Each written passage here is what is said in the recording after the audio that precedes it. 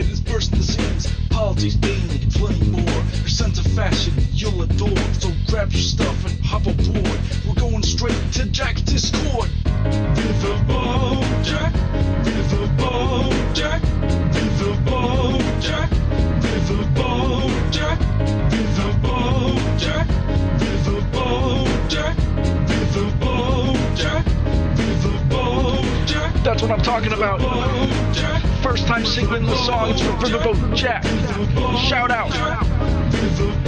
I don't know what I'm doing really, but I got passion.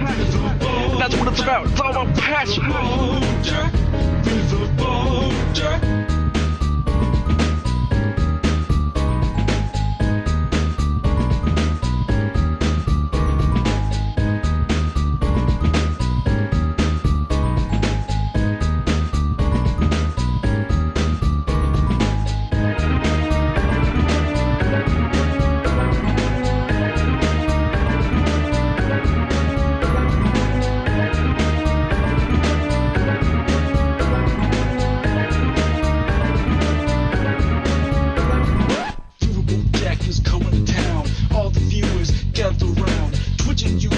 Where she streams, all that content is bursting the seams. Politics, being plenty more. Your sense of fashion you'll adore. So grab your stuff and hop aboard. We're going straight to Jack's Discord.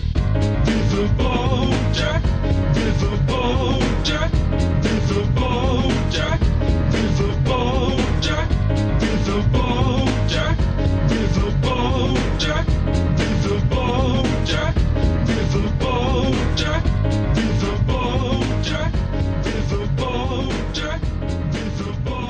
Jack, Riverboat Jack, Riverboat Jack, Riverboat Jack, Riverboat Jack. Hello, everybody. Hello, hello, hello. How we doing today, lovely folks? How we doing? Hello. Howdy! Hello, Salty Turtle Cupcake. Hello, Lady Rain Cloud. Saw your message. Scheduling is going to be tough for the next couple weeks, but I will see if I can figure that out. Hello, Matatiahu. Hello, Superjet Guy. Hello, Firecrafted. Hello, Cliff. Hello, Tired and Trans. Fuck, do I feel that in my bones today? Hello, Cliff. Hello. Sorry to bother you. Never a bother, friend. Hello, Jazz Dog, the jazziest dog we know. Hello, Miss Trunchbull. Hello, Banana Brains. Hello, Big Jerry. Hello, Queenie. Hello, Bard Clay. Hello, Ashley Curtis. Thank you for helping to invent the internet and for all the work you did to keep this channel trucking along. Hello, Sweet Blasphemy. Hello, Twin Tails 100. Hello, Tyrion Rogue. Hello, Shadow Talon. Hello, Celeste Player 1. Hello. Don't mean to be pushy, but did you see that Elon is suing our state? I did, because of course the man is suing Minnesota for not allowing technology that can remove other people's clothes. Hello, Might Brand. Hello, Josie Doobs. Hello, Clueless. Hello, Jenny. Hello, Sheepish T-Rex. Hello, Runjack. Hello, Isaiah Bunny. Hello, Webmage 101. Hello, Runestone Druid. Hello, Cute Dark Arts. Hello, T-Lave. Hello, Nocturnal 8999. Hello, Elizabeth. Hello, Weenafer. Hello. How we doing, Quinn Decker? Hello, the Stegocephalian. Hello, Redmond Berry. Hello, everybody. What's the main argument here? I'm not making an argument. I'm saying hello to people. Hello, Lucky38NV. Your thoughts on Fallout is pretty good, both the show and the video games. Hello. Or the actual phenomena. Bad. Hello, Rusty. Hello, ACAB includes Stone Police. Hello. Hello, hello, hello. What's being discussed? We'll get to it. We need to finish the hellos. It's the channel tradition. We all know. Yeah, I'm a simp for nuclear fallout. It's true.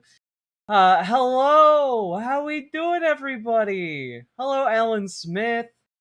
We're doing good today. Hello. Hello, Blueberry Bumblebees. You came here for an argument? Well, you better put your dukes up, Missy. And or Mister. Yo, what up? Indeed. Thank you for calling Movie Phone. Using your touch tone keypad, enter the first 3 letters of the movie title now. Whew. All right.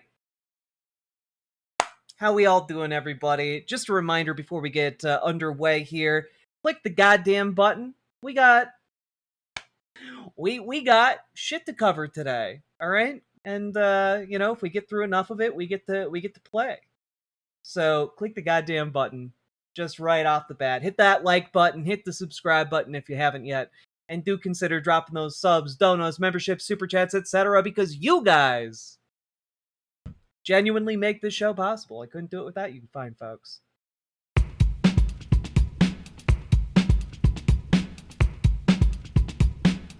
Go. Click the button. Click the button. Click the button. Click the goddamn button. Click the button. Click the button. Click the button. Click the goddamn button. Click the button. Click the button. Click the button. Click the goddamn button. Click the button. Click the button. Click the goddamn button. Click the button. Click the button.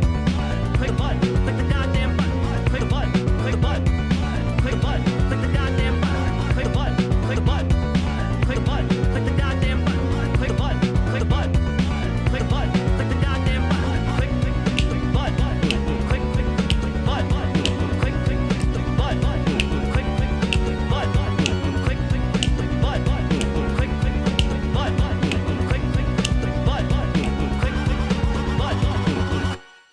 Hell yeah. It's always lefties doing these lives. Seriously, need a life. 1, this is my job. This is literally what I do for my living. And 2, because people like Nocturnal 8999 over there dropping a gifted membership. Thank you for making this show possible, friend, and for being the first person to support the stream today. Very much appreciate you. And that brings us to 252. Look at us go. Trucking along to our next dono goal. Now, also, just want to point out that the proliferation of people on the left doing live streams just goes to show where the passion is and where the actual public support is for different policy positions. And it's not behind conservatives. If it was behind conservatives, they wouldn't need to spend hundreds of millions of dollars propping them up. All right. But let's, I did want to share with you guys something that I found genuinely very, very funny today, which was this. Hello, my name is Ken Burns, and I've been making films about American history for more than 250 years. But today it feels like our country is more divided than ever. Thankfully, there is still one thing that unites us all as Americans, and that is our shared love of the historical documentary, which is why I'm proud to tell you about The Onion's newest film, America, Birth of a Nation, showing the trials, tribulations, and triumphs of our young nation as they've never been seen before. It's a cinematic experience that reminds us who we are as Americans, and one that, frankly, puts all my past work to shame, both in terms of entertainment value and historical accuracy. Everything I got wrong, The Onion thankfully got right. So if you've ever seen one of my many films, please forget everything they ever taught you about history and go watch The Onion's America, Birth of a Nation instead. You might finally learn something. This is genuinely, like, I thought that they hired, like, a guy to play Ken Burns to say all that. That's the actual goddamn Ken Burns. They got the actual guy to advertise their movie. It's free, by the way, on YouTube. You should all check out America, Birth of a Nation. Very important to say the full title of the film. The Onion is doing incredible work right now. Top of their game, all right? Incredible stuff.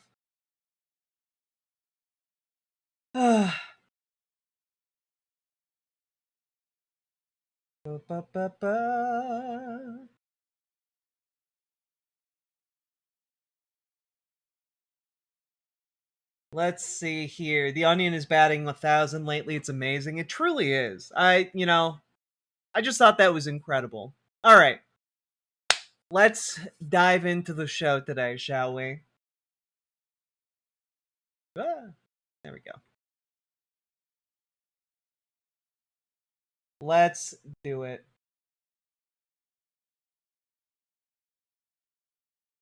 So, folks, we do have to start today's show by talking about Mitch McConnell, a Mitch update, if you will. And this Mitch is feeling the heat. And, I do think that it's a little interesting that still Mitch McConnell hasn't made any kind of appearance on video, hasn't called into a talk show, hasn't done anything to indicate that he's actually goddamn alive. And Andy Bashir is now actively laying down the gauntlet. Speaker resign. Bashir ups demand for McConnell health status. And Andy Bashir's been sending Mitch McConnell letters. This is one of the, I think the second letter so far that he has sent publicly to Mitch McConnell. And yeah, I understand anyone's desire for privacy, but when you run for office and serve as one of the state's 2 U.S. senators, you willingly abdicate much of your personal privacy. That's the deal. We all know it when we run. All of this speculation and even this letter could have been avoided with a minimal amount of transparency. Kentuckians are just asking you to be honest. And interestingly, John Thune's office and Mitch McConnell's office didn't return any requests for comment. And what's quite interesting is that where we're at right now, I do want to throw out a correction, which is that it used to be in Kentucky until 2021 that the governor could just appoint someone to that seat. And at the urging of then Senator Mitch McConnell, who was still very much alive, the law got changed by Kentucky's then governor and state level legislature in order to call for a special election if someone, say Mitch McConnell, happened to die in office. And what's interesting here is I think Republicans might be afraid of what a special election would entail. Because I've been quoting older laws that I had read about in the past. That law was passed in 2021. So the governor can no longer just appoint someone to the spot. But that does beg the question, what kind of internal polling does the GOP have on Mitch McConnell's seat and Kentucky in general that they would be afraid to call a special election? Because everything that we know right now is that the Democrat in a special election in Kentucky would get shellacked. But if that was the case and Mitch McConnell wasn't able to actually serve, why not run a special election now? Very interesting stuff happening. Very, very interesting. Here's Andy Bashir here making the case. Well, do I understand it correctly that August 3rd is a... God, we got some truly leftist audio here. 1 second. This is what I get for prepping the show on my phone, where I can't tell if it's leftist audio or not. There we go. Key deadline here that if Mitch McConnell continues in this capacity through the 3rd, then you will not have an opportunity to name a replacement until an actual election is held. There's an argument out there that that's a date where I could not later call a special election. And for those that are really pushing this... Will you challenge that? well, a lot of those that are pushing this are online, and I think are under the impression that a Democrat in Kentucky might be able to win that election. It's been since 1992 that we have had a Democratic senator in Kentucky. You mentioned a lot of missed votes. I want to point out some other missed votes that might not be a bad thing. He hasn't been there to vote on the SAVE Act, which would tear voting rights away. He hasn't been there to vote to support this war in Iran that this president started and shouldn't be continuing. He's not there to vote for a potential replacement of a Supreme Court justice to continue a court that would tear down the Voting Rights Act. So listen, when you look at some of this, a vacancy, not having Mitch McConnell show up isn't necessarily a bad thing, because he certainly doesn't show up to help the American people. Well, Sorry, also, I said 2021 this law was passed. It was passed in 2024, overriding Andy Beshear's veto. That being said, there is a legal argument to be made that law might be counter to the Constitution of Kentucky. But again, that would then be a real legal battle that could determine whether or not that seat would actually be Democrat or Republican.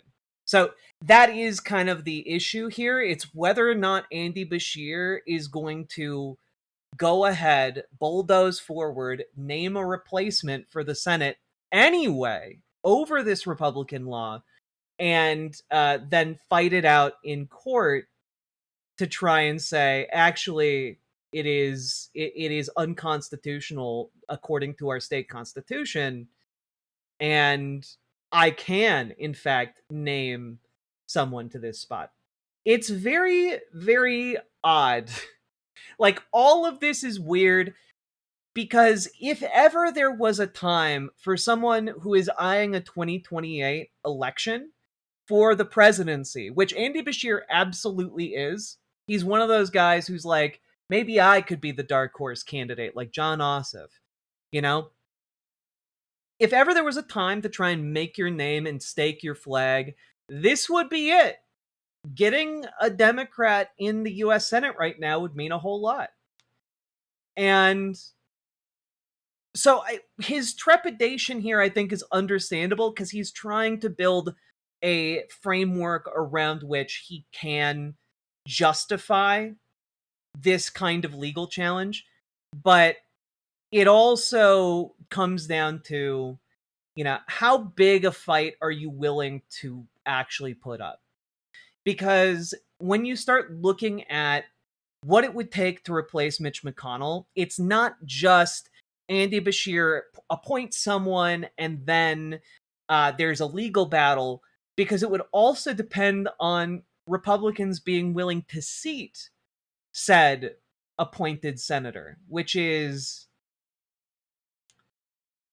also dubious.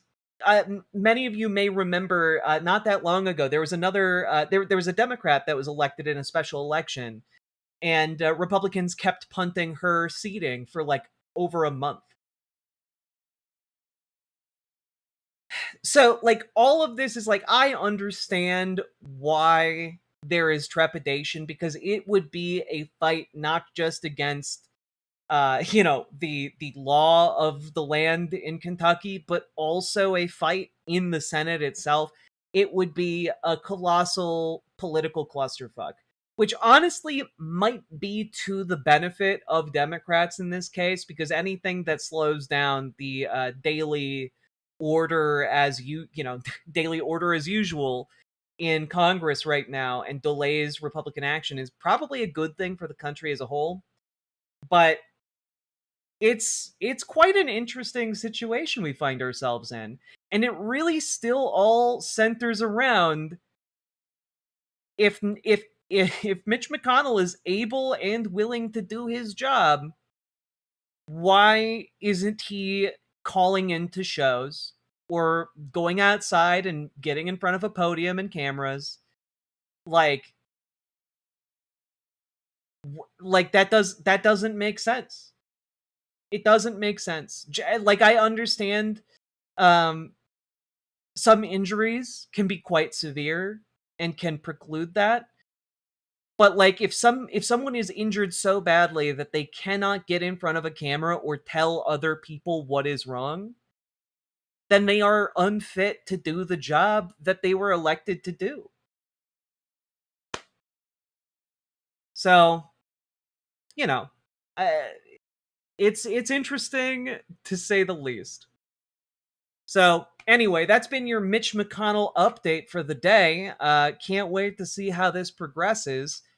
And yeah, if I was someone on Mitch McConnell's team, the sooner you can get him in front of a camera talking, the better. All that being said, folks, if you got anything out of this, hit that like button, hit the subscribe button, leave a comment. Let me know, what do you think, hashtag is Mitch dead? And I feel like I should make a lot of inappropriate puns as like hashtags, but I will restrain myself for now.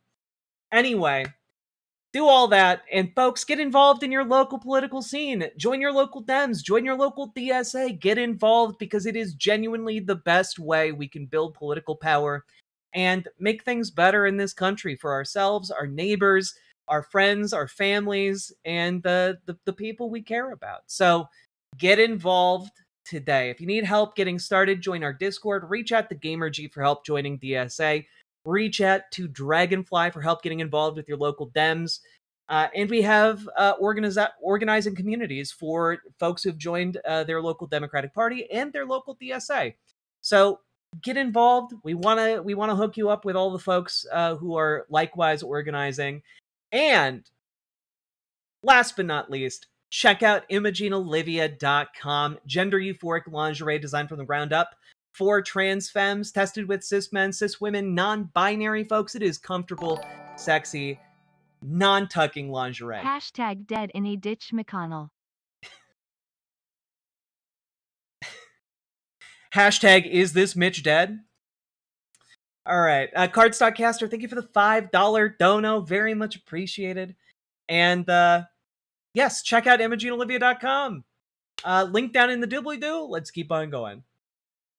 There we go. We did it. We did it.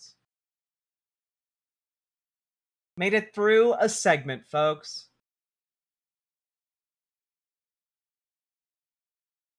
Have I seen the... I have Elder Raven. We're going to talk about it later, hopefully. We have a lot of content to get through, and hopefully we will get to that. Let's actually rope that in here. There we go. All right.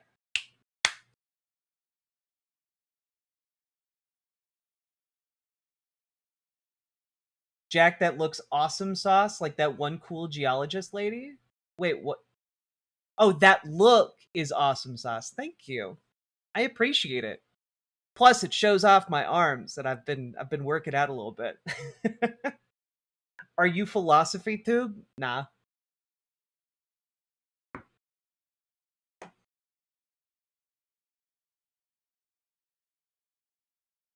God, you guys, so many of you little guys and gals and non-binary pals in chat, just losing it because I'm wearing like a chain and like a sleeveless shirt. Little sluts. All right, I love you guys. That was said with all the love in my heart. And all right. Let's dive into this next story, and then we'll get... I promise after this, we will get to a fun story, all right? We will get to a fun story. All right, here we go. So, folks, I saw a news story on the New York Post today that I found really interesting, specifically because it basically encapsulates the trans woman experience just in the world for like your average trans woman in a way that I think is instructive for those who don't really understand the experience, and also incredibly relatable for those who do. And this story is titled "Trans Woman Says NBC Universal Exec Made Shockingly Indecent Proposal, Reduced Her Hours in Bombshell New Lawsuit." Now, what is interesting here is that this story runs the gamut. It's like everything that you've been told to expect. What you have is like, oh, a trans woman who wasn't out yet gets a job at NBC Universal and is working as, an average employee. Well, she transitions. And suddenly, her coworkers are deeply, deeply, deeply weird about it. And they start, trying to, essentially, get her to convert to Christianity so that she can be shamed into going back in the closet. It's really bizarre. Her coworkers called her an abomination, tried to set up meetings with their pastors, all this. And what's interesting here is that, the New York Post, spends one paragraph on that, and then says the real trouble began in 2022. And, as if being sexually harassed and, religiously, objectified isn't bad enough. That's a terrible, terrible living experience and work experience. Imagine you had to go to work every day and one or two of your coworkers went out of their way to call you an abomination that shouldn't exist in God's creation and trying to destroy you specifically. And religious harassment. That's probably a more accurate phrase. Thank you. Now, what is, of course, very disturbing is that after her transition, her supervisor and boss became increasingly inappropriate with her. And the New York Post writes that her supervisor, Charles Woods, allegedly would ask her about her ass and was like, is your ass real, or did you have surgery to get that ass? And despite having her reaction being essentially, not responding to that kind of that kind of remark, she then was subjected to her boss talking about and questioning her genitals, wanting to know what was in her pants. And obviously this is totally inappropriate and disgusting. But then he started talking to other coworkers about her and talking about wanting to fuck her ass. And then last year, they were on a company outing at a golf course, and they were in a golf cart together. And she says that this man touched her thighs and talked about how soft they were, and then tried to proposition her for sex. Again, this is her boss, the person who keeps her employed. And I want to also mention that this man was married. And of course, she turned him down. And this then started a campaign of retaliation against her in order to deny her promotions, in order to degrade her. She was put on menial labor jobs that were beneath the station she had for the job she had. And then at multiple HR investigations, basically glossed over it and said it was fine. It was fine. No, we can't find any evidence, despite the fact that there were multiple employees and coworkers who saw this all transpire. And of course, upon these HR reports, the harassment got worse. and her hours were cut from full-time to part-time, and now she's filing a lawsuit. And so what is interesting to this entire, to me, about this entire debacle is that this is a pattern that plays out time and time and time again for trans people, right?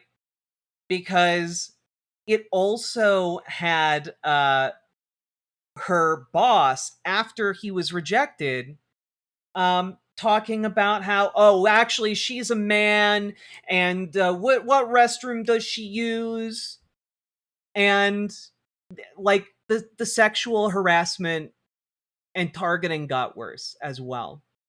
And so all of this is interesting because it is the exact same thing that plays out in so many trans women's DMs. It's insane. Like, the amount of conservative men who slip into trans women's DMs is crazy. I've gotten propositions from people on Instagram who have their goddamn families in their, like, profile picture. Like, this is not uncommon at all. And it is also something that does play out in workspaces time and time again. It is truly gross. And the pattern follows the same basic misogynistic playbook where, you know, people in positions of power and authority use that position to try and get sex from trans people who are often economically disadvantaged, and who also know that generally, if they turn down the proposition, they will be targeted for harassment on the basis of their transgender identity. And so it's one of those things where it's like, it's very common for the most vocal transphobes to be some of the people who are most likely to get into our DMs, and some of the people who are most likely to abuse their positions in order to try and satisfy their curiosity about, what would it be like to have sex with a trans woman? It's gross. It's truly gross. There, like, it is the same misogynistic like playbook, but with the added wrinkle of an increased power disparity, because trans women have less social power and are more likely to be discriminated against by social systems and be on the receiving end of this. And so I found this story to be interesting in the aspect of it represents a lot of women's experiences. Everyone, did you exercise today? The fascists did. Why haven't you? It's bigoted curiosity. Well, it is bigoted curiosity, but it is one of those things where they are bigoted and they're curious, but they still refuse to see trans women as people. And the second anyone finds out about their attraction, they vociferously deny it and try to cover up their interest with bigotry. The bigotry is a defense mechanism, you know? We're third-class citizens, right? To these people, we're not even citizens. We're not people to transphobes. They think of us as objects. Objects to abuse, objects to fuck, objects to use every which way. They do not think of us as people.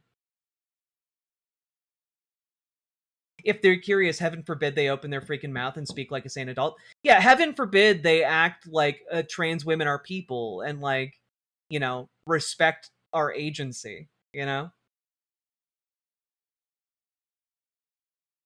We're just meat. I mean, that is how a lot of these conservative bigots think of trans women. And, like, it's kind of like, oh, I would never do that to you, baby. I love how you are.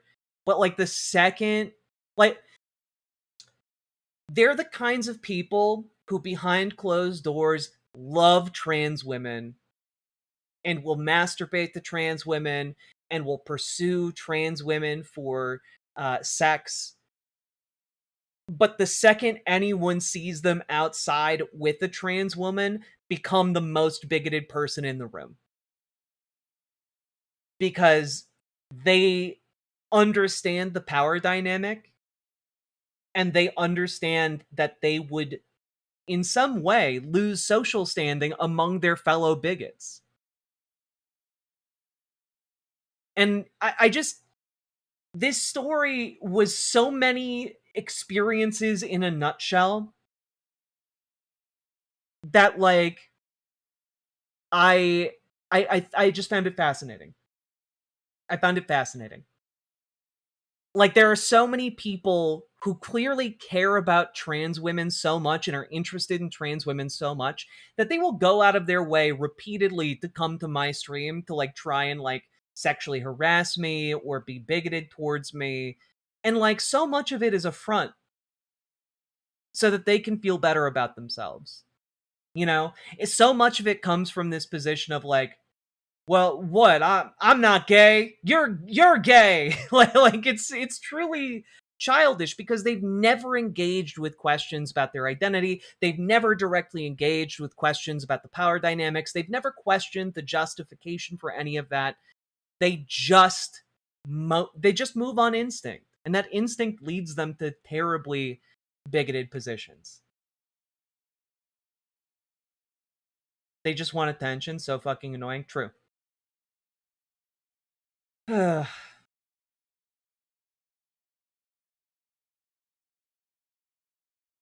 the stories I could tell you from here with married Mormons. Yeah. Yeah.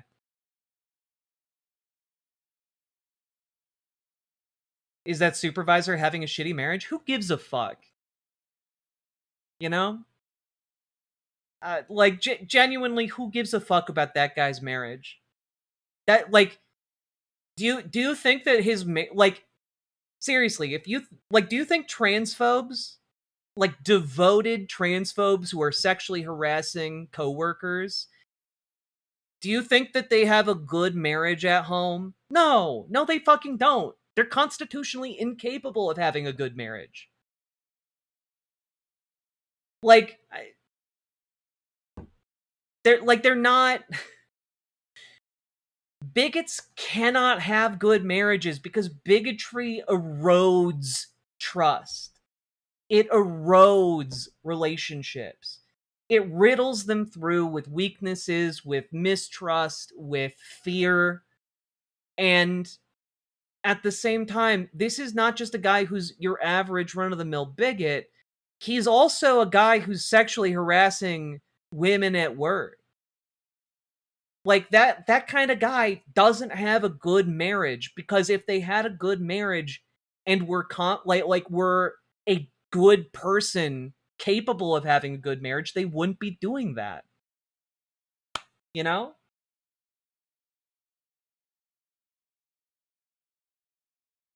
Trans marriage divorce rate is 90%. Okay. I don't give a fuck. Like, just taking that at face value. I don't care.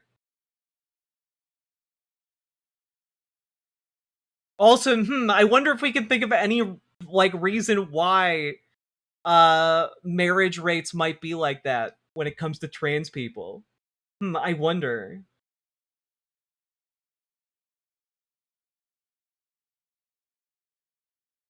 God.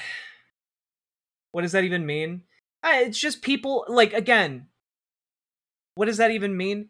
It means that there are deeply insecure people who hate watch this show and who pop into the chat to say things that are just like, yeah, you can't talk about marriages. Statistically, trans people get a lot of divorces. And it's like, I don't care. Irrelevant. Did you know the trans suicide rate is 48%? Dad, that's terrible. Not relevant here. Except insofar as, hey, maybe trans people being subjected to rampant sexual abuse and harassment at their everyday average working job might have something to do with that. Almost like, I don't know, being a persecuted minority might result in some elevated elevated mental health damage. Who knows? Anyway, again, I'm not even going to try and fact check those statistics because it's irrelevant. Why would you hate watch something besides if it was a joke? Because these people need to validate their feelings about, like, they saw a trans person once and they felt a little weird about it, and rather than ask why they felt weird about it, they decided that thing must be destroyed. That's it. It's fucking peasant brain.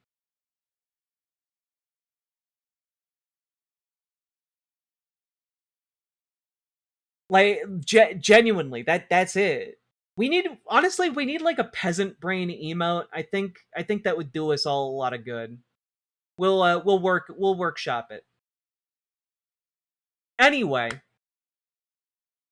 I just wanted to talk about this story. I found it fascinating. I'm gonna link it here in the chat, and also in the description for those of you who watch the not live version of this show. And folks, if you got anything out of this, hit the like button, hit the subscribe button, leave a comment. Let me know what you think about this story in the comments. Let me know if you've had similar experiences. And also, folks, get involved in your local politics. You can pass laws and legislation in your local area to make your community safer for not just trans people, but all people. So get involved today, folks, and if you need help getting started with your local Dems or your local DSA, join our Discord. Reach out to Dragonfly for help with your local Dems. Reach out to GamerG for help with your local DSA. They can help you if you're trying to get involved anywhere in the United States, and we want you to get started because it is vitally important for people all over this great country to get involved so we can systematically make it better and actually improve things. What if instead of just not bad things happening, what if actively good things happened instead? Imagine what we could do in such a world. So folks, get involved today. And last but not least, check out ImageneOlivia.com, gender euphoric lingerie designed from the ground up for trans femmes, tested with cis men, cis women, non-binary folks, trans men. It is comfortable, sexy, non-tucking lingerie. And we just got a full restock, 2 new sizes, 1 new color. Go check it out, ImageneOlivia.com, link down in the doobly-doo. Let's keep on going. No bad happened, only good happened. Exactly. All right, Chief T Show, thank you very much for the raid. Welcome, Raiders. Also, welcome to the Riverboat Chat, Paralyzer. Thanks for making the jump over.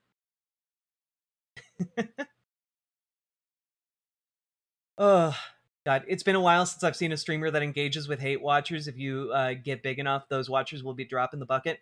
Well, the reason we're able to engage with hate watchers now is because we recently expanded to the YouTube verticals. Yeet the H white name. Comrade Girl 2018, thank you for gifting a sub to Paralyzer 96. Let's go!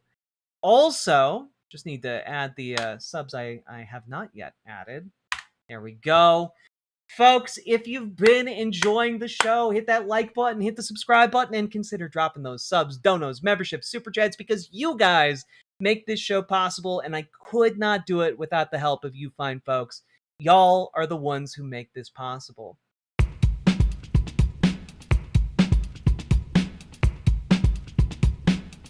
Go, go, go. Click the button, click the button, click the button, click the goddamn button, click the button. Click the button, click the button, click the goddamn button, click the button, click the button, click the button, click the goddamn button, click the button, click the button, click the button, click the goddamn button. Maker Squeakers!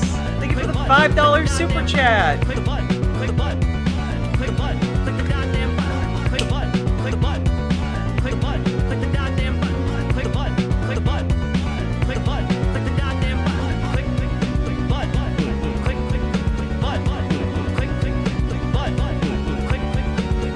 Jobertus Maximus, hello!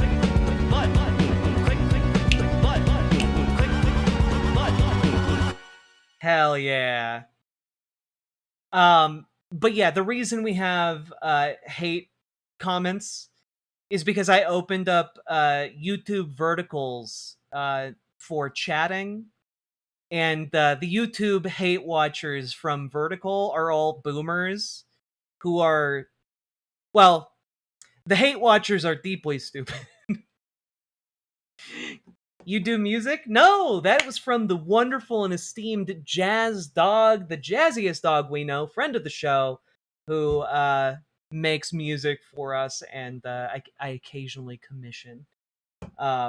We also purveyor of meme music, which is frankly what some of the best in the biz. For example, a classic. What? Give me the beans! I must have these beans! Beans? Why, I say, young fellow, did you say something about beans? Magical beans? Some mystical legumes? Well, I'll give you 1,000 gold pieces for it. Magic beans! We do have some goof 'em ups around here. Play that Mimi music, white girl. Those were the original lyrics, you know? God.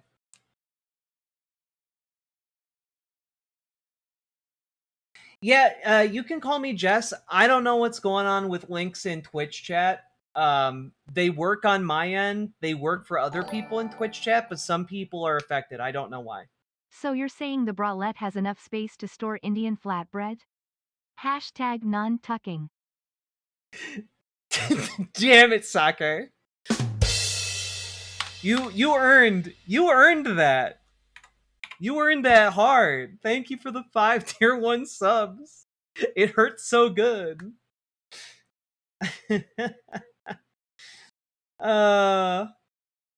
Binturong came by to like the vertical stream, but I'm going to get some sleep. See ya, Binturong. Thanks for dropping by just to hit the like button.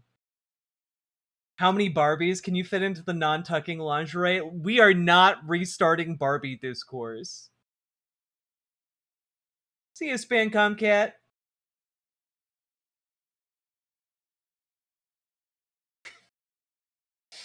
God.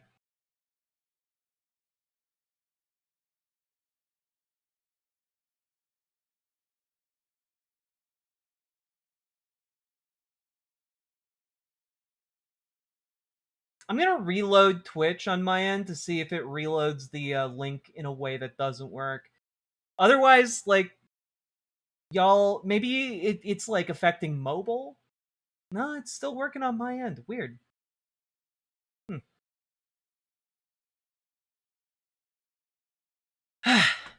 Non bread is very good though. Okay.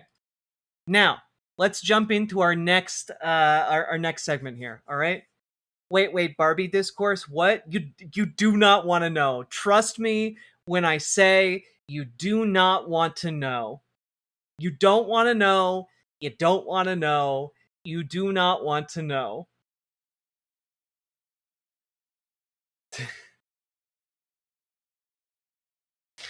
Fuck, man. Well, now I want to know.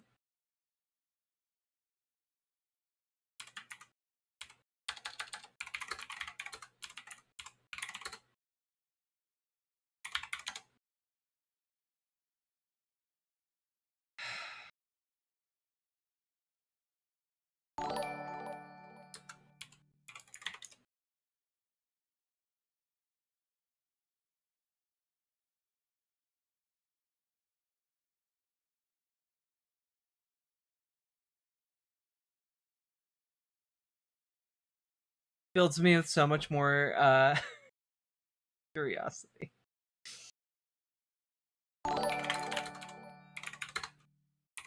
One Barbie, two Barbie, red Barbie, blue Barbie, all in Imogen Olivia.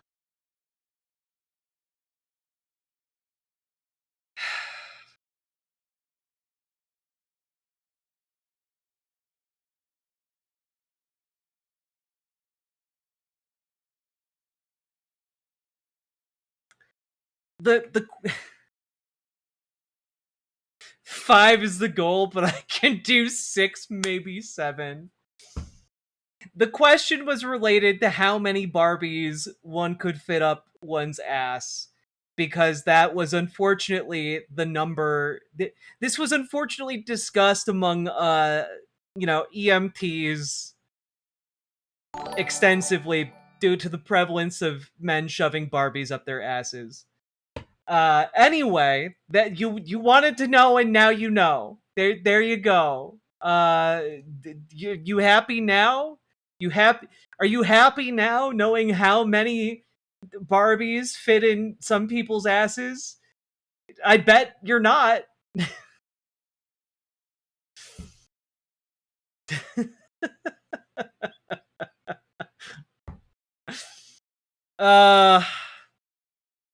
Barbenheimer was the peak of cinema. I will brook no disagreement. Barbenheimer was peak internet culture. This is a 10 out of 10 phenomena. I'm kind of disappointed. Are you? Do you have any idea how big Barbies are?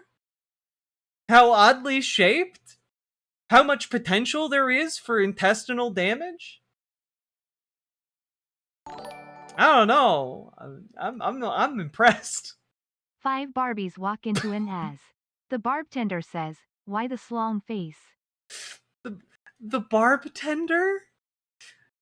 Implying there's somebody tending the Barbies in there? I hate this. I hate everything you guys have created here in the span of like 2 minutes.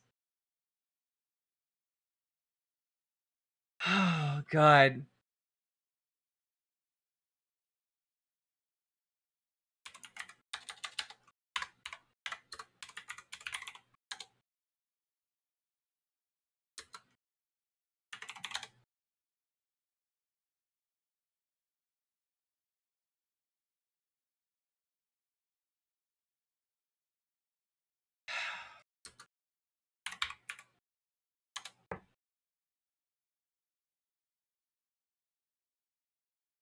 I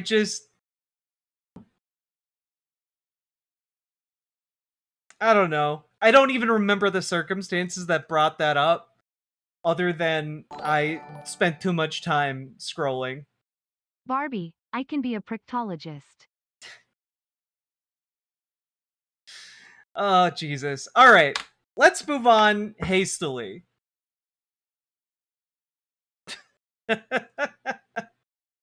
Alright. Barbie, that's exactly it, Firecrafted. Barbies don't have flared bases.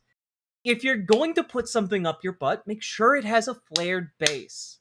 Okay? It's vitally important. There's no judgment related to anything you want to put up there, but like, make sure it has a flared base. Otherwise, your body's just gonna suck that shit in. It's gonna get sucked right up there, just like a vent in a pool. All right? Do not do that. Proper sex toys aren't that expensive, guys. Just go to a sex store like normal people. For fuck's sake. Every day we stray further from God. It's true, Megan Fox's giant boobs. We do stray further from God. Alright. Called it. Jack is passionate about flared bases. How could I not be? Do you guys have any idea how many people go to the ER every year because they just shove shit up their butt? Guys, seriously. Like a butt plug or a dildo, they're like $25. Yeah, I mean, they can get more expensive, but like, get something safe. If you can buy a case of beer, you can buy yourself a cheap thing that's safe for your butt. Now, what if someone took one of those making kits intended for making a molded from your own but then instead you mold it from a Barbie and give it a flared... I'm not going to answer that. You know enough about my position to intuit what my response might be, but I am not going to engage in that.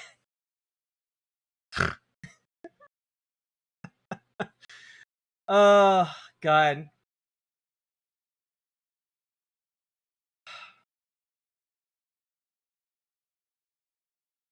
Cucumber if you must. No!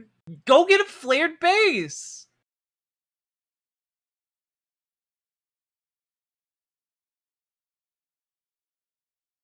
So many permitted terms are being put into our fucking chat filter right now. Alright. So, folks, speaking of flared bases, it's time for us to talk about Lindsey Graham. That joke at the start of the show there is for the live viewers. If you're watching this not live, you won't get it. And frankly, that's for the best. Here's the latest on Lindsey Graham. He's dead.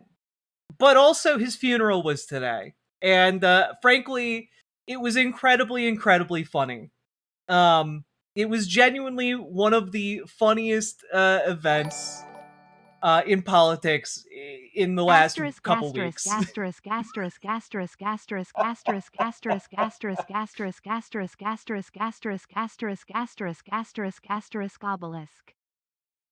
Now, first of all, thank you for the 5 tier 1 subs, Sake Tanuki. Second of all, you know, we've all heard the ancient aliens pseudoscience by now. You know, we all love a good solid Google debunkers. But we also have to acknowledge that we have yet to see emerge the craziest, you know, pseudoscientific Egypt related argument, which is of course that the Nephilim are real and the obelisks were their original sex toys. You know, not enough people are talking about the ancient dildo hypothesis. You know, many people are overlooking this, but clearly the obelisks of Egypt were designed by the Nephilim to satisfy their dark and satanic urges. So, you know, I'm just introducing this here to will it into being, because honestly, pseudoscience as a community is so cooked right now that might actually get some traction, and it would at the very least make me laugh a little bit harder at the pseudoscientific community. Anyway, we believe in the ancient dildo theory. Yeah, exactly. Anyway, Milo Rossi, Google debunk that. Google debunkers. Anyway, back to talking about Lindsey Graham, who's dead. Still. I know. Crazy. However, it was a very funny time. Here is Donald Trump trying to eulogize Lindsey Graham. Heated things got in Washington. Virtually everyone, Republican or Democrat, liked Lindsey. Well, not everybody, but it sounds good. Not everybody. He was a tough cookie, okay? I have to veer from this for a second. He was a tough cookie, darling, but he was beautiful. Heated things. It's his goddamn funeral. It's his goddamn funeral. Well, not everybody liked him. You can literally hear him go off script. It's so fucking funny. He was a tough cookie. But he was beautiful. Heated things got. He was beautiful. Not everyone liked him though. He's kind of an ass. No, he would have loved that. Also, it did get better. It did get better. You guys, it's truly... I am considering making us watch the entire thing. Here's another clip. Our nation needs more men and women like that. Who tells a joke at a funeral? Some people do tell jokes at funerals, but like stopping in the middle of your prepared remarks to basically call the guy who died a piece of shit isn't really a joke. He's not making a joke there. That's what he actually thinks. Great person sitting. Here, I'm going to start this over again. Our nation needs more men and women like that great person sitting, laying, wherever he may be. I think I know where he is, and I think he's up there. I think he's watching us. I'm pretty sure of it. Scripture. I don't know. I don't really know where he is. Might be up there, might be down there. Who can say? Tells us that blessed is the man who remains steadfast under trial. Our nation needs more men. Like, I'm sorry. Listen to him pause as he tries to collect his thought to say the word person. That great person. That great person. I really mean it. That great person. Like, this is some of the funniest shit I have ever seen. He's pointing at Lindsey Graham's fucking coffin as he's saying this shit. Like, oh god. Like, to give you guys, I need to find the picture. I need to find the picture of him in front of Lindsey Graham's coffin. Where is it?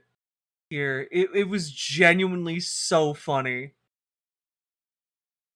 Oh god.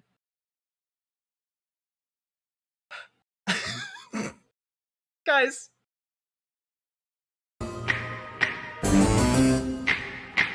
I'm gonna turn off the music.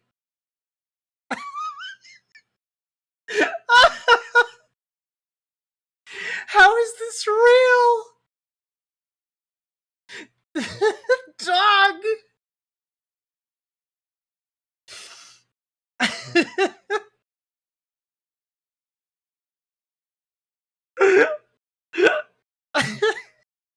It's easier to bow out. It's easier just to go a different way, the path of least resistance. But he stayed the course. Pressed on. He fell asleep.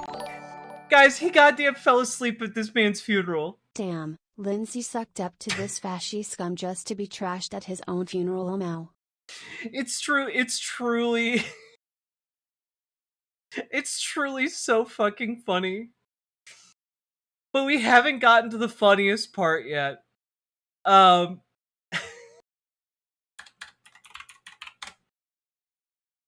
need, yeah, here it is. Here it is. I found it. I found the image I was looking for. Look at this.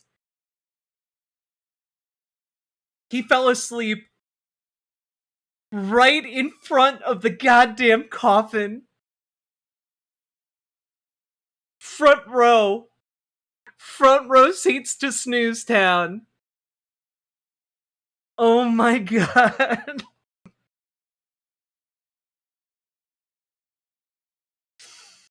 Oh, it's so good, guys. It's so good.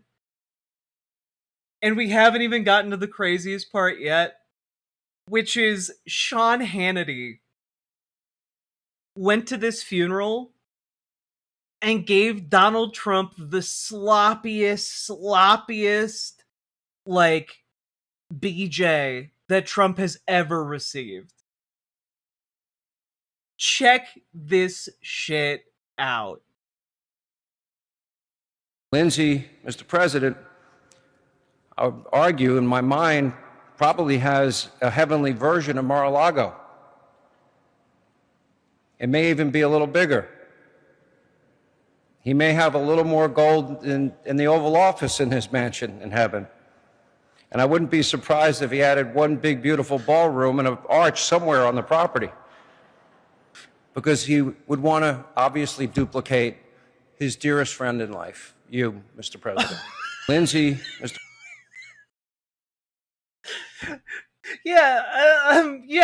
Obviously, Lindsey Graham is definitely in heaven. Definitely the guy who rabidly wanted to bomb civilians in Iran. Definitely made it to heaven. And you know what? Heaven to him looked exactly like Mar-a-Lago, Mr. President. Exactly like one of your resorts. And it had, because it's heaven, maybe a little bit more gold. And, maybe like he has one of those arches you're trying to build in Washington, D.C. And you know what? We all knew Lindsey Graham and his best friend was definitely Donald Trump.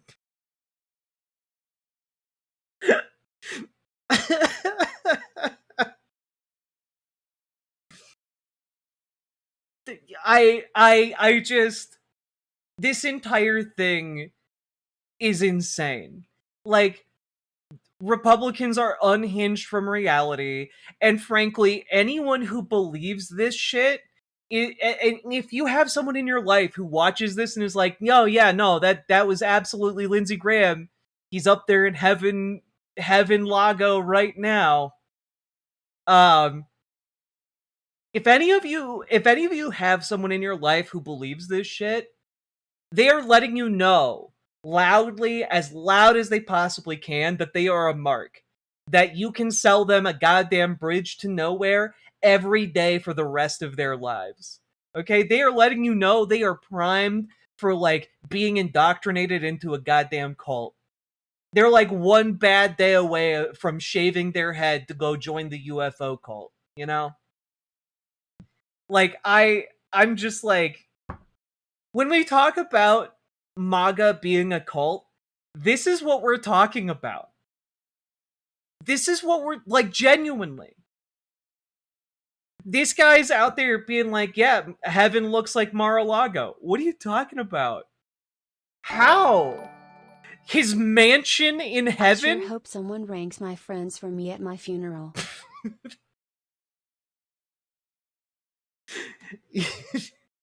Yeah, imagine someone goes to your funeral and starts talking about how, your best friend was actually a guy named Dave who sells timeshares.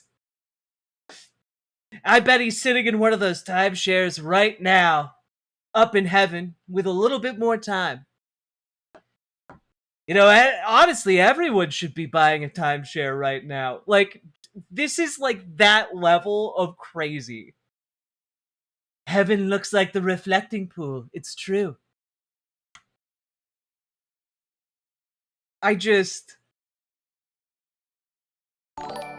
come back and curse him out. Yeah, like, it is truly unhinged bullshit. Anyway, I'm not going to subject you to the whole thing unless I see a huge outpouring of comments on this video telling me to go through it. But, like, I laughed really hard today at this shit, and I think it's very, very funny. Nobody, like, people say, like, the left hates MAGA or the left hates the GOP. I am sure they were best friends when Trump doxed Graham on his campaign trail in 2016. Yeah, remember when Donald Trump was constantly alluding to the fact that Lindsey Graham was gay? Yeah, they were definitely best friends. But, like, seriously, people talk about the left hating MAGA and the left hating the GOP. Nobody hates goddamn members of the GOP like other people in the GOP.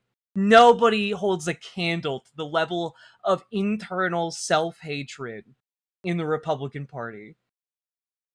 Anyway, if you guys got anything out of that, hit the like button, hit the subscribe button, and leave a comment, especially if you want me to cover the full Trump eulogy, because that could genuinely be very funny. All that being said, folks, get involved in your local politics, join your local Dems, join your local DSA, and if you need help taking your first steps, join our Discord, reach out to GamerG for help joining DSA, reach out to Dragonfly for help joining your local Dems, and, like, No, I mean, it's incredible. in that link I sent, He read out Graham's cell phone number on live television into the whole crowd. Oh, I know. Which Trump joked about in the eulogy. I know. It's crazy. Republican presidential candidates are changing their cell phone numbers tonight after this. Lindsey Graham, so he calls me a jackass this morning. And I said to myself, you know... Also, holy shit, how much he has been degraded. It's amazing. He doesn't seem like a very bright guy. Okay? He actually probably seems to me not as bright, honestly, as Rick Perry. But today I got called a jackass by this guy. And then I said to myself, man, his voice is so squeaky. Hey, didn't this guy call me like 4 years ago? Yes. He called me 4 years ago, 4 years ago. Lindsey Graham, I didn't even know who he was. He didn't even know who Trump, he was. This is Senator Lindsey Graham. I wonder if it would be possible for you to call Fox. Because, you know, until I ran, I had that little thing where I do it just for fun. Fox and Friends are so great. Brian and Steve and Elizabeth, they're great people, right? They're great. And he wanted to know whether or not I could give him a good reference on Fox and Friends, okay? He wanted to know, would I do that? And then, of course, he wanted to know whether or not he could come and see me for some campaign contribution. And he gave me his number, and I found the card. I wrote the number down. I don't know if it's the right number. Let's try it. 202. I don't know. Maybe it's, you know, it's 3, 4 years ago, so maybe it's an old number. 202. So, I don't know. Give it a shot. Hey, YouTube fans. give it a shot. Genuinely insane shit. Also, this is sped up. It's not sped up. This is just from 11 years ago. God. Yeah, best friend of Lindsey Graham. You know how best friends dox each other. Just little scamps. Oh, God. Everything is stupid. Anyway, last but not least, check out ImogeneOlivia.com. Gender euphoric lingerie designed from the ground up for trans femmes. Tested with cis men, cis women, non-binary folks, and trans men. It is comfortable, sexy, non-tucking lingerie. And we just got a new color. We got 2 new sizes. There's a full restock. Go check it out. Link down in the doobly-doo. And why was his voice so weird? It's because that's what a younger Trump sounds like. He's just 11 years older. And I'm guessing they hyped him up on something, you know? He has deteriorated that much in the years? Yeah, 100%. Anyway, let's keep on going. Woof! We did it, folks! We did it. We did it. We did it. We did it. All right. Let's talk about fascism. Actually, first, let's talk a little bit about clicking that goddamn button. That's right, everybody. It's button clicking time. And I believe we are now at 78. There we go. Fascismo, indeed. Folks, if you've been getting anything out of today's show, hit that like button, hit that subscribe button, click the goddamn buttons because you guys make this show possible. Consider financially supporting the stream. And just a reminder, you guys, this show is made possible thanks to viewers like you. Thank you. So let's do it. Almost fell off my treadmill watching there. You gotta be careful. Go. Click a button. Click a button. Music is. Thank you very much for the sub. Click a button. Click the goddamn button. Click a button. Click a button. Click a button. Click the goddamn button. Click a button. Click a button. Click a button. Click the goddamn button. Click a button. Click a button. Click a button. Click the goddamn button. Click a button. Click a button. Click a button. Click the goddamn button. Click a button. Click a button.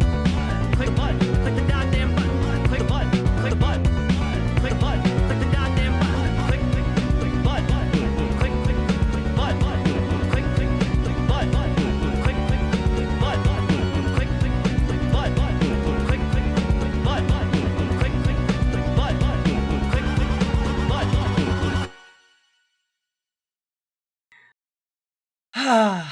There we go.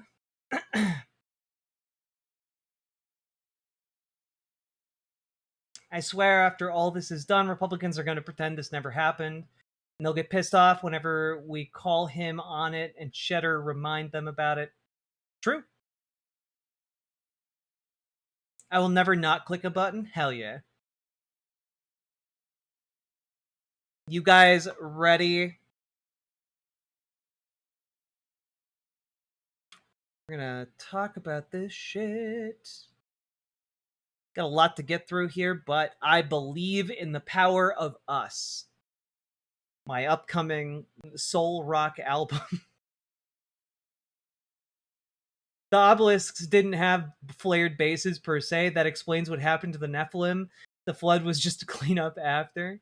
Well, you know, the obelisks didn't have flared bases, which explains why some of the obelisks were broken. They never mastered the flared base technology. Any intention to talk about the Wisconsin governor debate? I would really like to, yes. But we are going to have to get through 1, 2, 3, 4, 5. Wait. Maybe 6? Because if they don't... Maybe 6, we'll see. At least 5 segments. And then we will be getting to the Wisconsin debate and the Michigan debate. 6 debates? No! The segments.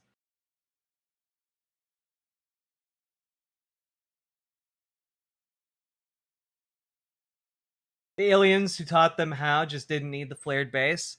And the aliens, much like the, was it the capybara? Had square buttholes.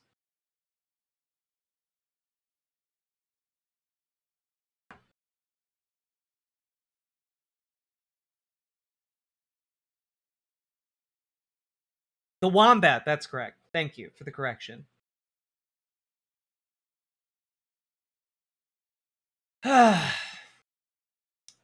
Which Shimp just mentioned the Massachusetts debate? Nani? What flavor Monster is this? This is the Monster Rehab tea and lemonade. It's very delicious. It's just black tea and lemonade and a shit ton of caffeine, which is perfect for me. I also have the peach tea, which I think I'll be drinking tomorrow. I'm poor, but I can help pay for some taxes. Thank you. Consider yourself $5 richer. Keep fighting the good fight. Hell yeah. Solidarity to India and student protesters. True. I really wish... One of the things I would love if I had sufficient time and resources would be to get more up to speed on like the politics of India and what's happening there, because there's some like crazy shit. I know there's crazy shit going down there like all the fucking time on like a scale like we in America can't even comprehend. And like, you know, Modi's a fucking weaselly little fascist, and like, you know, probably should be more people should be aware of that. But you know, my focus right now is unfucking America. Have I had Mexican Coke? I've never tried Coke. The drug.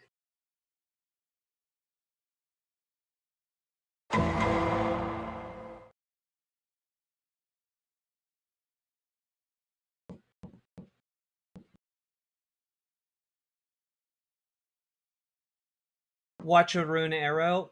I don't like this is the problem. I don't have time. Like the problem is my time is dedicated. Like I put on like a 6-hour long show every night. Like I don't have time to do much other than prep this show, get the shit I need to get done IRL done, and like keep on trucking, you know? But they're talking about Mexican Coca-Cola. which is obviously better than American Coke. Oh yeah, I've had that one. It's great. Have I tried the new prebiotic Pepsis? No, I have not. I don't know how interested I am in it. Comrade Girl 2018, thank you for the 500 biddies as well. Very much appreciated. All right.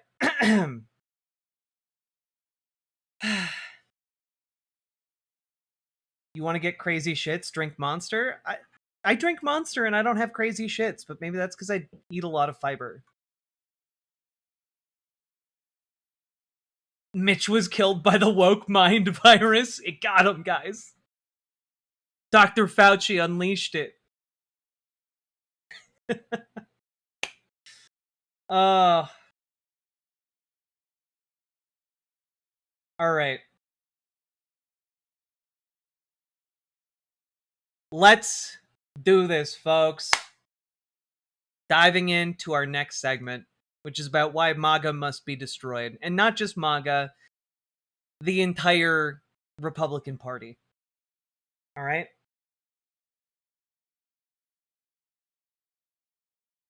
That is why you're the hardest working woman in the business.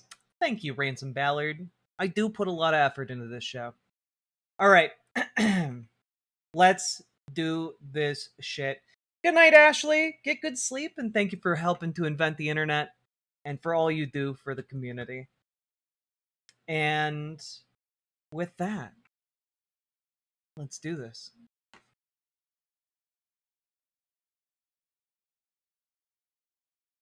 So, folks, we need to talk about a fundamental idea, which sounds, I think, extreme, or might sound extreme to a lot of liberals. But I think we have to start like talking about it in a more serious way. And that is that fundamentally, the Republican Party needs to be dismantled.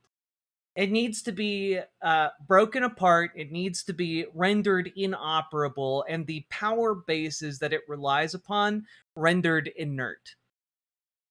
I titled the stream that I'm recording this from, "The GOP must be destroyed," and MAGA Delenda est.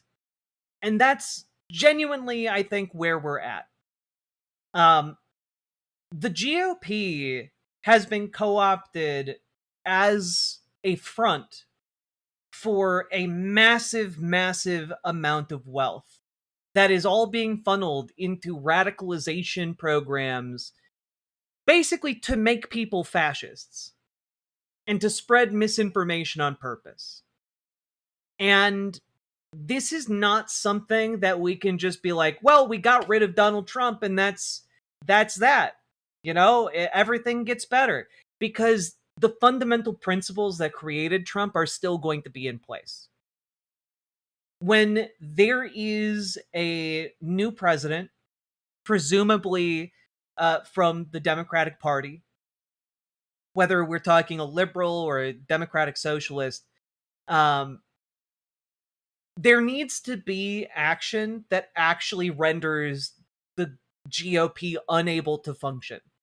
We need someone in office and a recognition across the Democratic Party that no, Nancy Pelosi, we don't need a strong, vibrant Republican Party. Because, frankly, this is intolerable, right? This is what the GOP is bringing to us every single day and saying, hey, we can't make your lives better, but what if we made them actively worse and racist? But I'm just thinking about it. This is maybe going to make news because I've never... God, he's so quiet. Of course. Of course the clip is quiet as hell. That's what I get. I'm just thinking about now, when they take something over, it's always dirty. The sidewalks are dirty. The people are, I hate to say this, not clean, okay? The curbs are loaded with you-know-what. The smell is terrible. I mean, I see it happening to cities. Blue cities are all blue. They're all blue. We don't have problems with the Republican-run cities, I mean, for the most part. But they're dirty. This man hates America. This is the leader of a party that hates what makes America good. Average, everyday working people who come here and seek to work hard to make a better life for themselves and their loved ones and their communities. He hates that.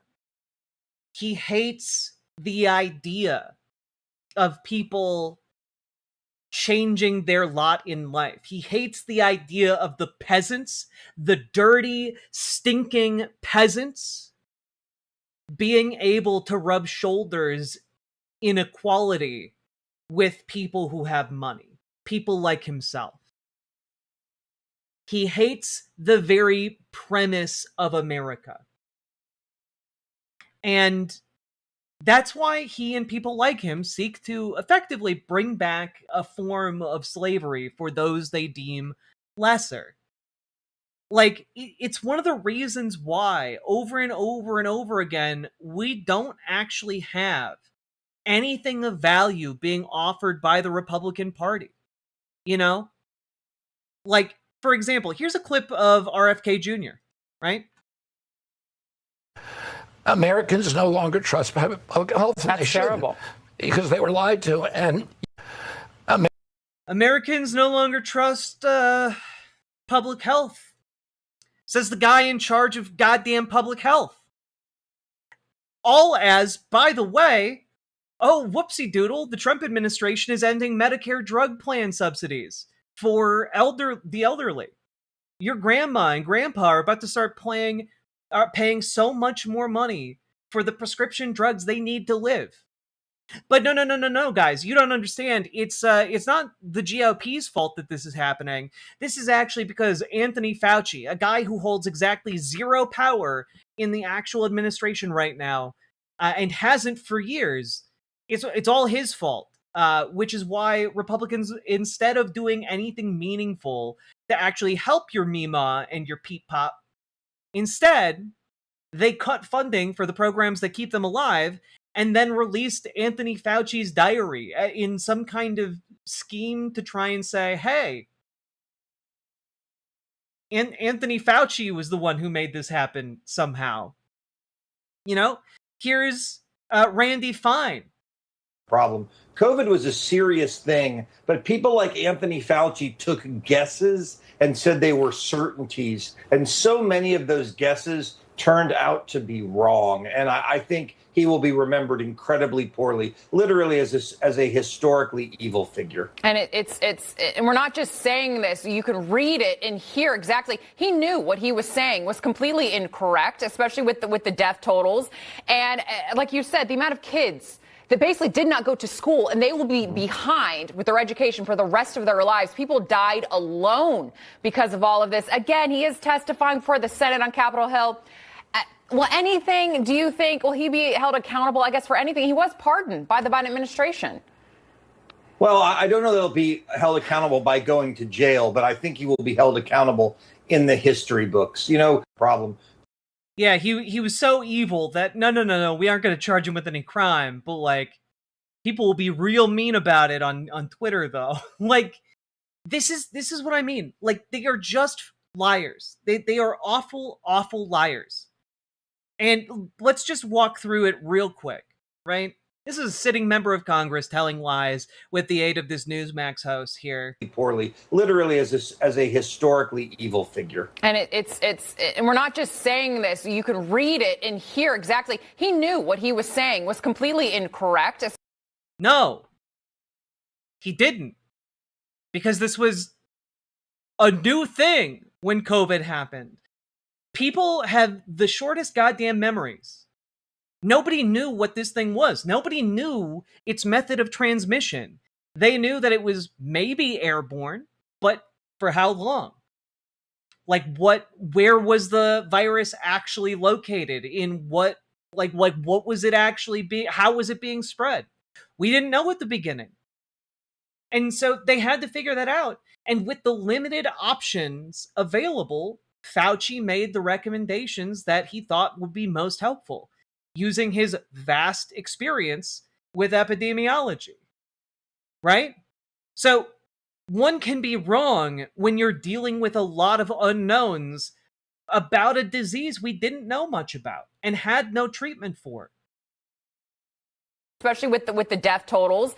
And with the death totals, guess who was covering up the death totals? Wasn't Anthony Fauci. It was the Trump administration under the order of Donald Trump. He literally is quoted at the time as saying, if the death tolls aren't recorded, then it's actually lower. He literally thought that if fewer cases were recorded by the CDC, fewer people were actually going to be getting sick. And like you said, the amount of kids that basically did not go to school, and they will be behind with the... Yeah, those kids didn't go to school because kids can be vectors for COVID. Kids could get sick with COVID and then transmit it to their parents or their elderly caretakers. Like, the problem was having a bunch of people in a space that is confined, and you have an airborne disease that travels on water droplets from your lungs. And so if somebody is sick with COVID and is in a room full of 30 to 40 kids, you are multiplying the opportunities for that virus to spread to a colossal degree. That's why kids stayed home. They didn't stay home because Anthony Fauci was just going, ha, ha, ha, ha, ha. We didn't have any treatment for this. Their education for the rest of their lives. People died alone. People died alone because we literally didn't know how this was transmitted. And when we knew how it was transmitted, it turns out, yeah, having a bunch of people around a sick person who has a contagious disease makes it more likely for it to spread. This isn't rocket science. We know how diseases work when they're airborne. Like, people died alone because we didn't have treatment options that were available to them, and we didn't have the knowledge base in order to keep people who would like to be around them, their loved ones, safe.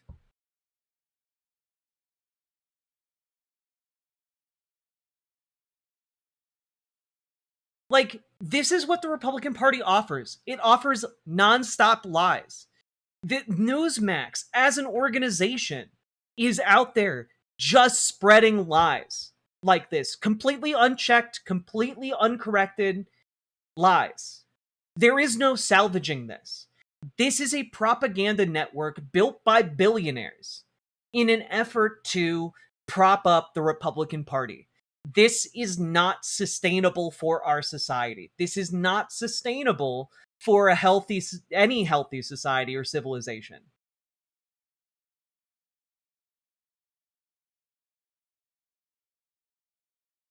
And not only that, we are in right now one of the worst financial situations in modern history, largely due to what Donald Trump has been doing with tariffs and economic policy and antagonizing our trade partners deliberately, like Canada, one of our major trade partners, or Mexico, one of our major trade partners, and starting a needless war in the Middle East.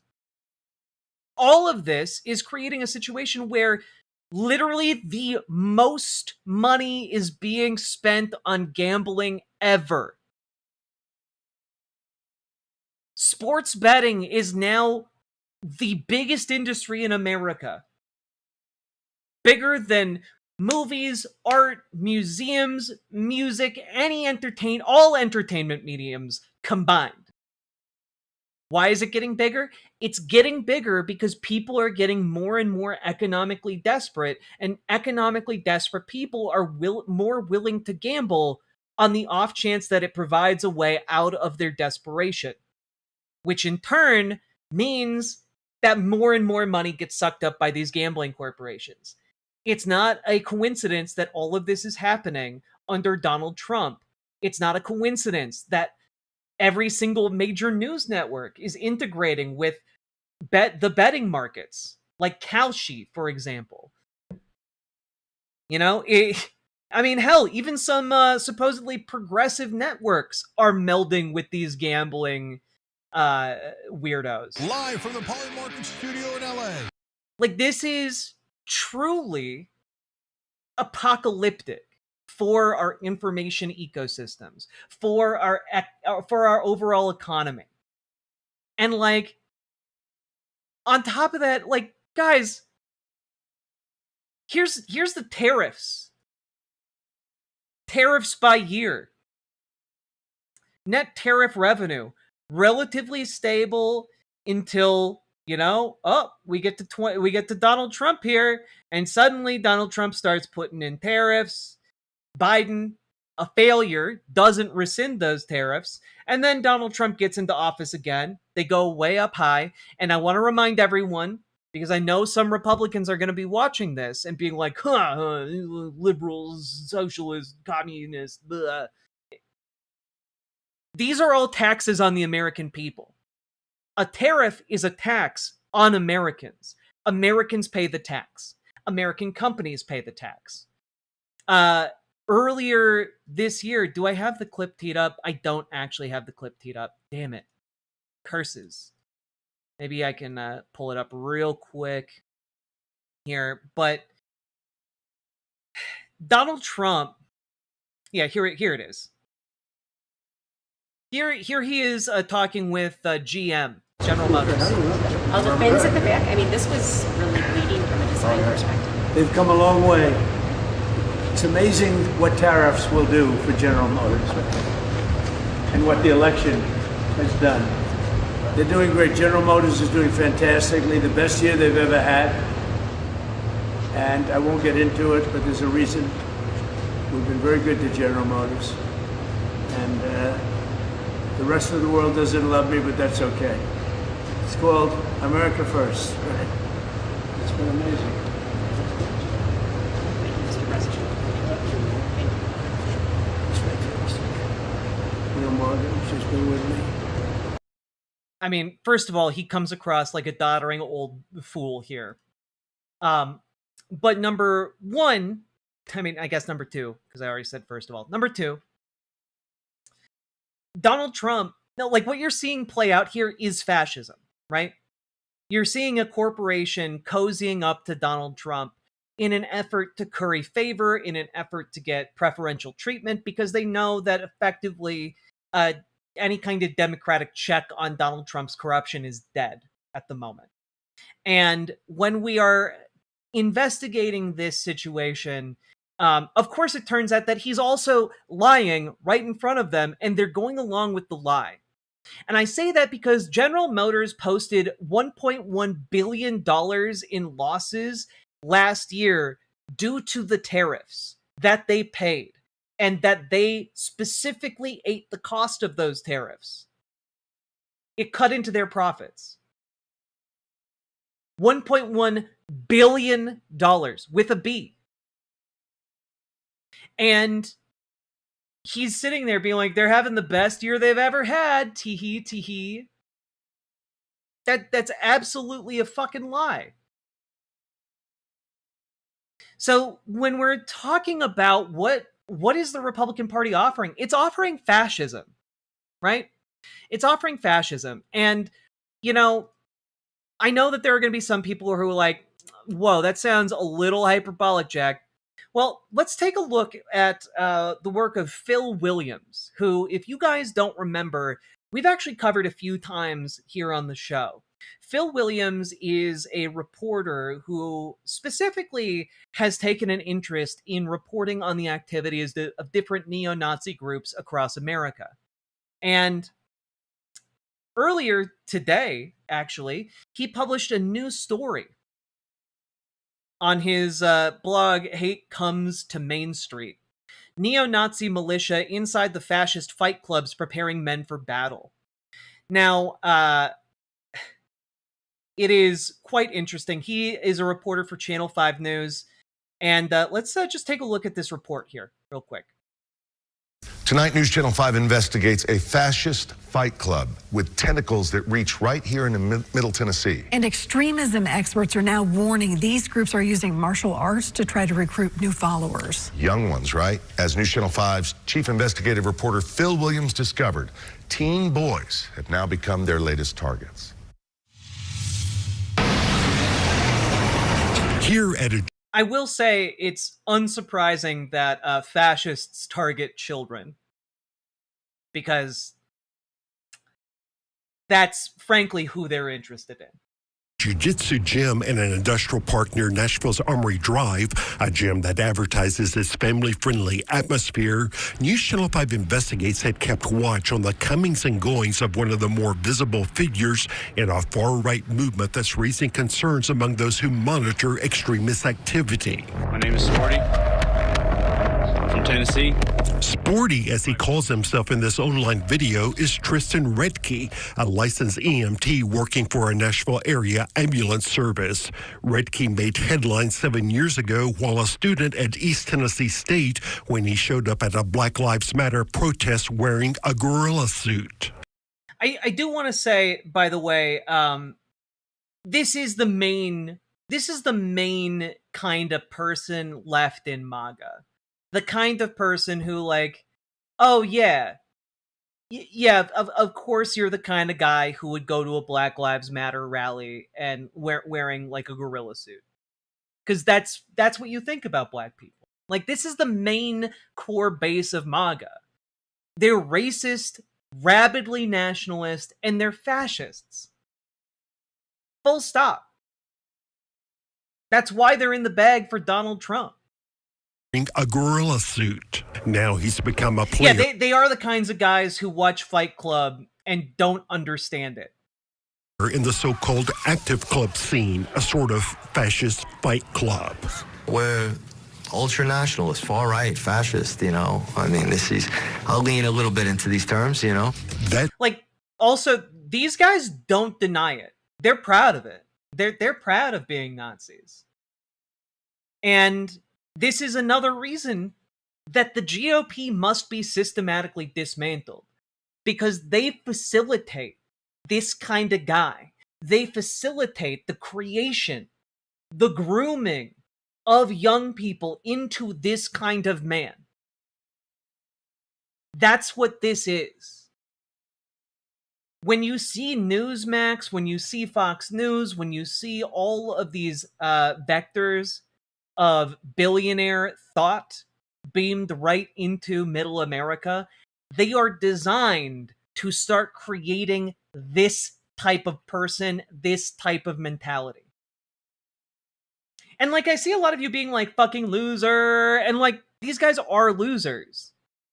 Because fascism is a loser's mentality. It is the mentality, the ultimate manifestation of victimhood. Oh, poor me. I'm just a little guy. I'm just a little guy. The world has wronged us. We need a big, strong leader to tell us what to do. Only they can save us, because they're losers. They give up their agency to the first authoritarian who comes along.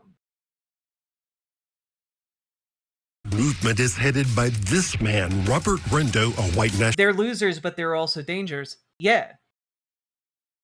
No one ever said losers can't be dangerous. Who was featured in a recent 60-minute segment has tried to recast the movement as being about young white men getting fit. I'm thinking about creating a right-wing podcast that names the Jew. But behind that image is this image of Rendo violently assaulting a Trump protester at a California rally in 2017. Rendo spent 24 months in federal prison, according to the DOJ. This is the thing, right? This is who they got. Right? Like, these are the guys who are openly embracing anti-Semitism. They are openly embracing the label of fascism. They are seeking to normalize it. And the bravado that they try to exude to sell their ideology is designed specifically to try and capture children, right? They are trying to put out a kind of almost brotherly aura in order to capture kids who might otherwise be gravitating towards the red pill movement, or, you know, who might otherwise have found themselves in like a perfectly nice like anime community or a cosplay community, you know, because they're preying on children who are looking for a place to belong, looking for a way that they can fit into the world. And the fascist message is simple. You can fit in, just shut up and stop thinking and hate the right people. Right? For planning and engaging in riots at political rallies across California. The Active Club founder has called organized fights like these a, quote, tip-off point for a fascist cultural revolution. And a lot of this is spurred by Donald Trump encouraging violence from his supporters. He added, every victorious nationalist movement was forged by hardened men who already tasted real danger. This is not just a national sports club or nationalist sports club. In its essence, it's the strategy to build a neo-Nazi militia. Alexander Ritzman, a senior advisor with a counter-extremism project, has been studying the Active Club movement for years. He says that in their propaganda, Rendo and his followers liken themselves to Italy's fascist militia known as the Black Shirts, or to yeah, like when we talk about the brown shirts, when we talk about this kind of thing, these are the kinds of guys whose highest ambition in life is to go door to door and like engage in vigilante action against minorities that they don't like. Trans people, gay people, Jewish people, black people, etc. That's these guys. These guys view that as aspirational. Adolf Hitler's stormtroopers. So if this is a militia hiding in plain sight, what is... I guarantee half of them are informants. Does that matter when the administration that they're informing agrees with their positions and will actively act to further their goals? The battle they're preparing for. They say we are preparing for the time when a white supremacist leader is worth and in need of protection. Are you ready? Here in one of their hype videos, Redkey is shown entering a fight in Texas, escorted by Sean Kaufman, head of the Tennessee Active Club. Kaufman has been described by the Stop Anti-Semitism watchdog group as a disturbed neo-Nazi and Holocaust denier with a documented history of violence and a massive cache of firearms. Kaufman is now sitting in jail awaiting trial on a domestic violence charge, his bond revoked after shooting a bird at News Channel 5's camera in open court. And this is the other thing, right? They have contempt for the news. They have contempt for, the propagation of information that is, inconvenient to them. They try to make it seem like they are the ultimate defenders, the warriors who protect Western civilization. But then they go home and beat their wives and abuse their children. And of course, like, again, their highest aspiration is just to die for the furtherance of, their cause, which is just hating minorities, right? And when you see like teenage neo-Nazis doing suicidal attacks against mosques or synagogues or schools, and then you read their manifesto or you learn more about what radicalized them, guys like this, groups like this, work deliberately to radicalize those school shooters. Because they genuinely think their worldview is that we're just this close to like the next race war. We're just this close. We just need the right thing to happen, and suddenly, it'll be every race for itself. And it's truly disgusting. And here, Redkey. But this is what MAGA is. Underneath all of the fucking red hats, this is what they are. Can be seen competing earlier this year in what was called a Spring Brawl, an event that critics say is designed to prepare men for battle on the streets of America. A group photo from that event, which disguised the faces of those who did not want to be identified, shows someone holding up a flag for a violent neo-Nazi group known as the Hammerskins. They aren't just exhibitions. They are physically training, as we do in the military, to be able to not just physically, but mentally and emotionally cause physical harm to another human being. Christopher Goldsmith heads a nonprofit known as Task Force Butler that trains veterans to infiltrate groups that they fear might pose a threat to American democracy. It is far, far, far easier for a white supremacist to go and I to... think that the next Democratic patient in Congress needs to look at updating the age limit of who can be president, and maybe this could be anodized. I mean, maybe. I don't think the main problem here is age limits. I think the main problem here is money creating the mechanisms for this radicalization. Because this type of movement doesn't come out of nowhere. It is back. It is funded. The propaganda machines that create guys like this do not arise organically. They are funded by these billionaire types. You know, you've got some billionaires funneling money to like the Daily Wire. You got, you know, to these deliberate propaganda outfits, and then you have red pill content that is siphoning up all of this, and all it takes is like a little bit of cash to these guys.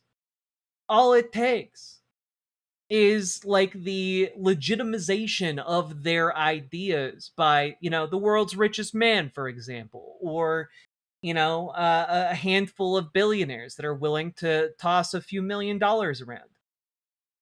And like, this is what MAGA is. This is endpoint GOP politics. When you lift up the mask on the GOP, this is what's underneath. You know, punch someone in the face, to hit someone with a baseball bat if they've spent a few months punching their friend in the face for practice. And the active clubs have begun in recent years working with another white nationalist group. Patriot Front wants to turn America into an ethno-state for white people only. Here, Redkay poses with Patriot Front leader Thomas Rousseau. And these are scenes from a training facility that the group runs in East Tennessee near Tellico Plains. Yeah, we talked about this one and this particular... maybe not this exact event, but we did talk about this facility a few months ago. It's operated by Patriot Front recruiter Ian Michael Elliott. Photos posted by the group show Redkay was there for the facility's grand opening. So after unsuccessfully trying to reach him by phone and email... Hey, Tristan. Phil Williams with News Channel 5. Did you get my message? Not interested. We caught up with him outside the gym where we had previously spotted him, hoping to get some idea of his personal motivations. What are you guys fighting for? Sorry, man, I'm not answering that. Robert Rendo says this is part of a fascist cultural revolution. Are you a fascist? Do you hate democracy? Sorry, man, no, any questions. But it's that focus on combat sports and physical fitness that experts say makes gyms like this one prime targets for recruiting activities. In fact, photos posted online show that Patriot Front recruiter Ian Michael Elliott has worked out in this very facility. The concern is such activities could disguise much more sinister motives. After a recent stabbing incident in Belfast involving a Sudanese refugee, mobs of masked white men took to the streets, attacking innocent immigrants, burning immigrant businesses, and torching some of their homes. Yeah, we also covered this story, and like, you know, you've got masked thugs burning people's homes, trying to storm, you know, homes where kids are inside in an effort to like ethnically cleanse the area. And they're all out there, and like some of the local white people are treating it like it's a goddamn festival, showing up with their kids, laughing at the wreckage. It was truly disgusting. Online, Robert Rundo's group celebrated the riots, with one post declaring, "White Boy Summer is starting off hot this year." Another recited the white nationalist slogan, "By God, we'll have our home again." Another, "Tomorrow belongs to us." Also, "By God, we'll have our home again" is the lyrics of a white nationalist country western song that's been popular in these circles for a couple years now. It's also been used by, oddly enough, U.S. government, the U.S. government to communicate, different ethnic cleansing operations engaged in by ICE. So weird at the alignment here. God will have our home again. Another, "Tomorrow belongs to us." His group even published a post about the OPSEC, operational security, that helped the Northern Ireland mob to avoid arrest. The how-to post carried a disclaimer, "For educational purposes only." And what worries observers... Yeah, to be very clear here, they view the violence against immigrants in Belfast to be aspirational. Even more is that the active clubs are now making a deliberate effort to target teens. The young man in this fight, now an adult, is someone we met 3 years ago at a candidates forum in Franklin, Tennessee. He later sent me this photo showing off his swastika tattoo to taunt me. What is the danger in allowing these people to work out in your gym? Recruitment. No way these inbred dipshits know about OPSEC. They absolutely know about OPSEC because they're fucking terrified. Like, they like to front that they are super chill about it, super chill with being identified. They're not. They're terrified. The main aspect would definitely be recruitment. And that's why experts say this movement should be viewed as more than just white guys who want to have fun. And to be clear, there is no evidence that Tristan Redke himself has done anything illegal. Still, this movement draws plenty of people with questionable histories, including criminal histories. And it turns out that the Nashville gym you saw in that video just recently changed ownership. Tonight, the new owner tells me that Tristan Redke is now banned from his facility. That new owner told me, quote, "We're inclusive and we've got every color under the rainbow, and every one of them is my brother. There's one tribe and there's one tribe under God." He added, "Things like that don't fly anymore." Except like the guys who have the swastikas tattooed on them that are at your gym. As a mom to a teenager and a tween, I think we have to underscore here that these groups are targeting teenagers, kids who are just looking to belong somewhere, and mostly white teens. That's right. It's become an increasing focus. They typically operate under names like Active Club Youth or Active Youth Clubs, which again sounds like something parents these days might support, getting kids off the sofa and active. But the agenda is they want to get into the heads of these boys and teach them to hate. They're so impressionable. Absolutely. Right. Thanks, Phil.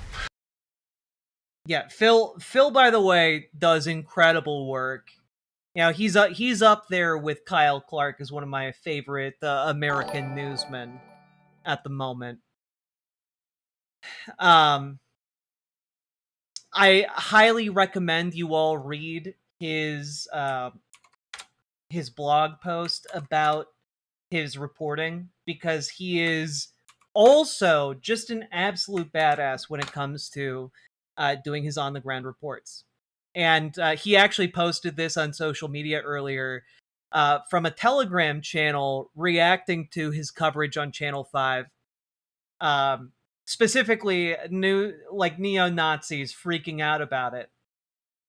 United Youth mentioned alongside the Active Club Network on Channel 5 News tonight. It appears Nazi hunter Phil Williams is working overtime tonight in order to paint United Youth as some kind of grooming operation.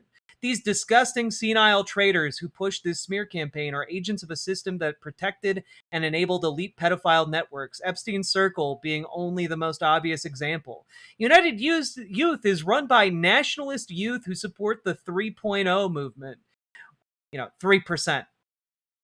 We are not subordinate to anyone else. We are an organic organization. This should make the system rightly quake in their boots.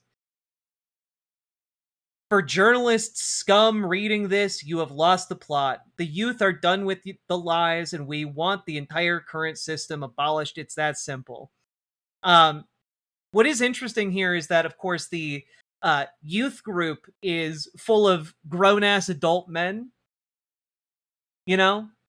It's so weird how they form these youth groups, and it's just grown-ass adult men seeking to indoctrinate and hold power over young teenage boys. That's so strange.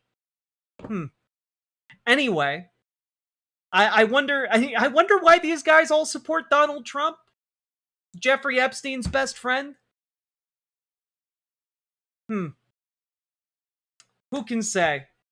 Who can say? Anyway,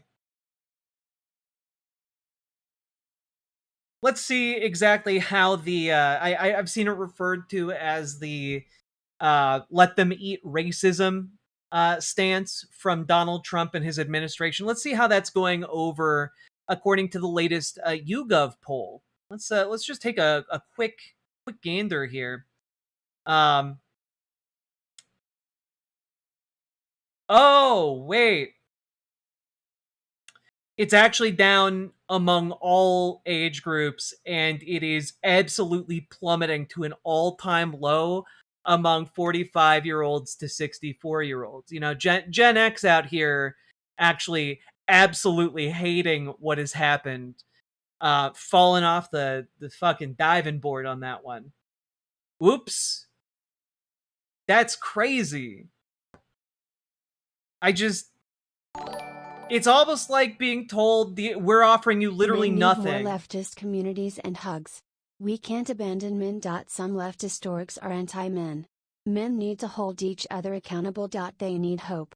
Man, if you read that, if you went over that part of this segment and you were like, everything's anti-men, so they became Nazis, like, man, that is a woeful interpretation. Like, I by all means, we should be supporting men, we should be supporting women, we should be supporting each other, period. But, like, it's a little disheartening, especially when this segment isn't about all men, but is specifically about the fascist movement of the Republican Party preying on insecurities for men, right? When we're talking about fascism, and Umberto Eco's 14 Points of Fascism and Fascism talks about this at length, but a lot of what drives fascism is perceived aggrievement from men and the policing among men, right? So what we're actually looking at isn't, leftist communities are anti-men and therefore those men become Nazis. What we're looking at is instead that patriarchy as a system facilitates mentalities within men in order to police the behavior and the expression of men, right? The actual thing oppressing men is the patriarchal systems upheld by these neo-Nazis. When we're talking about young men looking to belong, they're looking to belong because the patriarchal system they were raised in has certain expectations that systemically they are unable to meet because those conditions rely upon a certain set of economics, right? And so when we're looking at this, it's not like, oh, well, leftists are anti-men, therefore these guys became Nazis. Like, I'm not saying that. I'm just saying fascists are recruiting men, and they need the left need to recruit them too. Sure, but you don't do that by, like, I don't know, capitulating to the same framing that these guys use. You don't fight this type of radicalization by validating the patriarchal structure that is leading to the creation of these groups, right? And that's part of the problem, right? It's one of the reasons why there was such a large backlash against feminism online for such a long time. It's because reactionaries said, oh, feminism, it sounds like feminine, therefore it must be against men, you know? And that's just inane. It's inane bullshit from people who don't know what they're talking about. I will say, the rest of your comment, when I was in PSL, they would not recruit men. Bad leftist groups should be called out. Absolutely. Which is one of the reasons I don't cape for PSL. It's one of the reasons I don't cape for CPUSA. There are bad groups out there, but they are by no means mainstream whatsoever. Right? PSL, not PSO. PlayStation Online. RIP. Anyway. Where was I? Yes. It is worth noting that for all of the attempts for fascists to rally around the flag, as it were, for Donald Trump, literally, we are hitting colossal lows when it comes to every single demographic. He's underwater with white people as a whole. He's underwater with educated white people. He's underwater even with his longtime most solid demographic, white people with no college education. He is now officially dipped under a positive approval rating. He's at -6% when it comes to uneducated white folks. That's where we're at. That's where we're at. The Let 'em Eat Racism Party just cannot survive the colossal dipshittery that is the Republican Party, the colossal scam being run on the American people over and over and over again. They're making your grandma's drugs more expensive for no reason other than to put more money in Elon Musk's pockets. They're robbing you blind. They kicked 1 million people off of Snap to let them starve. They are specifically some of the biggest hypocrites to ever walk the face of the earth. Here's Lauren Boebert here. Now, you've spent years holding public worship gatherings in places where faith was supposed to be quiet. What do you believe in the spiritual catalyst for this revival? I don't think Jesus ever called for any Christian to pray only silently or to keep their faith hidden only in the prayer closet. Right. Literally, Jesus does talk about that. Literally, Jesus does talk about that and says you shouldn't pray in front of everybody because then you get your full reward then and there for your faith. That's literally something he talked about. These fucking fake-ass dipshits, these scam artists, these charlatans, they are using the aesthetics of faith, they are using the aesthetics of patriotism, and they do not believe a goddamn word that comes out of their mouths. It's truly disgusting. The systems that are enabling the Republican Party to put up candidates like Lauren Boebert time and time again, Donald Trump, nationalism, fascism that are normalizing this shit, these systems must be destroyed and rendered inoperable. This cannot be allowed to continue. This is unsustainable. Right? And guys, it gets worse. Right?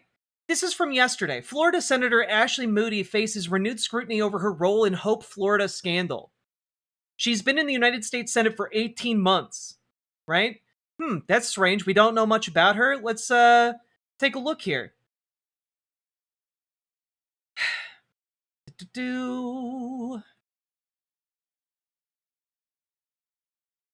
Yeah, here we go. She won 2 statewide elections in 2018 and 2022 and has her quiet fealty to Ron DeSantis that led to his decision in January of 2025 to appoint her to the Senate to replace Marco Rubio. DeSantis cited several reasons for why he was appointing Moody. That's strange. And then back in 2024, Amendment 3 was a constitutional amendment that would have legalized marijuana, and Amendment 4 was the measure to restore abortion rights in the state. Let's take a quick look here. The Hope Florida scandal. As Florida Attorney General, it was Moody and her office that approved the diversion of $10 million of taxpayer money to the Hope Florida Foundation. And the Attorney General did so without placing any of the safeguards or guardrails her office would typically require to make sure the money was properly spent. Those funds were intended to expand Medicaid for children in Florida, but instead they ended up in the bank accounts of a pair of political action committees, one of which was controlled by the governor and his chief of staff, James Uthmeier. And that was the money that Ron DeSantis used to defeat Amendment 3. Amendment 3 garnered 56% of the vote in November of 2024, just shy of the 60% needed to pass. It is, in fact, because of this, it is entirely arguable that this $10 million that was supposed to go to fucking children who were sick and injured instead went to a political action committee lobbying against marijuana legalization. And how did that happen? Who can say? Who can say? Except that, sure seems like Republicans are constantly doing crimes, constantly doing the kinds of fraud that Republicans accuse Democrats of doing. I just want to point out, this is exactly the same shit that Republicans have been crying about happening in Minnesota. Except in Minnesota, there's not evidence that Tim Walz deliberately took money from Medicaid and funneled it into a super PAC or that he controls in order to further his political ambitions. However, that happened in Florida. Weird that none of the people who constantly talk about fraud, government fraud, aren't talking about this. So strange. Where's the where's the Nicholas Shirley video on this kind of fraud? Weird, we don't see that, Oh, wait. After 2 months after the amendment failed, DeSantis appointed Moody to the United States Senate, and he appointed Uthmeier to replace Moody as Attorney General. Oh, so the Attorney General who approved this $10 million transfer with no oversight whatsoever, that $10 million went missing into a political action committee, got put in the U.S. Senate. And the guy who ran the political action committee, who was also in league with the governor, who also ran that political action committee, got appointed to take her place.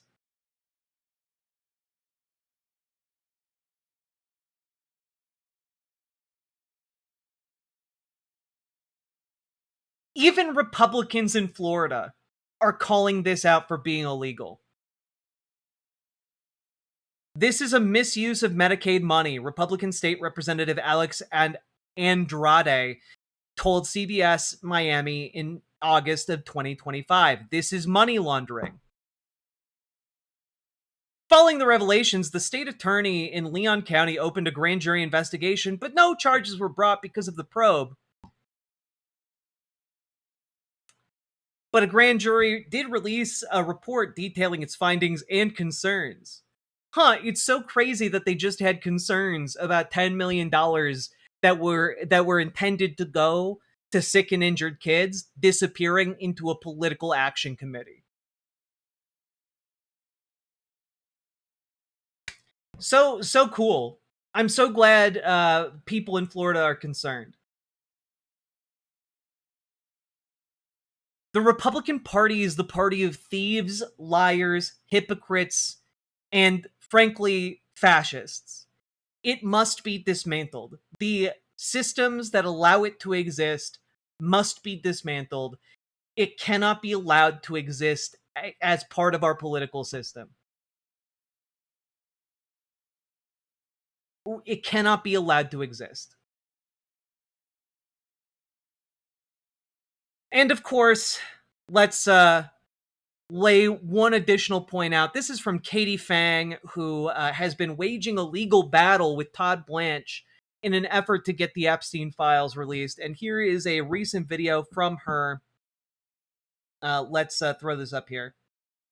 So not only has Judge Sullivan found, as a matter of fact and a matter of law, that Blanche has violated the Epstein Files Transparency Act, his ability to order Todd Blanche to show up to chambers with the unredacted documents and with proof supporting his claims that these are victims that are having their identification redacted. The order itself also says that the court has, quote, inherent authority to review materials in camera in cases in which sensitive materials may be an issue. The court has inherent authority to review such material ex parte, in camera, as part of its judicial review function. I have faith in Judge Sullivan's ability to be able to weed through the bullshit that Todd Blanche will likely try to shovel. And it's okay if I'm not there. I knew.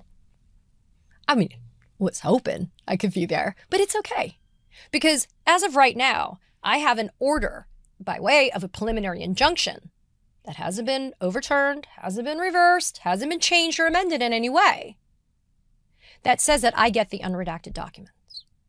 This is just the sideshow created by Todd Blanche. But let's stay focused on the main event.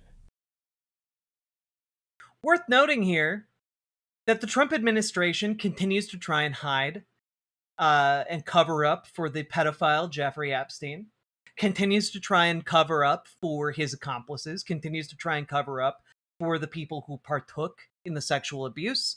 And it's worth noting here, frankly, that MAGA just doesn't give a shit. I guess it's fine to these people and to this movement that has been built into, inseparable from the GOP. It's fine to them to put into power people who sexually abuse children. It's fine. They're okay with it. And honestly, it kind of seems like they're more okay with it. They like it. They view it as a power move. Like, oh yeah, sure, we'll put a pedophile into office. And you know what? We like it because it shows you can't do anything about it. This is not the kind of movement we can conscionably allow to exist in the United States. This is not the kind of political party. This is not the kind of ideology that can be allowed to have formal backing in the form of tens of millions, hundreds of millions of dollars, billions of dollars. This is inherently anti-democratic. It is inherently anathema to our political system. And frankly, I think one of the most obvious reasons this cannot be allowed is because of how it is manifesting here. And that is that we have in office, propped up by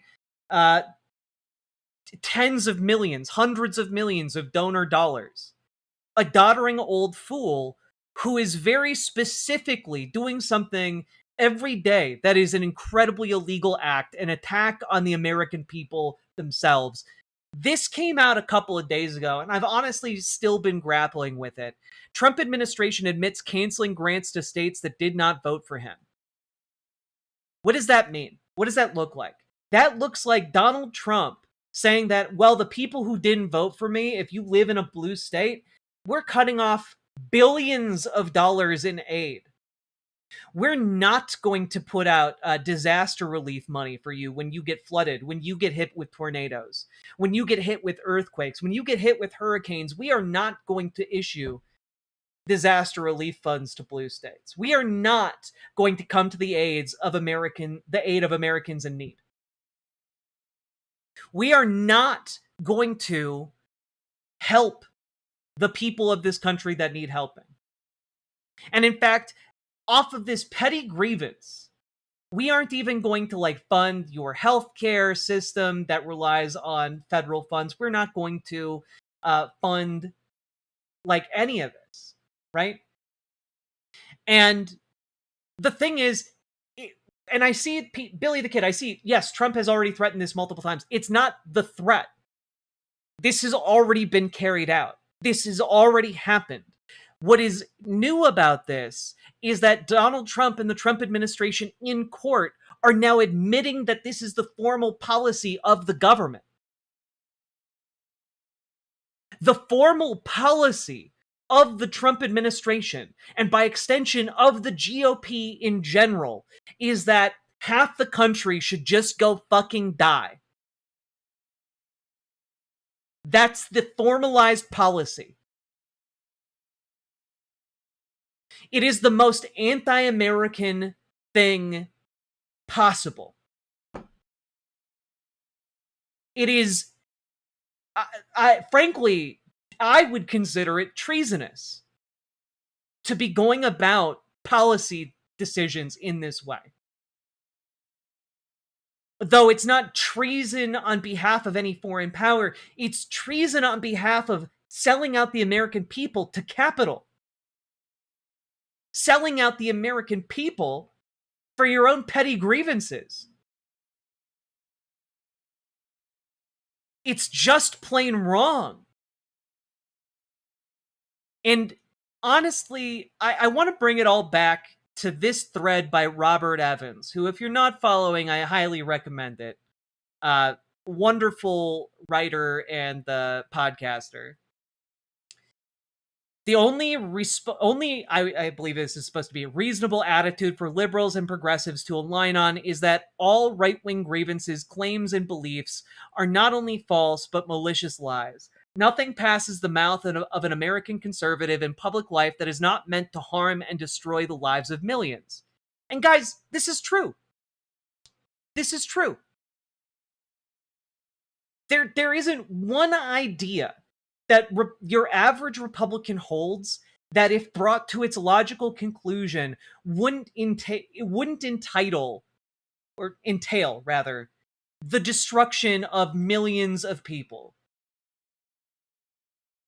There's not one fucking idea that the average conservative has that doesn't entail the immiseration of countless individuals. The Republican Party must be destroyed as a functional political entity, but conservatism itself must be eradicated in any way that resembles its modern existence. There is nothing to save. There is nothing that deserves your respect. I was raised as a conservative by conservatives. Right-wing politics are nothing but a rhetorical game. Played to its end, the game leads to the destruction of organized human life on Earth. If you are conservative and want to salvage something of that ideology, you must also support the eradication of the Republican Party and American conservatism as it presently exists. They are the enemy of small government, human liberty, peace, and thriving. And that's correct. That's correct. Genuinely, it's correct. The biggest supporters of the GOP, of MAGA, are billionaires. And those billionaires know that they are getting wealthy off of fossil fuels. They know they're getting wealthy off of the destruction of the environment, the poisoning of our air and water.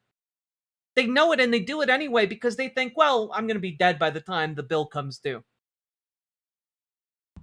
You know? The bill will only come due for our children's children's children. So, who gives a shit about them, am I right? And if you recognize that as the threat it is to human civilization, You must support the destruction of the GOP. If you acknowledge that our systems of information have been hopelessly captured by capital, then you must support the destruction of the GOP. If you acknowledge that the rhetoric and the ideas being put forward by the GOP entail the destruction of hundreds of thousands of people, of millions of people, the displacement of tens of millions, the enslavement of millions more, then you must be supportive of this of the destruction of the GOP, utterly and completely. This doesn't mean that there aren't going to be folks who are more conservative than others, but this particular political vehicle is hopelessly captured by people who have more money than you can possibly imagine, who have more power than you can possibly imagine.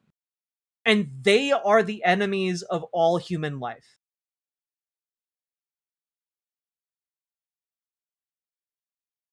And they will not stop, and they will not rest until we are all enslaved by them. So, one of the things, as we're looking forward into the future and looking at, 2028 and the presidential elections, and as we're coming into these midterms here in 2026, one of the things we need to consider is whom among the candidates recognizes the monolithic problem in front of us and is willing to do what it takes in order to destroy the mechanisms that have hopelessly captured media institutions and millions of people across the country.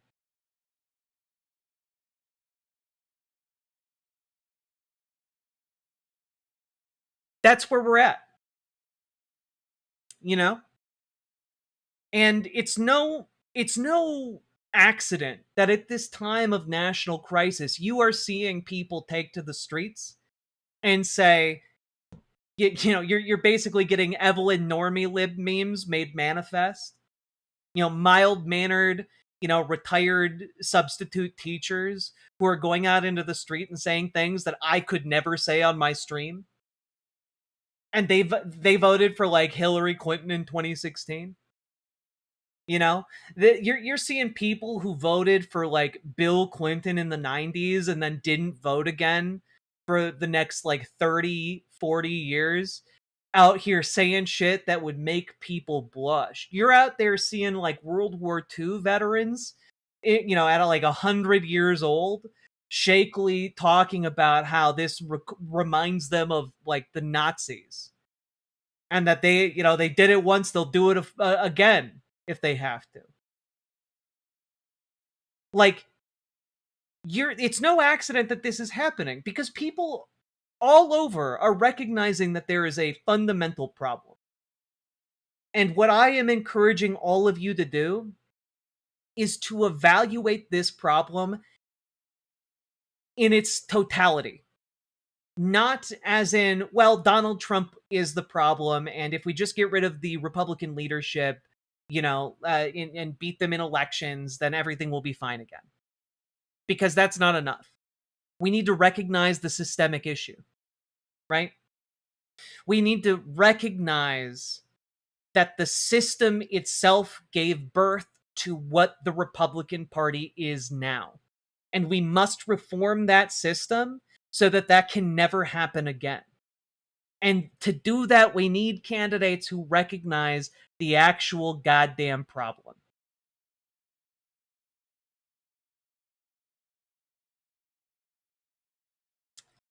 So, all of that being said, folks, get involved today. Get involved in your local Democratic Party. Get involved in your local DSA. Get involved. It is the best offense and defense we have available to us. Join your local Dems. Join your local DSA. Organize with like-minded people. Build that political power. Engage in your political system. Keep your neighbors, your friends, and your families safe. And let's build a movement that's worth a damn, that will dismantle the GOP piece by piece until the actual politics of this country are decided not between the Democrats and the Republicans, but between those on the left who are progressive and those on the right who are liberal.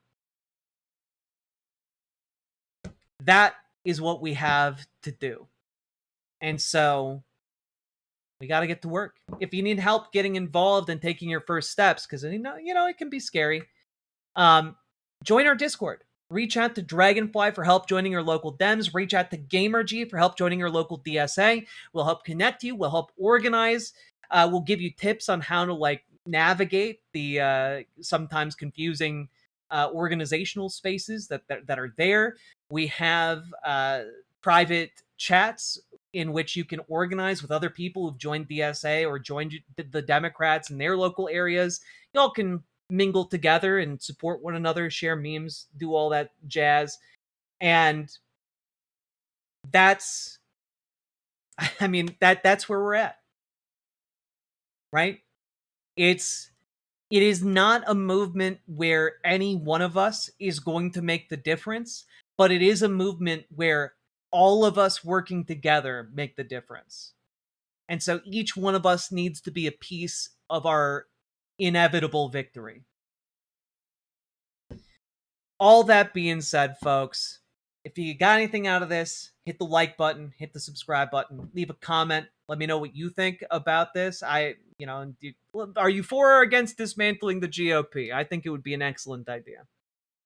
All that being said, if you got anything, click the buttons. And last but not least, check out ImogeneOlivia.com.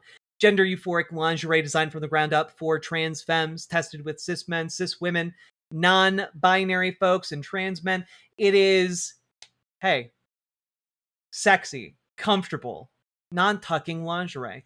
Go check it out, ImogeneOlivia.com. We just got 2 new sizes, a new color, and a full restock. Go check it out, ImogeneOlivia.com. Link down in the description. Let's keep on going. Oof. There we go.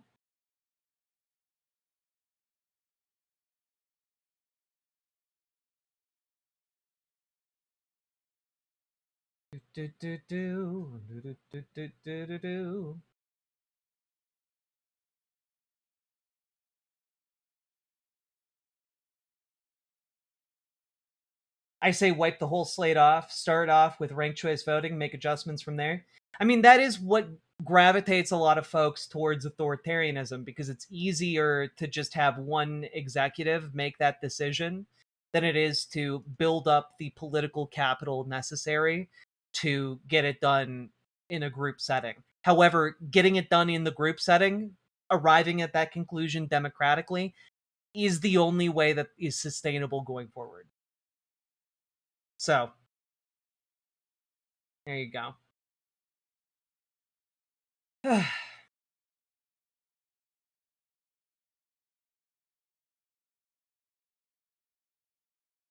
Well, we did it. We made it through another segment. There you go, folks. Does this channel use any chatbots for managing video or streaming comments? I mean, there's a bot that will respond to chat commands poorly, but not really like an automated bot, as far as I know. Maybe there's something that like YouTube runs in the background, but whew. Well, folks, that was a doozy, and that probably wasn't super fun. So we'll do our best here to keep on going. Howdy, Ford. The bills come due already. Oh, it's gonna continue to come due even more.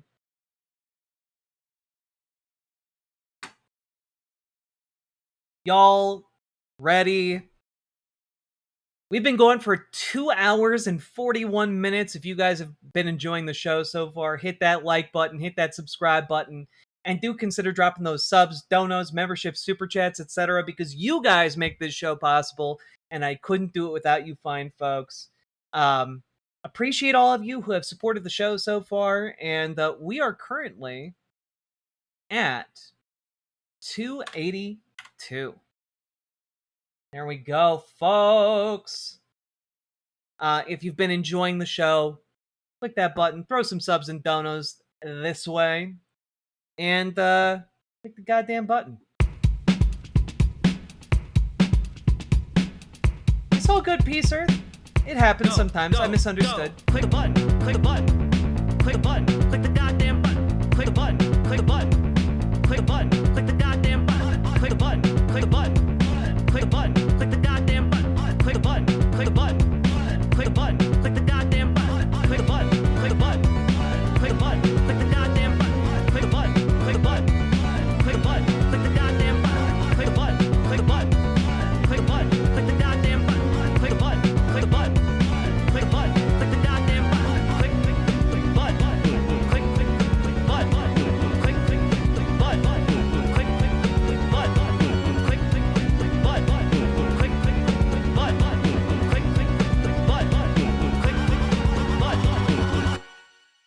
G Papa Zhao, any advice to stop self-destructive behavior? Honestly, my advice for stopping self-destructive behavior is to value yourself more. Build up self-worth. Build up like a capacity to love yourself. Because when you love yourself, you stop trying to destroy yourself. You know? So I would start there. And like, it's okay to ask for help. It's okay to like slip every once in a while. Like, be kind to yourself. Go to therapy. Do the things. You know? The best advice I ever got was from Day 9 of all people. Back when, back before Twitch was a thing. You know, this is me telling on myself. This is another really key piece of advice, which is just fucking do it. Like, you want to get in shape, do it. Like there's literally nothing stopping you. It's just you. Just you want to be better, do it. You want to be friendlier, do it. You want to meet people, do it.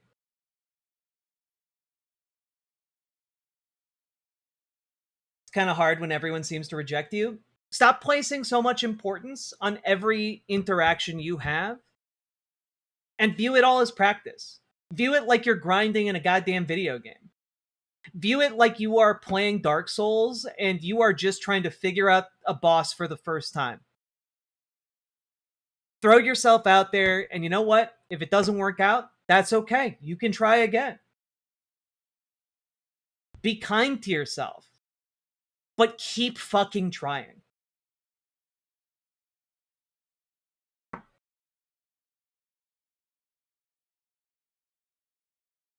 Where do you see the conservative hysteria about DSA wins going? Like, do you see a counter-revolution as an option for them? I mean, if they could, they would. The problem is conservatives are losing, right? The problem is their power is descendant. They are not able to do anything about it, otherwise they would. Whatever you do, don't go hollow. Indeed. Executive dysfunction is the actual devil. Pro tip for overcoming executive dysfunction: don't let yourself go pee until you do the thing.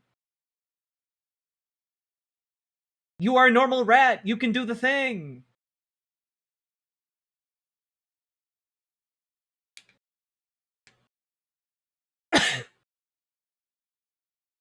I'm 45, have been for almost 20 years. It's just not working, just hurting. That's why I asked for help. The help that I can give you is just continue to practice. Nobody is born just good at socializing. The key to it is just practicing. Like, fuck, I started out as like a an asocial, like, little babby trans girl. And, like, I was scared to go outside. And I practiced going outside and talking with people. I literally did that for years until I got better at it.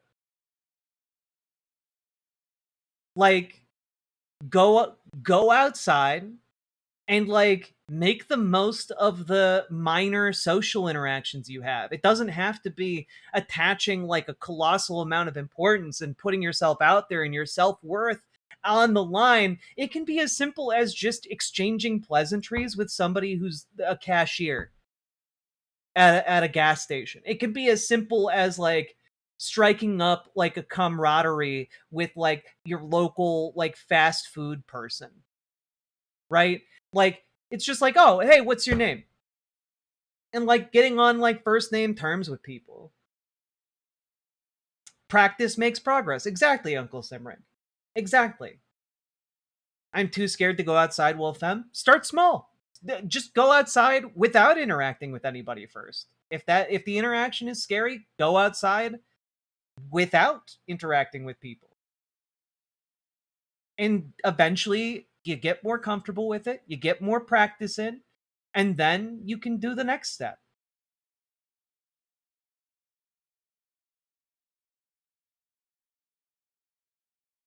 I'm excellent at socializing. I just don't know how to do that last step or even what it is to make friends. Go to like a social club. There are, like, hiking groups, there are kite flying groups, there are intramural sports leagues, there are for all different kinds of ages. There are activities out there. Like, join a gaming league, or, you know, like, there are lots of different options out there for people who are looking to make friends. Go volunteer, go get involved in DSA or your local Democratic Party. Like, get involved with all that other stuff. And, like, I have children that need me, then make friends with the children's parents, right? Make friends, like, your kids hang out with other kids, presumably. Make friends with their parents. There are always options available to you. When your kid hangs out with, like, another kid, like, make friends with their parents.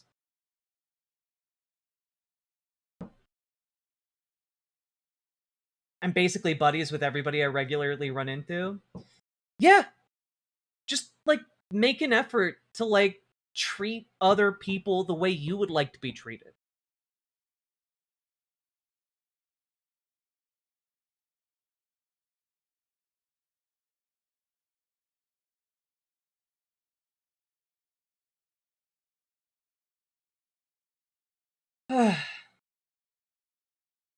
I can't stand up for myself. I asked a stupid pee. Nani? Treating everything like a video game has helped me. Unironically, if that's what it takes, like, yeah. Unironically, treat it like grinding in an MMO if, like, you're starting out at square one. Or treat it like grinding in Dark Souls.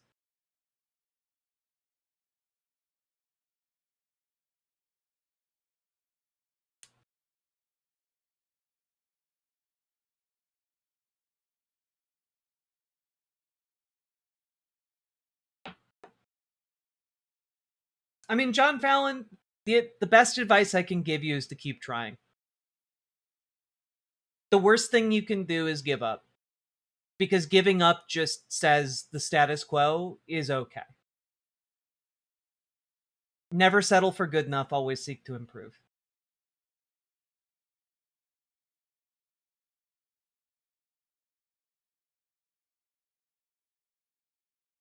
Just don't treat it like Grand Theft Auto. True. True. Keep trying, trying. All right. Folks,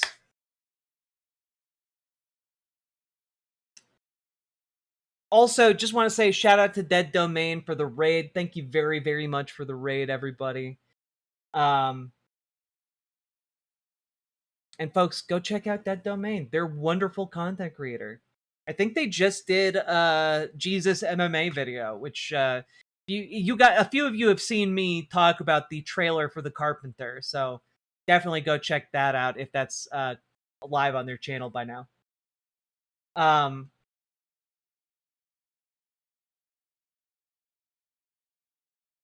Folks, do remember, support the stream because you guys make this show possible. Now let's dive into 2028, folks. We got to talk about 2028. It's relevant. Did you watch the Professor Dave takedown of Destiny? Nope, been busy.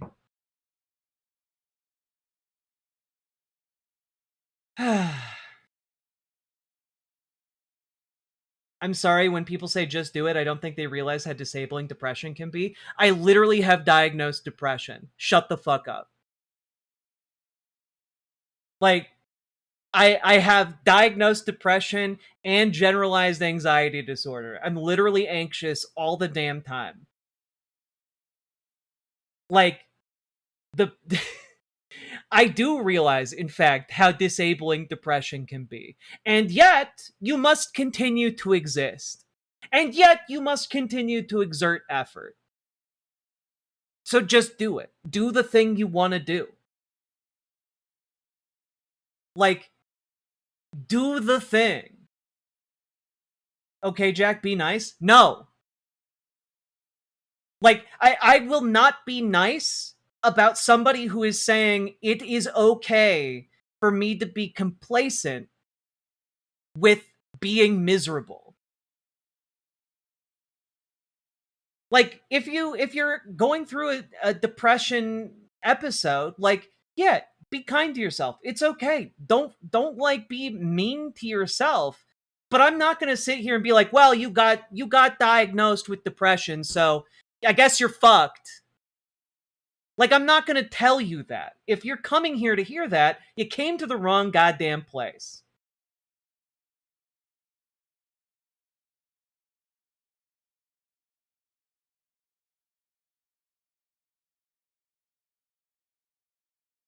Read the whole comment? I did. I literally read the whole comment. You make it sound easy?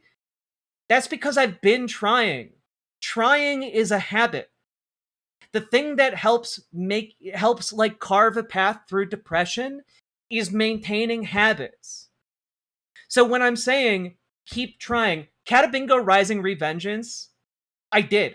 You know what? I will fucking read verbatim everything that I was responding to, specifically. And then if you keep being pedantic, you will be timed out for 24 hours. All right? I will do this, even though it is delaying everything we are doing. I'm sorry, but when people say just do it, I don't think they realize how disabling depression can be. There we go. Okay, Jack, be nice. It's not a contest. I didn't say it was a contest. If I was being as pedantic as you, I would be even more of an asshole at this moment, but I'm not. All right. Read the whole message. Did. Is that what they're saying, though? They then commented and said, oh, I'm just talking about how difficult it can be. And I'm aware of how difficult it can be. That's the reason I responded the way I did. Because I am aware of how hard it can be. I've literally been on the verge of killing myself. And guess what? I didn't do that. Congratulations, everybody. You get to be enamored by my presence. Wonderful. You make it sound easy. And the reason it seems easier for me is because trying is a habit. Now, what I was saying before Catabingo Rising Revengeance, like an asshole, kept interrupting and being pedantic, was that when you try, it makes it easier to try again. When you try repeatedly and make a habit of trying, it gets easier. So it's like that when it comes to socializing. It is like that when it comes to exercising. It is like that when it comes to a lot of different aspects of your life. Every time you try, you are cultivating your ability to try again. You make it easier to try again. And so if it looks easy, if I make it sound easy, I'm not saying that it's easy. But I am telling you that the way to make it easier is to continue trying. And when you look at me and you're like, oh, well, it seems easy for you, it wasn't easy. I just kept trying. And that doesn't mean I succeed every single time. I still don't succeed every single time. I have to take nights off because I'm depressed. Because I can't, overcome my anxiety. I have limitations. I'm a human being. And yet I still keep showing up to this show, trying to do an impossible task to make this country a better place. Musical note emoji, come on try a little. Musical note emoji, nothing is forever. Musical note emoji, there's gotta be something better than. Musical note emoji, in the middle. Musical note emoji. I do my best every goddamn day, and I keep trying. It's not easy. But the alternative is sinking into the swamp of sadness. The alternative is choking to death on the muck and mire like Artax. That's a reference for you millennials and Gen Xers. And I refuse to do that. And so when people are saying, oh, hey, you make it easy, it's not easy. In the same way, me getting up here and telling you guys, hey, we gotta make America socialist, that's not easy either. And yet I keep showing up and telling you guys that's what we gotta do, despite the difficulty, despite the fact that everything is unfair and arrayed against us, and we have to take on billions and billions of dollars in capital aligned specifically to stop people like us. It's not easy to organize. It is not easy, the thing that I ask you guys to do every single day.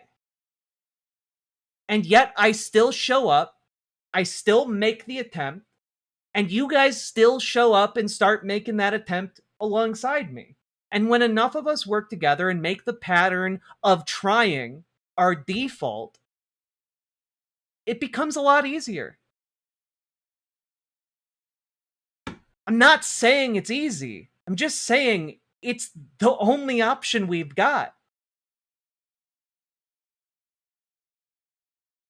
So, I'm going to skip everything that was posted in chat and go to right now and resume looking at the chat, because otherwise I run the risk of being infuriated.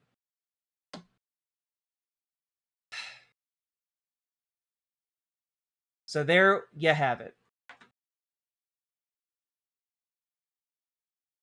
I had no intention to bring you down. You didn't bring me down. I'm just very passionate about the idea of trying. I'm very passionate about conveying to people the importance of trying. Every single fucking hero and protagonist and aspirational figure you've ever seen in any media is admirable because they kept trying even when it was hard, even when they had many reasons to turn around and give up. So, it's important to keep trying. It is important to keep trying because the alternative is far worse.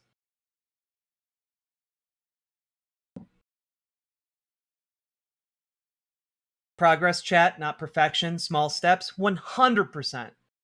Metal Kitty Mom.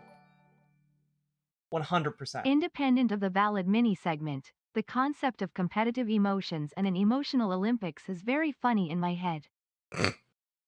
Sake Tanuki, did you just Did you just if you give that pitch to the right Disney executive, you got an Inside Out 3 right there, baby. you cooking with Disney money. Also, thank you for the 5 tier 1 subs. Appreciate the financial support.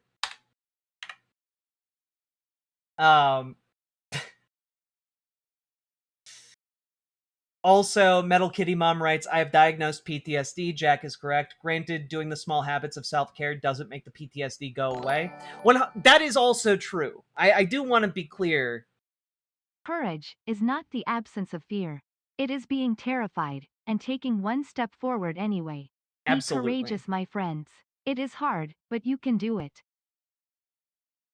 Absolutely. Granted, doing the small habits of self-care doesn't make the PTSD go away, but it does elevate the depressive thoughts and anxiety.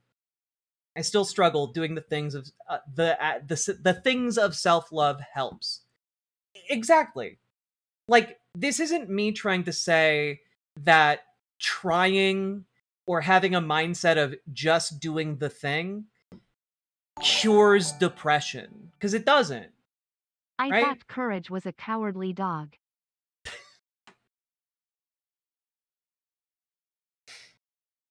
I have two sound bites actually.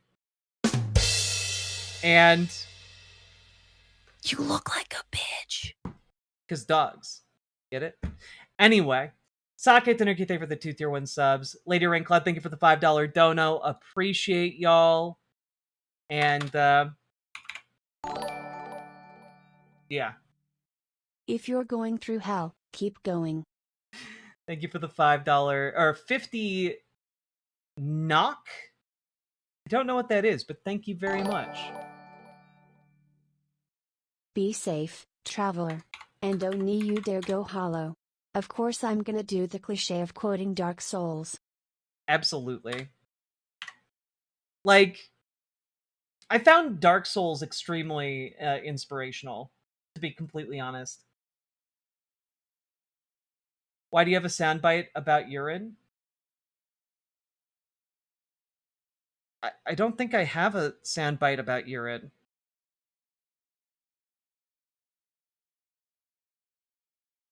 What?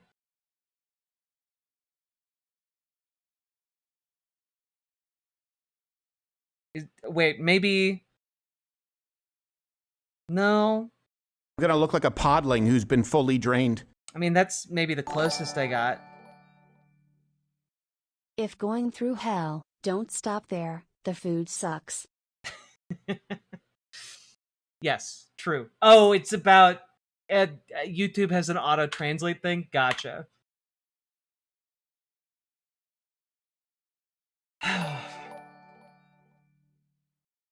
I poured my root beer in a square glass. Now I just have beer. You know what? You know what? That deserves a... Perfect. Well done, Coder Joe. Thank you for the 2 tier 1 subs.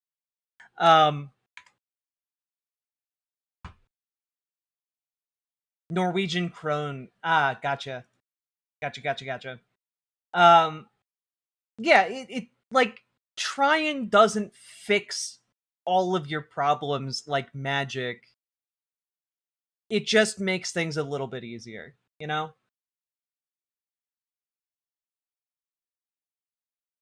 I'm glad that made sense, Fimaiden. And to be clear, not mad at you at all. You good. Trying is the first step. Yeah, trying is the first step to building habit. And habit is the thing that will keep you going even when you don't feel like doing the things.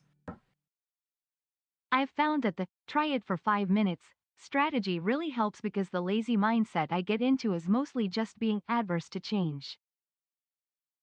Hell yeah. Well, and also, executive dysfunction is really hard to overcome. And like, if what gets you over getting into an activity is, fine, I'll go and do it for 5 minutes, then like, that's an okay thing to like trick your brain into being like successful. You know?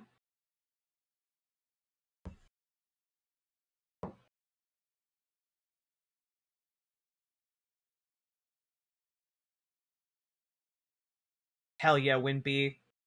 You can do hard things. I believe in you guys.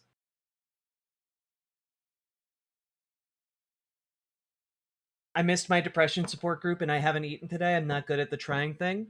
Well, go get something to eat right now. It's never too late. Never too late. I do not have time tonight, Lady Raincloud, sadly. You can do hard things. And maybe you can't do it today, but you can work on yourself and become capable of doing the hard things.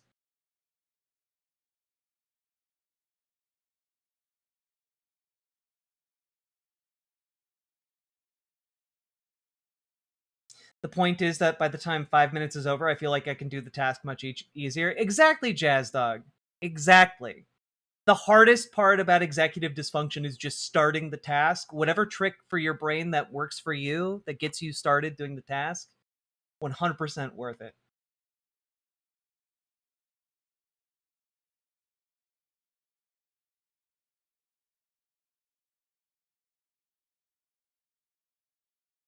It's just really hard sometimes. I wish talking to people didn't feel like I'm in genuine danger.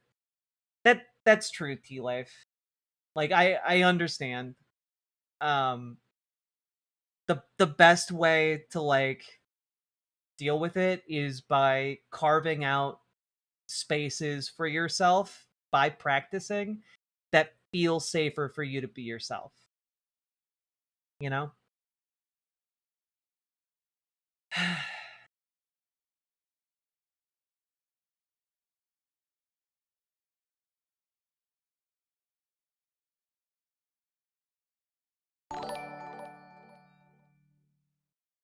You can come on here and be social with just totally random people without any problems.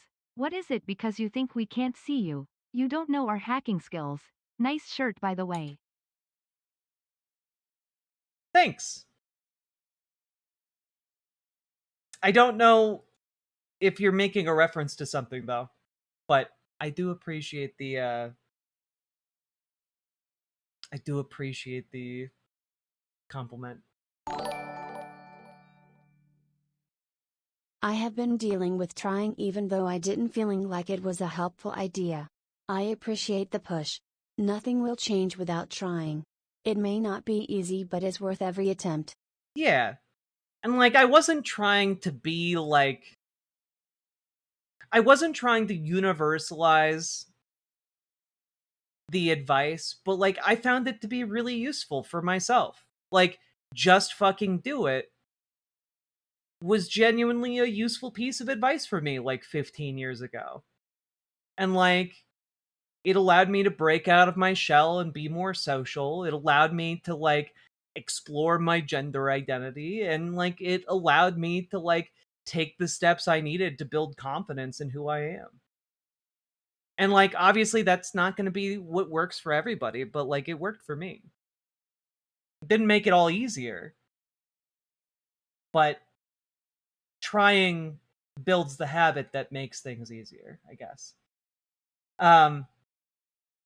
Also, Logan Hill, thank you for the $10 super chat. Very much appreciated. Also, I think we're actually at 300. There we go.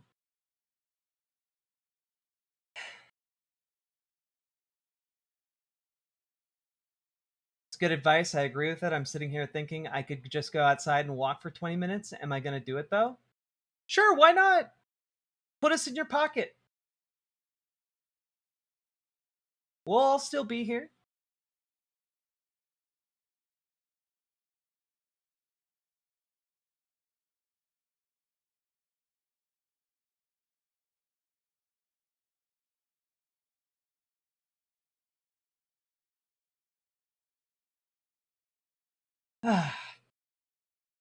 All right.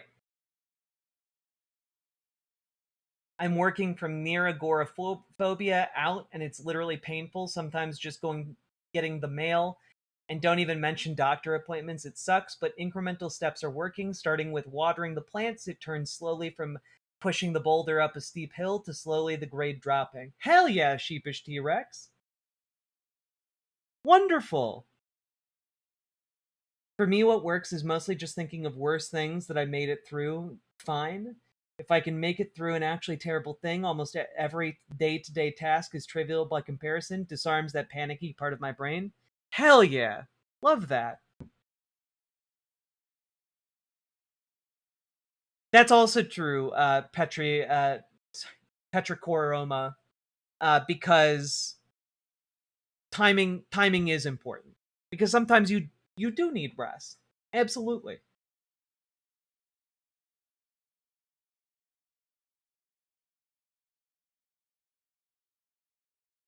Would you condone going for a walk, listening to stream at 1 in the morning? I mean, depends on where you are, depends on your time zone, depends on the safety of like walking around at night, you know? Like it depends on your circumstances, of course. You know, I used to live in a fairly safe place, where, you know, I literally would just walk around my small town at night at all hours, and it was totally fine. Like, the only person I ever stopped to chat with was like a homeless guy who wanted to pet my dog, you know? So it depends on where you live. Your mileage may vary.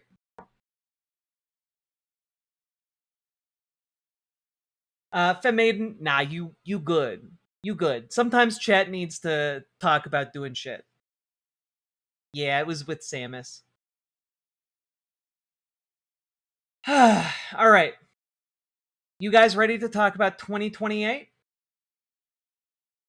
You have a doggo? I had a doggo years ago.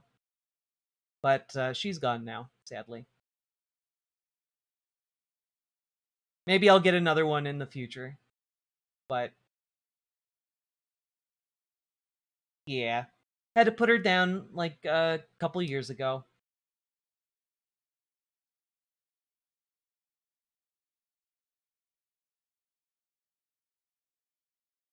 You do have Keely. We all love Keely. All right. Y'all ready? Let's do this.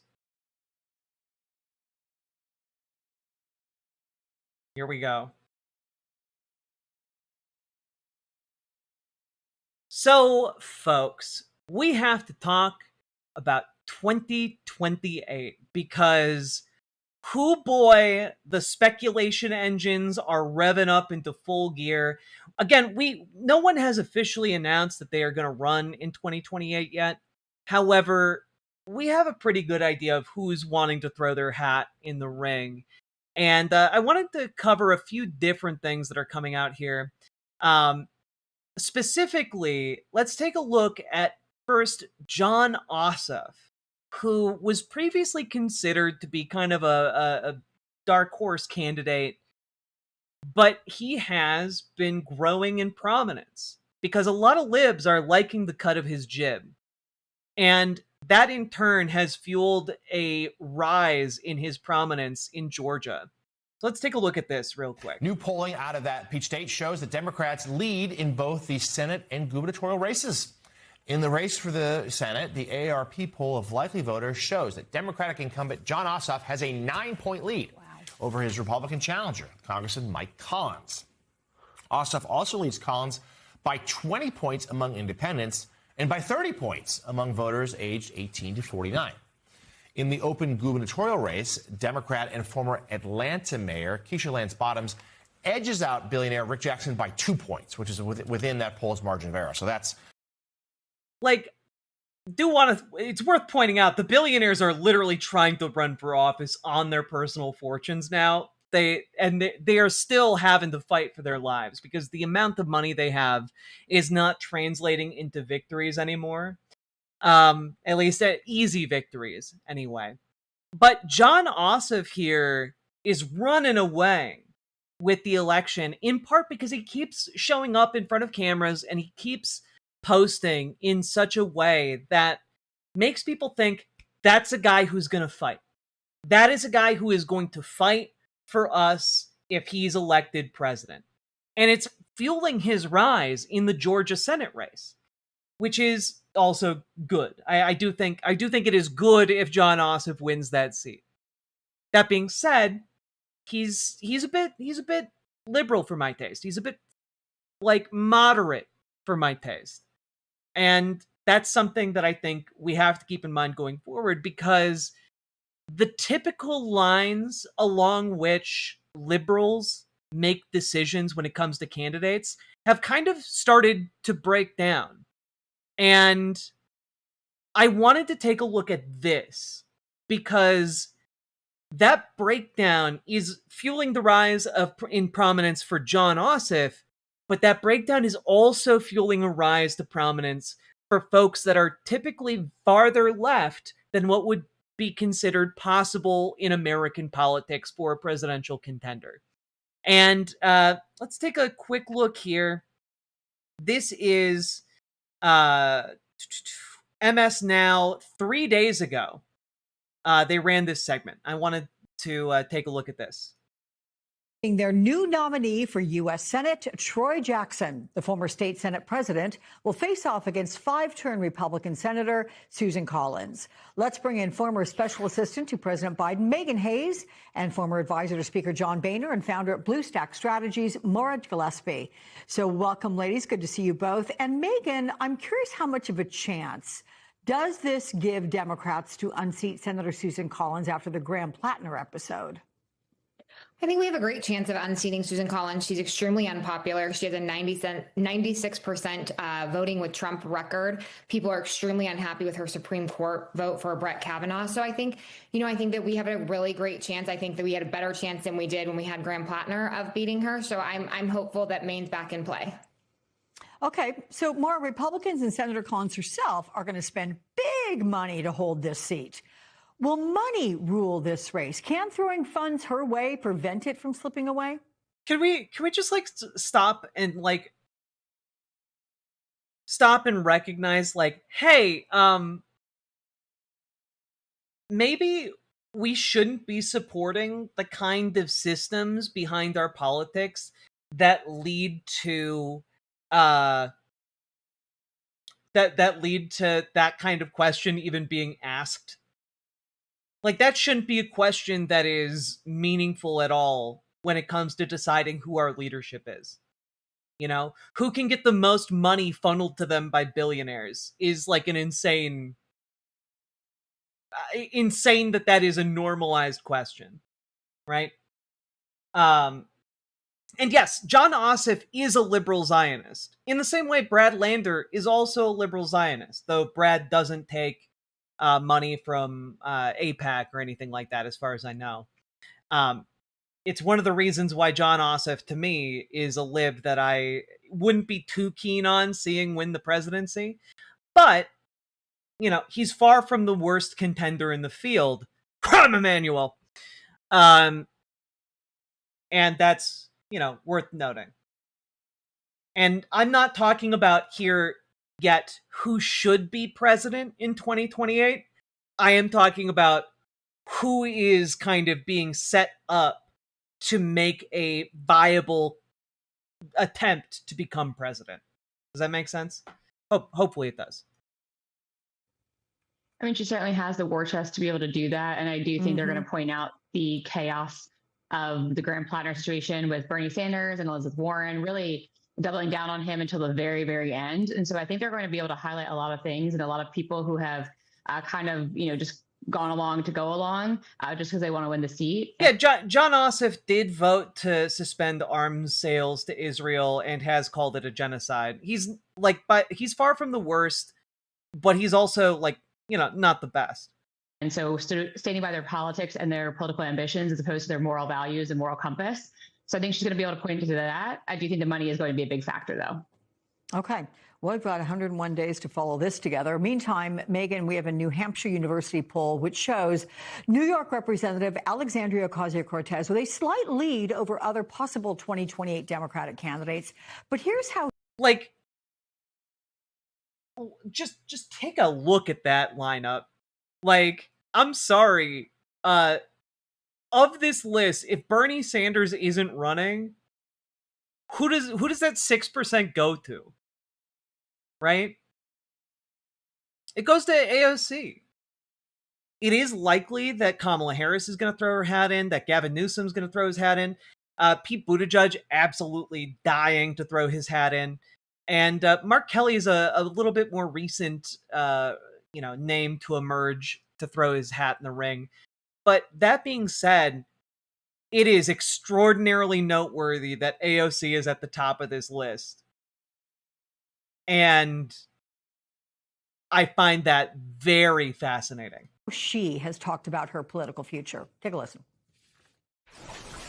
I don't think that Ro Khanna is going to be running for president, guys. Like, I get the distinct sense that Ro Khanna might be angling for, like, Senate Majority Leader or something, but I don't get the sense that he's ready to try to run for the presidency. That my ambition is a title or a seat.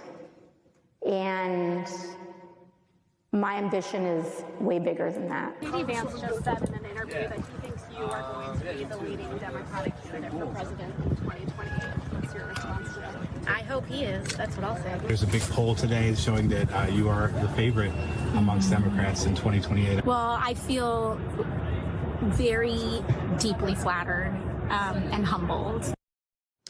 Okay, so it's still early, but does the result of this poll surprise you? And how big a deal is Ocasio-Cortez leading more moderate candidates like former Vice President Harris and Governor Gavin Newsom? Is it a reflection of the progressive momentum right now? You know, I think a lot of it is name ID. I think a lot of it is her popularity within the party. The Democratic Party really wants a fighter. She is someone that has been fighting back on Trump and Republican policy since she's gotten into Congress. So I do think that does say a lot for this poll of where she stands. I'm not sure that this poll will be a precursor to what is to come for 28. I think a lot of those people will start to surpass her when people start actually campaigning. And I'm not actually sure she What's interesting here is that effectively they're saying what I'm saying, which is that the desire for a fighter is superseding the desire for, like, some kind of moderate, middle of the road, sensible Democrat who's not going to, rock the boat. And I find that very interesting because AOC, out of all of those, she is the only one who is truly willing to actually, like, go toe-to-toe with big money, with Republicans, and with members of her own party who oppose her. I want to remind everyone, she got her start in politics by knocking out Joe Crowley, I believe, who was the second most powerful Democrat in Congress. So, like, she is familiar with fighting the Democratic Party as well as the Republican Party. And honestly, I think we kind of need someone who's willing to fight both if they need to. Wants to do it. I could see her more running for Senate. But look, this just shows Democrats want a fighter, and she is out there fighting, and I think that is reflective in this poll.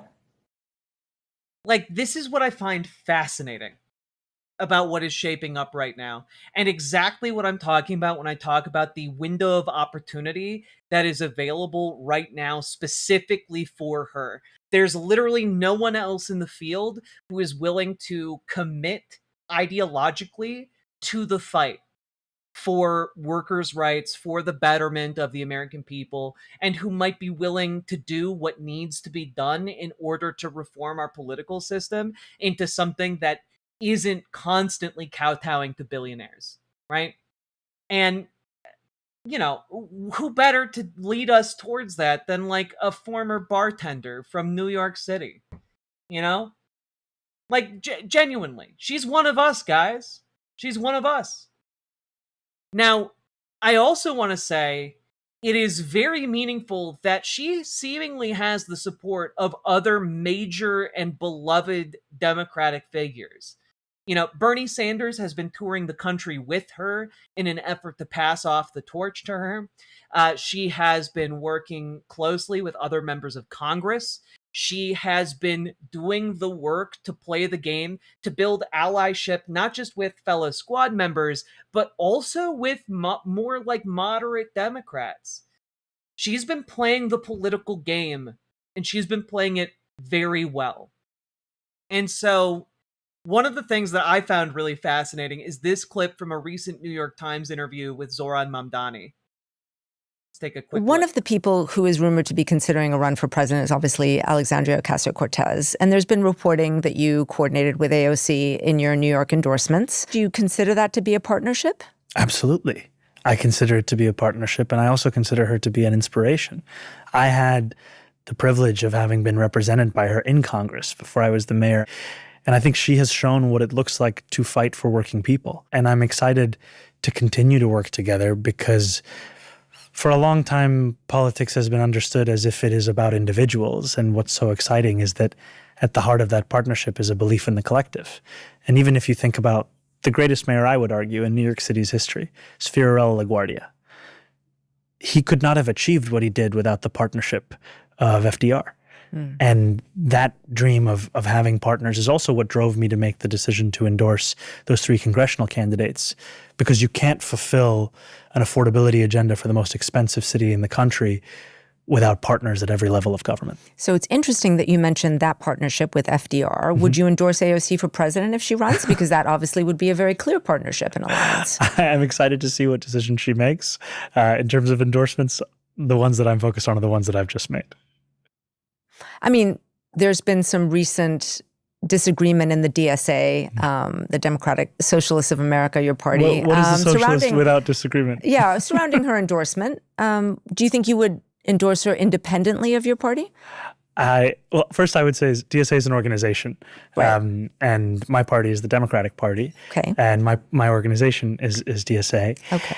And I would say that I'm still very much focused in this year, but I do believe that we all have to take a step back and appreciate what it is that she means to so many across this country, and the reason for it is the work that she has done. You think she'd make a good president? I think she would make a good anything. I think she's a great congresswoman. I think no matter what she decides to do, she's going to bring those same qualities to whatever that work is. I gotta be honest. I look at that and I read someone who is trying to walk a very delicate line because we know who he would support, right? He's not outright supporting her yet. She hasn't even announced. Of course he's not going to do that. But he is basically getting as close as you can possibly get without saying, I endorse her for president, you know? So all this being said, I find that in particular fascinating. You basically have a coalition of the most popular leftist figures in politics right now coming together behind AOC. And again, we have rumors from within the Democratic Party that she is preparing to possibly run not for Chuck Schumer's seat and a seat in the Senate, but instead for the presidency. And it is, in fact, I think, a unique opportunity for her to run and win the presidency for the left. That being said, of course, this is where it comes in handy that she's willing to fight the Democratic Party itself and the Democratic establishment, because it turns out, yeah, there are a lot of there are a lot of elements now that have kind of migrated into the Democratic Party from the disaffected conservative circles, namely the Bulwark, which is made up of almost entirely neocons who worked for past Republican presidents prior to Trump. The vibes may be exciting, but if Democrats are going to win this year and in 2028, they must reject the DSA. If you are tempted by a Democratic socialist this year, think of what use Republicans will make of these victories and ask whether you want to do favors for fascists. The DSA is a gift to MAGA, or the socialists versus the Democrats. And I do just want to point out here, they're going to call us all communists anyway. they are going to say the worst shit, even if it's not true. They do not care. Right? I played this clip for an earlier segment, but I'm going to play it again because it's relevant. Over. But I'm just thinking about it. This is maybe going to make news because I've never said it. I'm just thinking about now. When they take something over, it's always dirty. The sidewalks are dirty. The people are, I hate to say this, not clean, okay? The curbs are loaded with you know what? The smell is terrible. I mean, I see it happening to cities. Blue cities are all blue. They're all blue. We don't have problems with the Republican-run cities, I mean, for the most part. But they're dirty. I said, but like, they call Biden a communist. They called the most milquetoast conservative Dems. They call them socialists. They talk about, like, they're, like, Republicans are insane. Capitulating to that narrative already is weak, feckless bullshit. I'm sorry, I just gotta say it how it is. Like, this is weakness.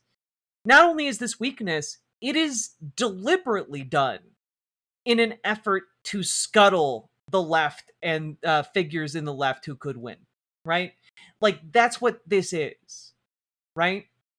Like, they are using the Republican argument to say leftists should not win, but Republicans are going to use that argument anyway. The boy who cried communist, they've cried it too many times. Exactly, Tobin Frost. Exactly. It doesn't work anymore. And, like, this is, like, guys, this is who the Democrats are up against. This is their major political driver right now in American politics. This is who, you know, the legacy of whom, the legacy that Democrats have to beat in 2028. Let's just take a quick look here. The Journal's courageous reporting on President Trump's past relationship with financier Jeffrey Epstein triggered the release of the so-called Epstein files, thousands of documents that might otherwise have remained hidden from the public.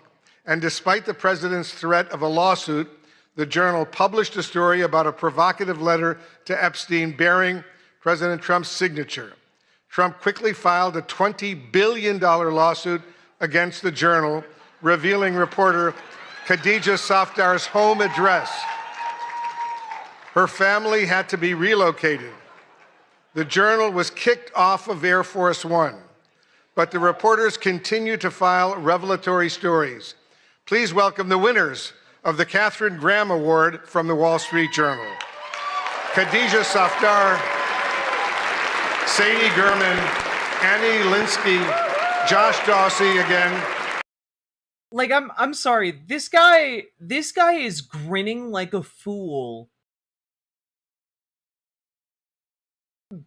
because he's suing the New York Times for reporting they did on Jeffrey Epstein and his pedophile sex ring that implicated him. Like, genuinely, Democrats are completely validated if they wanted to run an entire campaign about how, you know, whether it's Marco Rubio or J.D. Vance are carrying on the legacy of an Epstein-loving BFF, you know, who covered for child sexual abuse. Like, just plaster his fucking face all over every ad. This is where we're at. Who gives a fuck what these evil, vile people think? Who gives a fuck what pedophile defenders think about the Democratic Party? Screw those guys. They belong in prison. Alex Leary, Rebecca Ballhaus, and Ryan Barber. Their colleague, Joe Palazzolo, could not attend tonight.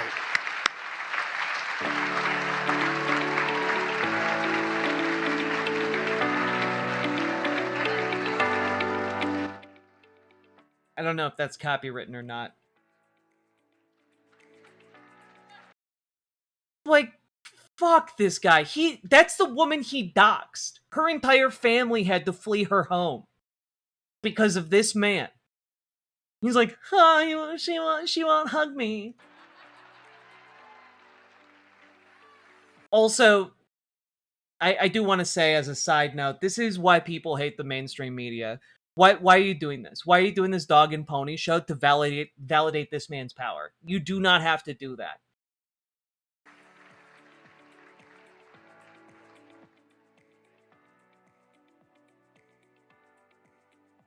Like, the best he deserves is like someone walking up and saying, go fuck yourself. Like, that's what should be happening.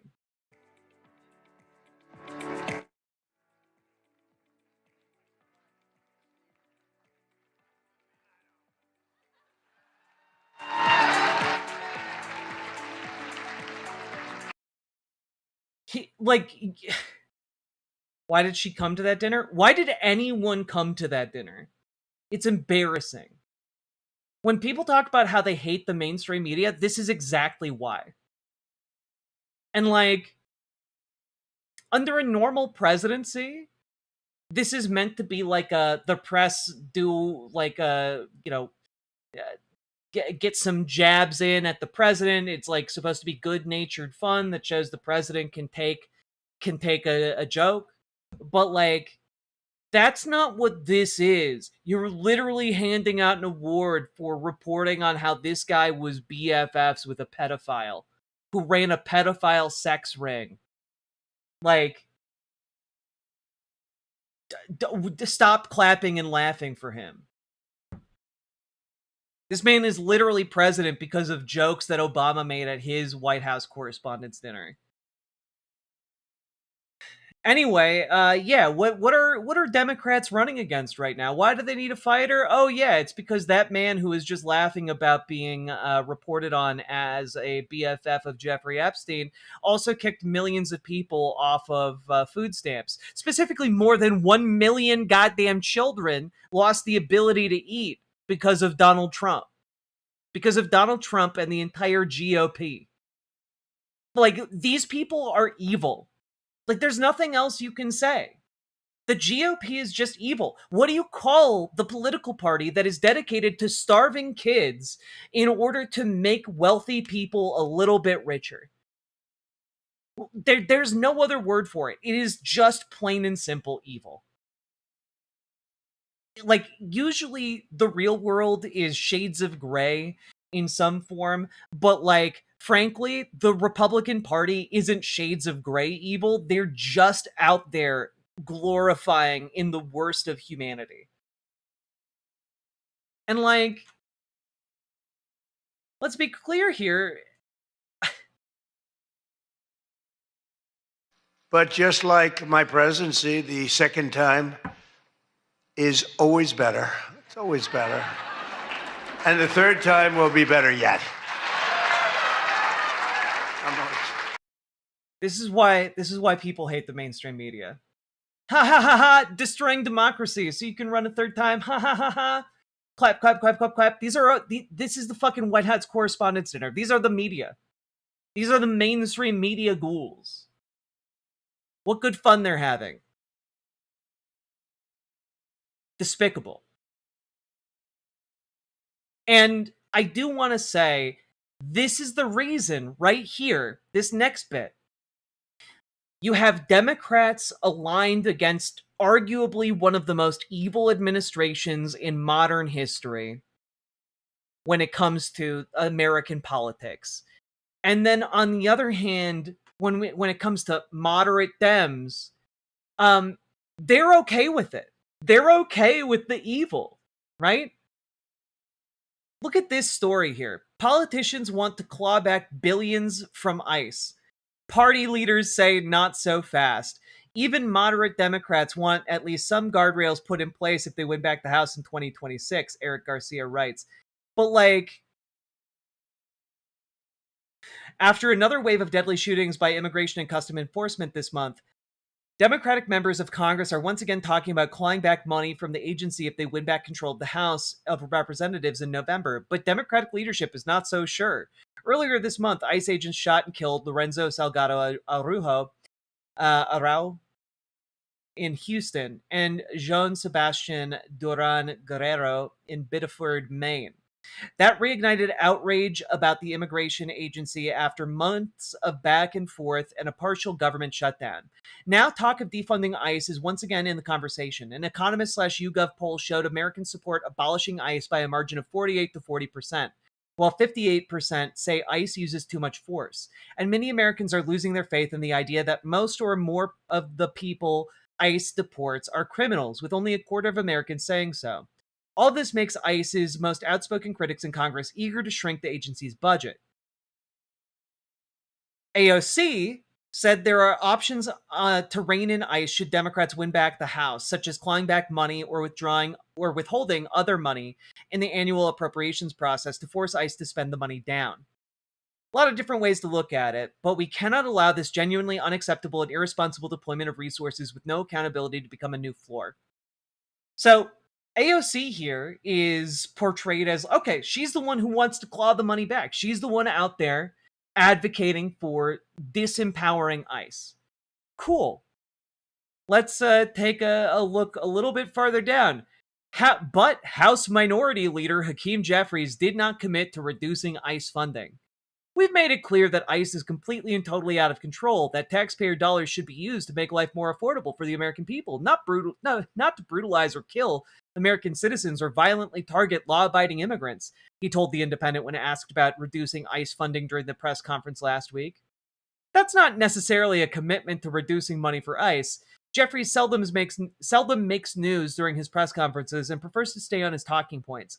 But it does hint that Democrats might use ICE funding as leverage for some safeguards should they take back the House, which in turn means Hakeem Jeffries wants to have continuing to fund ICE on the table as something he's willing to negotiate with when it comes to Republicans. And I gotta tell you, coming from a place in Minnesota where, like, we had our neighbors shot and killed in the streets like dogs, and we had like roving gangs snatching people from their homes, both American citizens, people who are here legally and undocumented, all alike.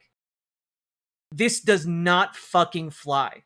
The amount of rage in the American people and in the Democratic Party in particular around ICE is difficult to fathom, but this leadership in the Democratic Party is not catching on to how angry people are in real life. And this is one of the reasons why I think moderate Democrats are not up to the fight. They are not up to condemning and facing fully the evil and vile nature of the modern GOP. They are not up to the task of looking at that force for evil in the face and saying we must dismantle the systemic structures that make it possible for this kind of politics to exist in the United States. And that is something that I think people, when it comes to 2028, if AOC is on the ballot, I think are going to be willing to vote for someone who is eager to fight for us rather than for the Democratic Party establishment, who are out there being like, I don't know, should we continue funding masked vigilantes in the streets? Should we continue funding a secret police? It's just so hard. Like, seriously, those people need to go fuck themselves. You don't belong in politics. You are not living up to the moment. And frankly, every passing day makes people in America more angry. I don't know anyone who is in DSA. I don't know anyone who is in their local Democratic Party. I don't know anyone who identifies as liberal who is not getting more angry every day by this administration, but also by the extravagant failure of Democratic Party leadership. We cannot afford more spinelessness. We cannot afford more people who will capitulate at the slightest breeze.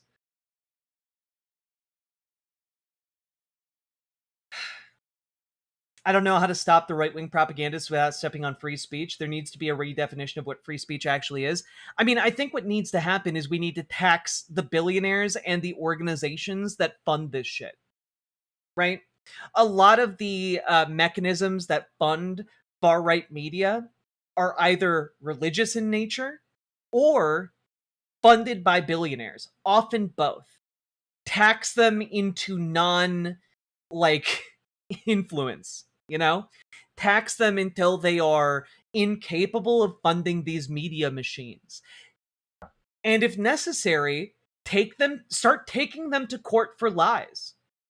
And I would also say, when we are talking about all of this, that when it comes to members of Congress, laws should be passed to hold members of Congress to a standard of truth. Because one of the things that is destroying America is quite literally members of Congress just going out and fucking lying. That cannot be tolerated. It should not be tolerated. So, we need to tax them.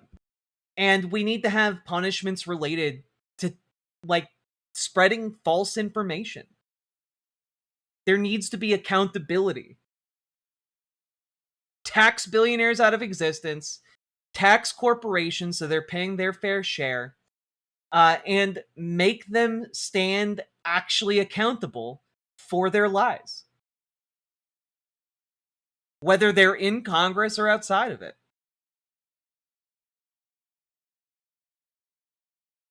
And I do want to say, when I'm talking about how liberals are angry, and I'm talking about this widened opportunity window that is giving rise to AOC topping a lot of these polls for 2028, it is because liberals are angry, right? And one of the reasons I say that is, many of you know, if you've watched the show for a while, that I like Jamel Bowie. He writes for the New York Times. He's one of the few people who works there that I actually like. He has his own YouTube channel, which I would highly recommend, where he talks about American history, and he goes over different, the full context of different comings and goings when it comes to politics over on that channel. I again highly recommend it. It's called, I think it's called This Take, if I'm correct. Takes TM by Jamel Bowie. I like it. But he put out a video 5 days ago that I just want to say, I think indicates how angry liberals are, and that some liberals are recognizing the strategic issues with the spinelessness of modern liberal establishment politicians. And specifically, I say that because he put out a video saying, broke, pack the Supreme Court. Woke, pack all of the courts. And I think that is fascinating. Let's just take a quick look at some of it here, because he's spitting straight fire lately. I think if you have set up a situation where liberals like Jamel Bowie are talking about radical restructuring of our fundamental systems in America, we're now starting to talk about how angry liberals are, well and truly. I saw yesterday that President Trump confirmed his 50th Article 3 judge of his term, this one to the 6th Circuit Court of Appeals. This is a lifetime appointment, and the guy is 39 years old. 39 years old, and seems to be one of the worst chuds imaginable. Anti-birthright citizenship, anti-abortion, anti-trans rights, has a conception of the Constitution that essentially grants no rights to anyone but the right of wealthy men, and wealthy white men in particular, to do as they please, however they please. Perfect embodiment of Trump and everything he stands for. And then I mentioned this guy was 39. 39 years old. He'll be on the bench for decades. And there's obviously a lot more where that comes from. He's confirmed 50 people. One response to this is to say, well, you just have to impeach them all. But impeachment, you have to remember, is a two-step process. You impeach in the House, and then you remove in the Senate, which is the sentence. It takes a simple majority in the House to impeach, and it takes a 2/3 majority in the Senate to remove. And so, sure, you can impeach these people, sure, and that's meaningful, right? It's a sanction. It's saying this person is unacceptable. This particular guy was unqualified, just a toady, a stooge for the president. No reason he should be there. But you're not going to remove them. That's basically implausible. You're not going to get enough Republican votes to do a removal, and the odds of winning 67 seats in the Senate, I mean, that hasn't happened since the 1930s, if I have my political history correct. So, and now this is correct, right? Like, this is a real problem. How do you actually combat that? Because he's right. Republicans aren't going to go along with it, and it is unlikely that Democrats are going to win a supermajority in the Senate. Not impossible, but I wouldn't place any bets on it. Let's put it that way. Like, the solution here calls for something unconventional. And the argument he makes here is that, well, the easiest way forward would just be to pack all of these courts. And I do think that that is potentially one solution. It's also possible that we could get something like new courts created. And this is an idea that I initially got from one of his earlier videos, actually, which is that Congress has the power to create courts and to expand courts. And that power can be utilized in novel ways in order to create, courts that perform oversight of other courts. And I think that while that might open like a potential kind of court arms race of kinds, I'm not actually too worried about that.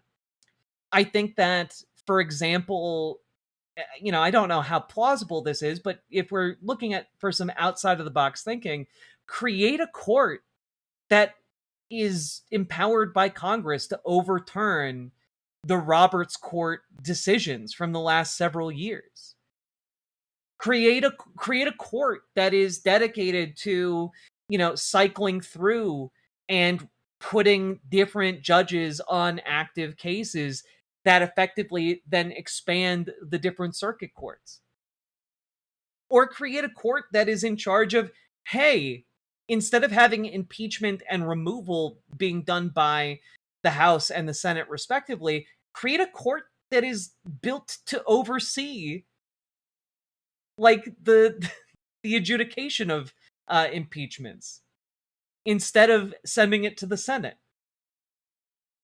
Like, there are a bunch of novel ways that a democratically controlled Congress could make some extreme changes to our court system to unfuck what Donald Trump has set up and the Republican Party has set up to be a permanently controlled set of federal circuits.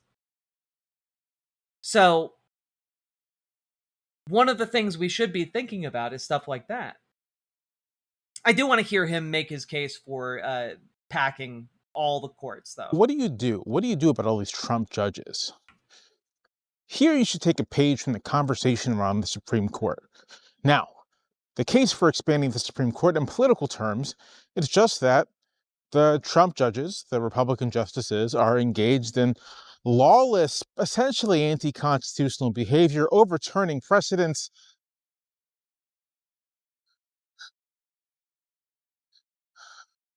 with embarrassingly thin reasoning, making up That dog is so goddamn cute, though. doctrines to get the results that they want.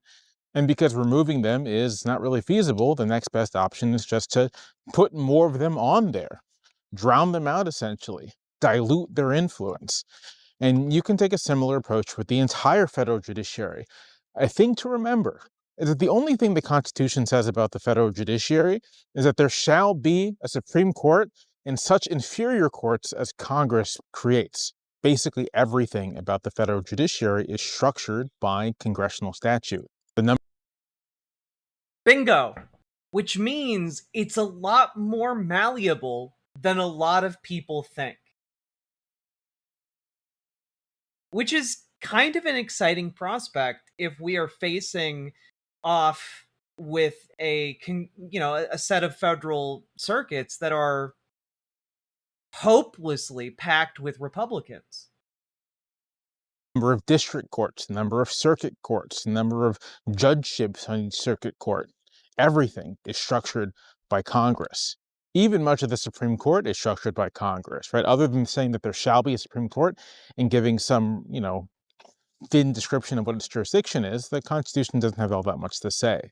It used to be that Congress would routinely expand the size of the entire judiciary to keep pace with the population. Who is this guy? This guy's Jamel Bowie. He's a badass, and I like him. Y'all should pay attention to what he says, because he's a smart cookie. He's not a socialist, though. His main failing is that he's a liberal. And despite that, I really like his outside-the-box thinking when it comes to certain legislative solutions to our current constitutional crisis. In the same way that it used to be Congress would expand the Supreme Court to keep pace with the number of circuits, number of states, the population.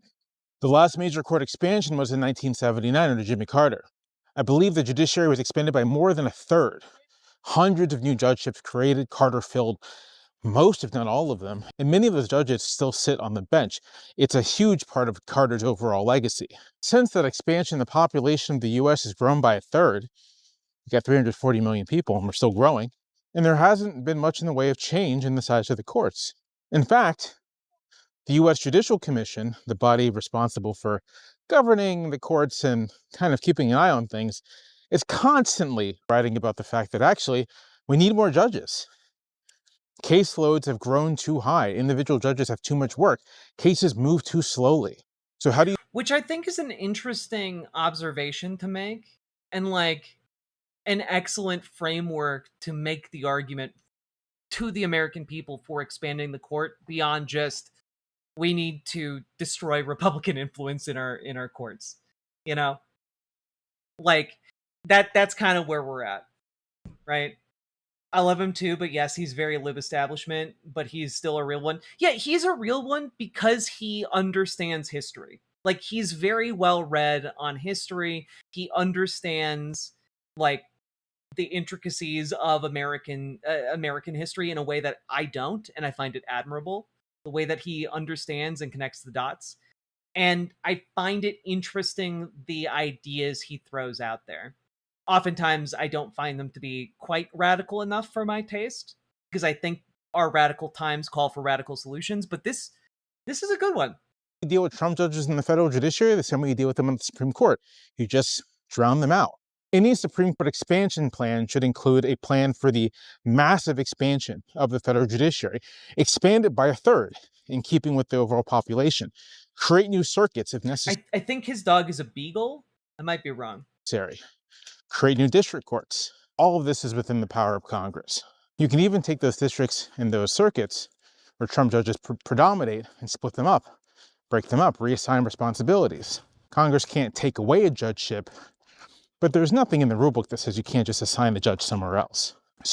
And there's nothing in the rulebook that says a dog can't be a judge. Makes you think. So many Republican plans for political dominance rest on the fact that the system has been static for decades. We have 50 states, we have 100 senators, we have 435 House members, we have 9 Supreme Court justices, so on and so forth. And the fact that things are static, that they haven't changed, means that if you can game the system, if you can lock in an advantage within that static system, then you win. It's hard to dislodge you. Sure, an exogenous shock might do it, but other than that, you're in good shape. And so, the point he's making is if you can't if you can't win inside a static Real system, dogs fake pause Supreme Court. Sake Tanuki, thank you for the 5 tier 1 subs. Of course. Of course. Of course.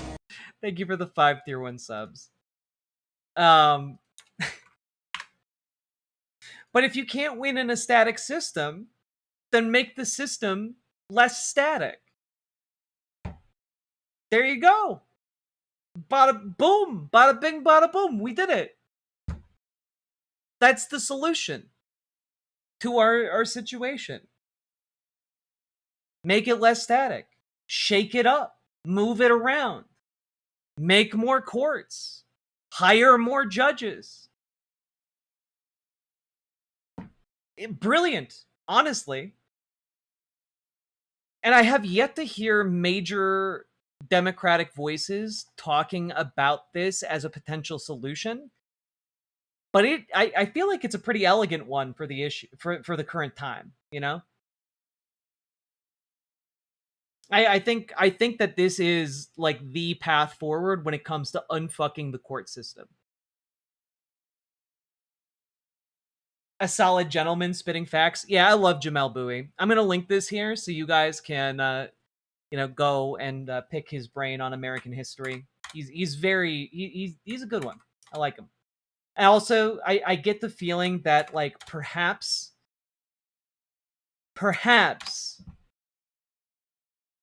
us on the left and us progressives could win him over. I get the feeling that he would respond to a solid argument for socialism. So, that being said, go give him a follow and be normal about it. Don't be weird.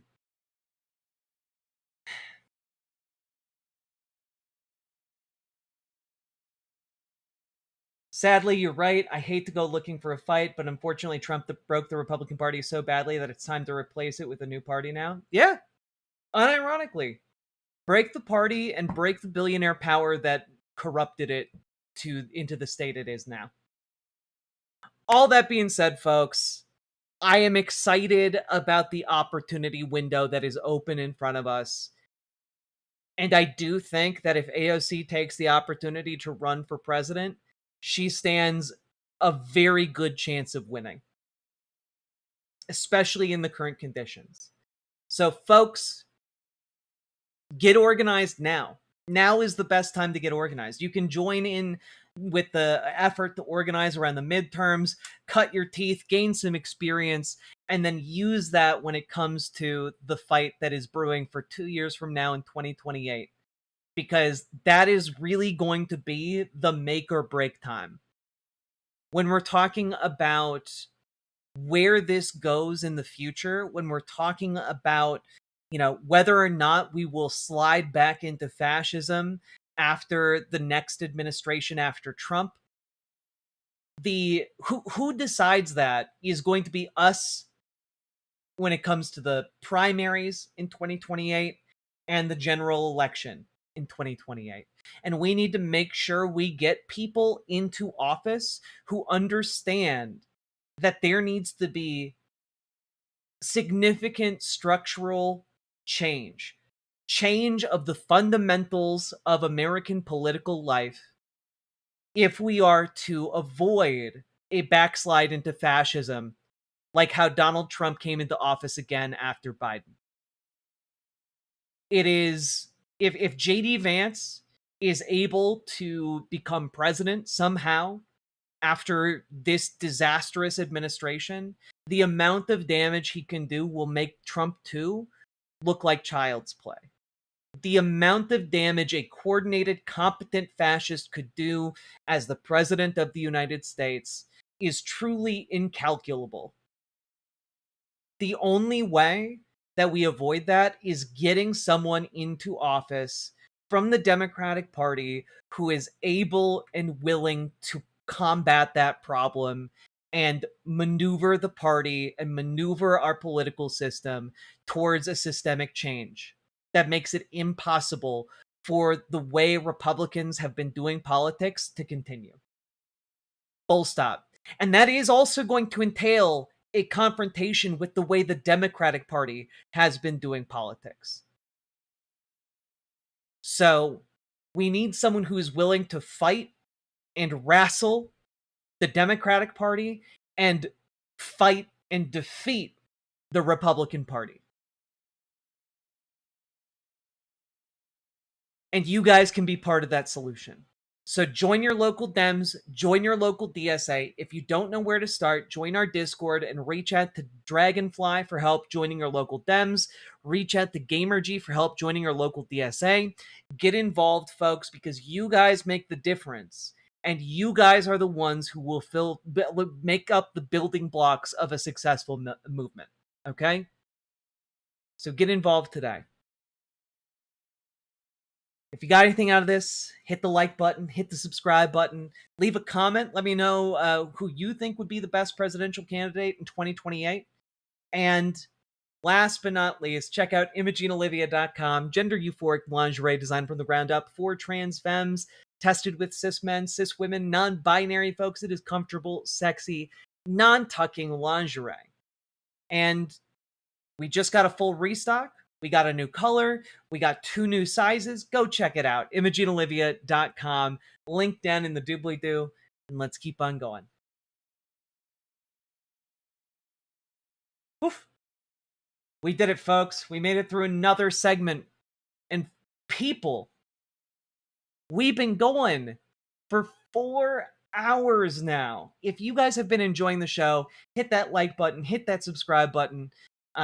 And consider dropping those donos, those memberships, those super chats, because you guys make this show possible. It could not be done without you fine folks. And I appreciate each and every one of you who has supported the show, because you guys make this program continue to run. I don't have sponsors outside of you guys. I don't get paid by the sweet Soros bucks. Literally the only people who allow me to keep doing this show day after day are you fine people. So do consider supporting the stream if you can, and click the goddamn button.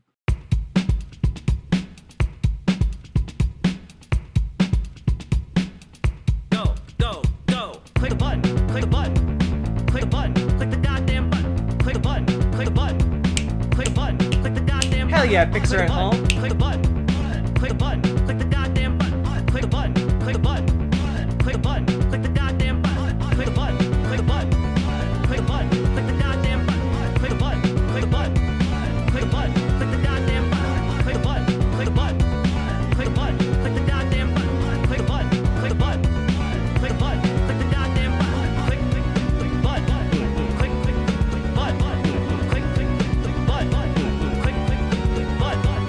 click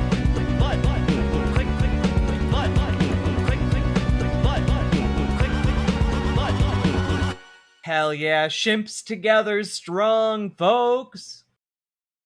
Ooh. Also, just gotta say, YouTube chat, you've been getting blown out of the water by riverboat.gg today. You guys getting trounced. Also, Sake Tanuki, thank you for the 5 tier 1 subs. What is this? Yes! I cannot play this footage because last week tonight will instantly claim it. But, God, this image is fucking funny. It's so goddamn good. Unironically, this could be us. Unironically. We could have dog court. This could be us, but we play in. So good. All right, folks, it's time for us. We are going to cover Wisconsin. We're going to do Wisconsin tonight. I already missed the boat on Michigan the other day, so we're going to do Wisconsin first. Y'all ready?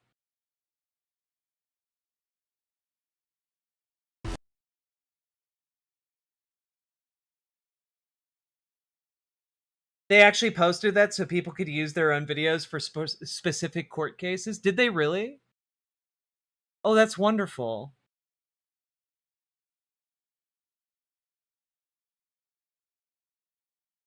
Okay, cool. So, wait, this is not going to get claimed if I show it. Look at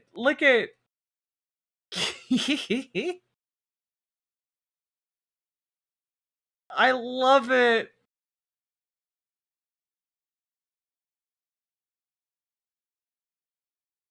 Incredible stuff. Look at him.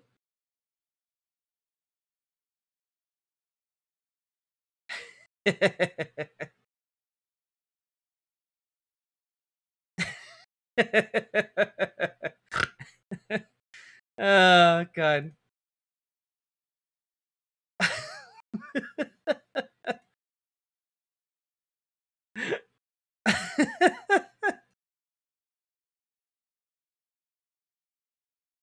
uh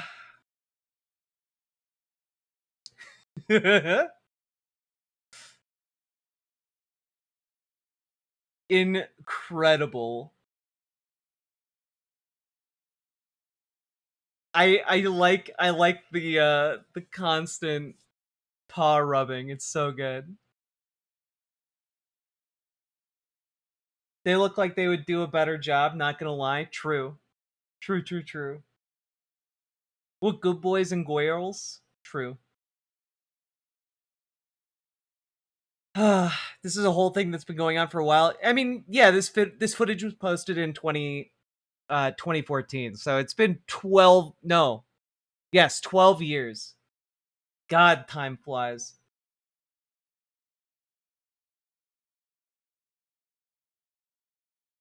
All right. Y'all ready to dive into the Democratic primary debate in Wisconsin for gubernatorial position number 1? Doesn't Wisconsin like cheese? They got a lot of dairy farms, and they make a lot of good cheese, yeah. You ready to get gooby up in here? Ready to put the goober in gubernatorial?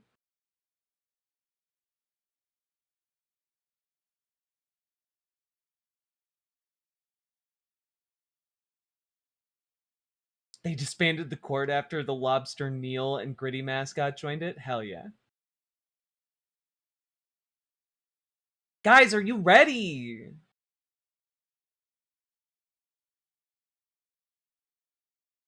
Are you ready? Zyrose is ready. Sheepish T-Rex is ready.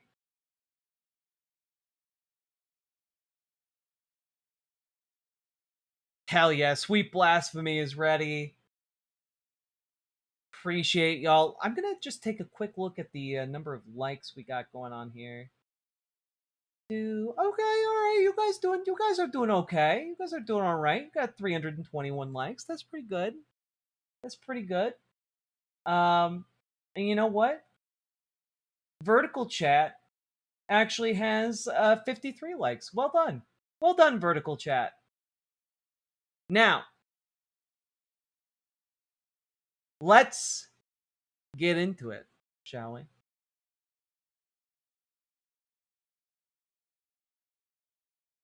So, folks, we have to talk about the Wisconsin primary gubernatorial debate, because that happened earlier today, and we are going to watch it. And I want to go into it letting you all know that DSA backed and endorsed candidate Francesca Hong is in the lead in a new poll that came out, and she is absolutely dominating. Let's pull up the we have the yes, a snapshot of the governor primary from the most recent poll available. We've got 44% of Wisconsin Democrats coalescing behind Francesca Hung. Like, this is, like, not even close. Like, not even close. DSA racking up W's.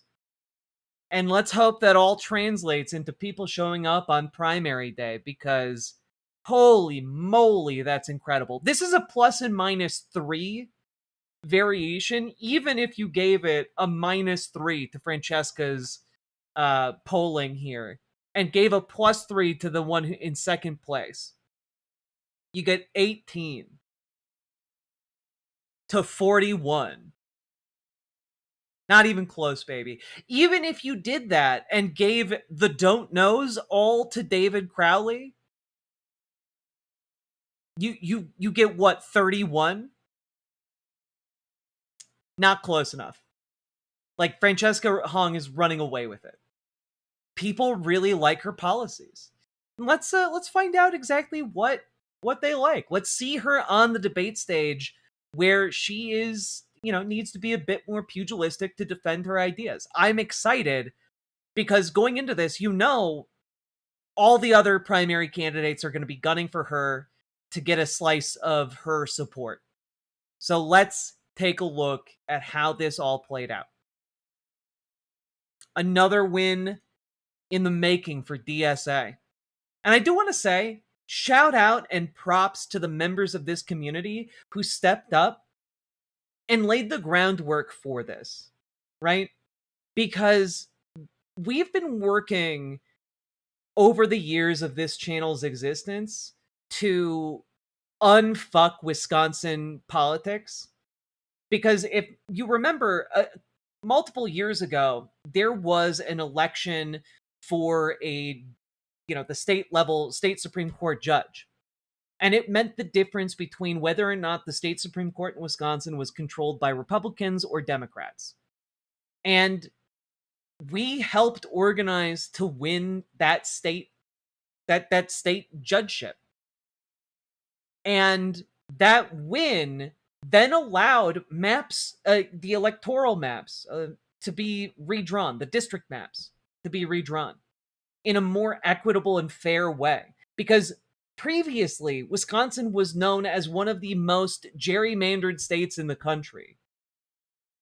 It was horrifically unfair. It was something like you needed to win 60% of the votes if you were a Democrat to win a seat.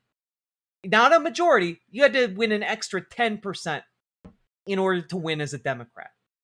And so we started this years ago by flipping that Supreme Court seat. And then there was another Supreme Court seat that Elon Musk tried to buy.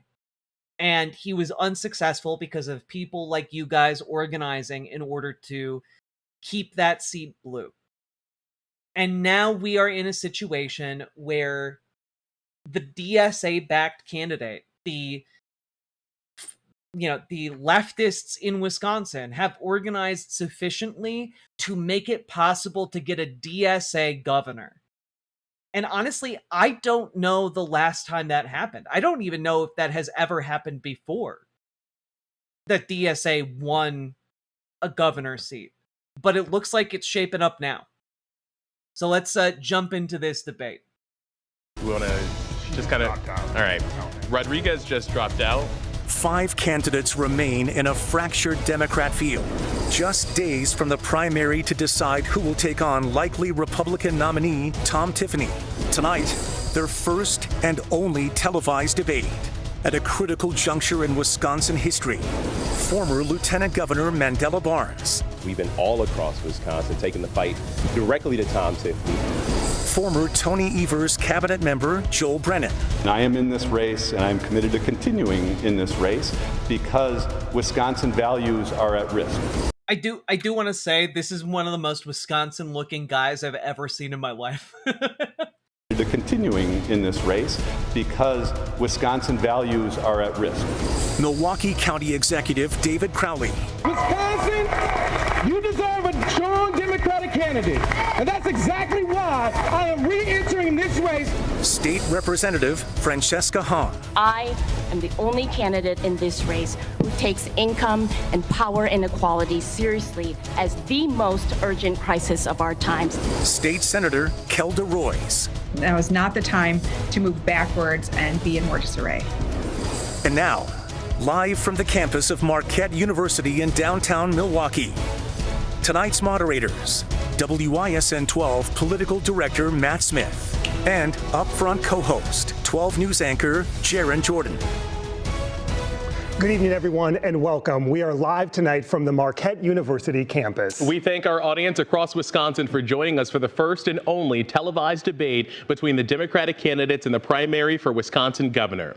Mandela Barnes, Joel Brennan, David Crowley, Francesca Hahn, and Kelda Roys, we thank you all for being here with us tonight. The top vote getter in the August primary will take on the likely Republican nominee, Tom Tiffany, in November. With Tony Evers not seeking re-election, it is the first wide-open race for governor since 2010. Also, Tony Evers has been has been holding the goddamn line. I think he holds like the record for some of the most vetoes certainly in Wisconsin history. He might have the most vetoes in any U.S. state in American history. Don't quote me on that one, but he's because Wisconsin's political status has essentially been Democratic governor, Republican-controlled legislature.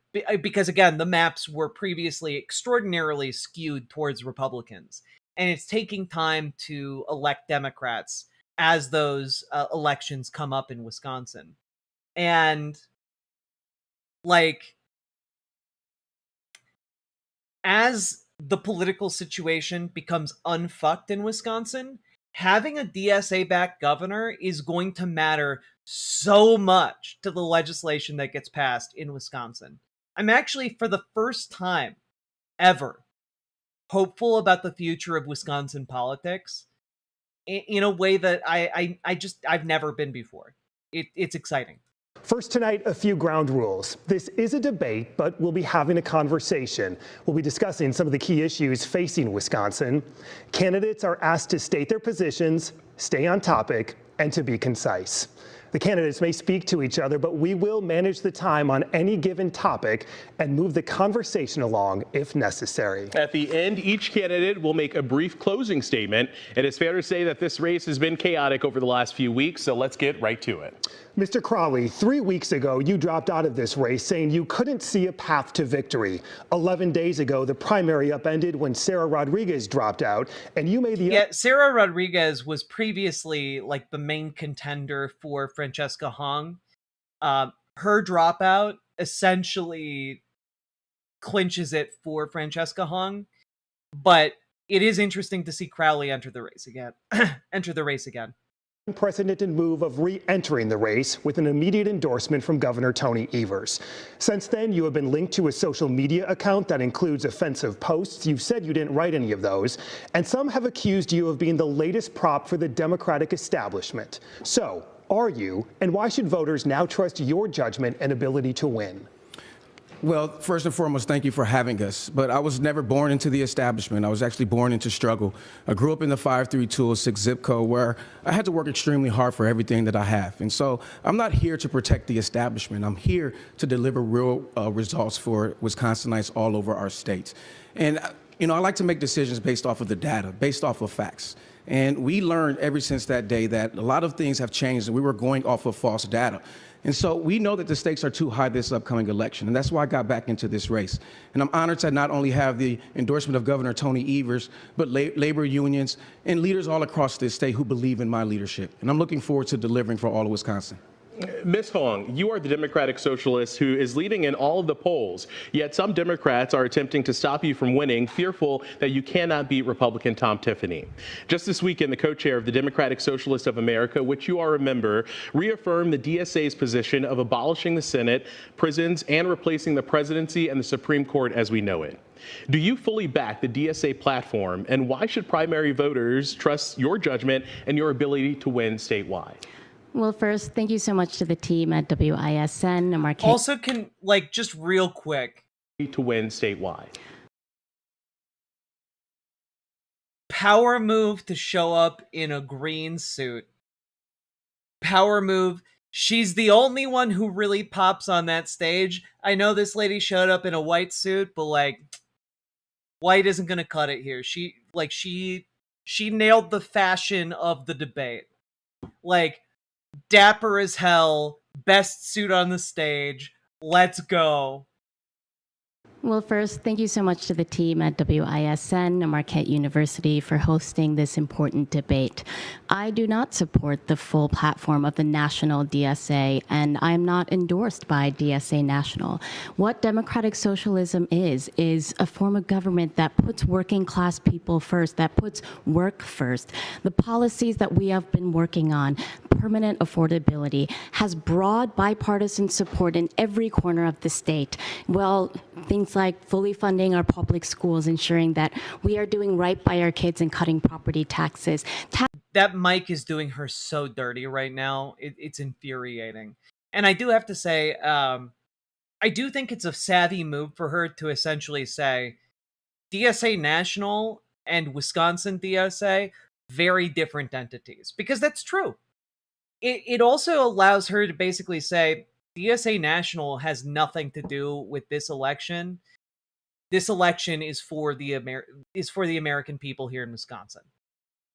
Taxing the ultra-wealthy and mega corporations, ensuring that we can invest in free childcare and that everyone has access to affordable housing. Oh, and I don't think she's distancing from DSA. She's endorsed by Wisconsin DSA.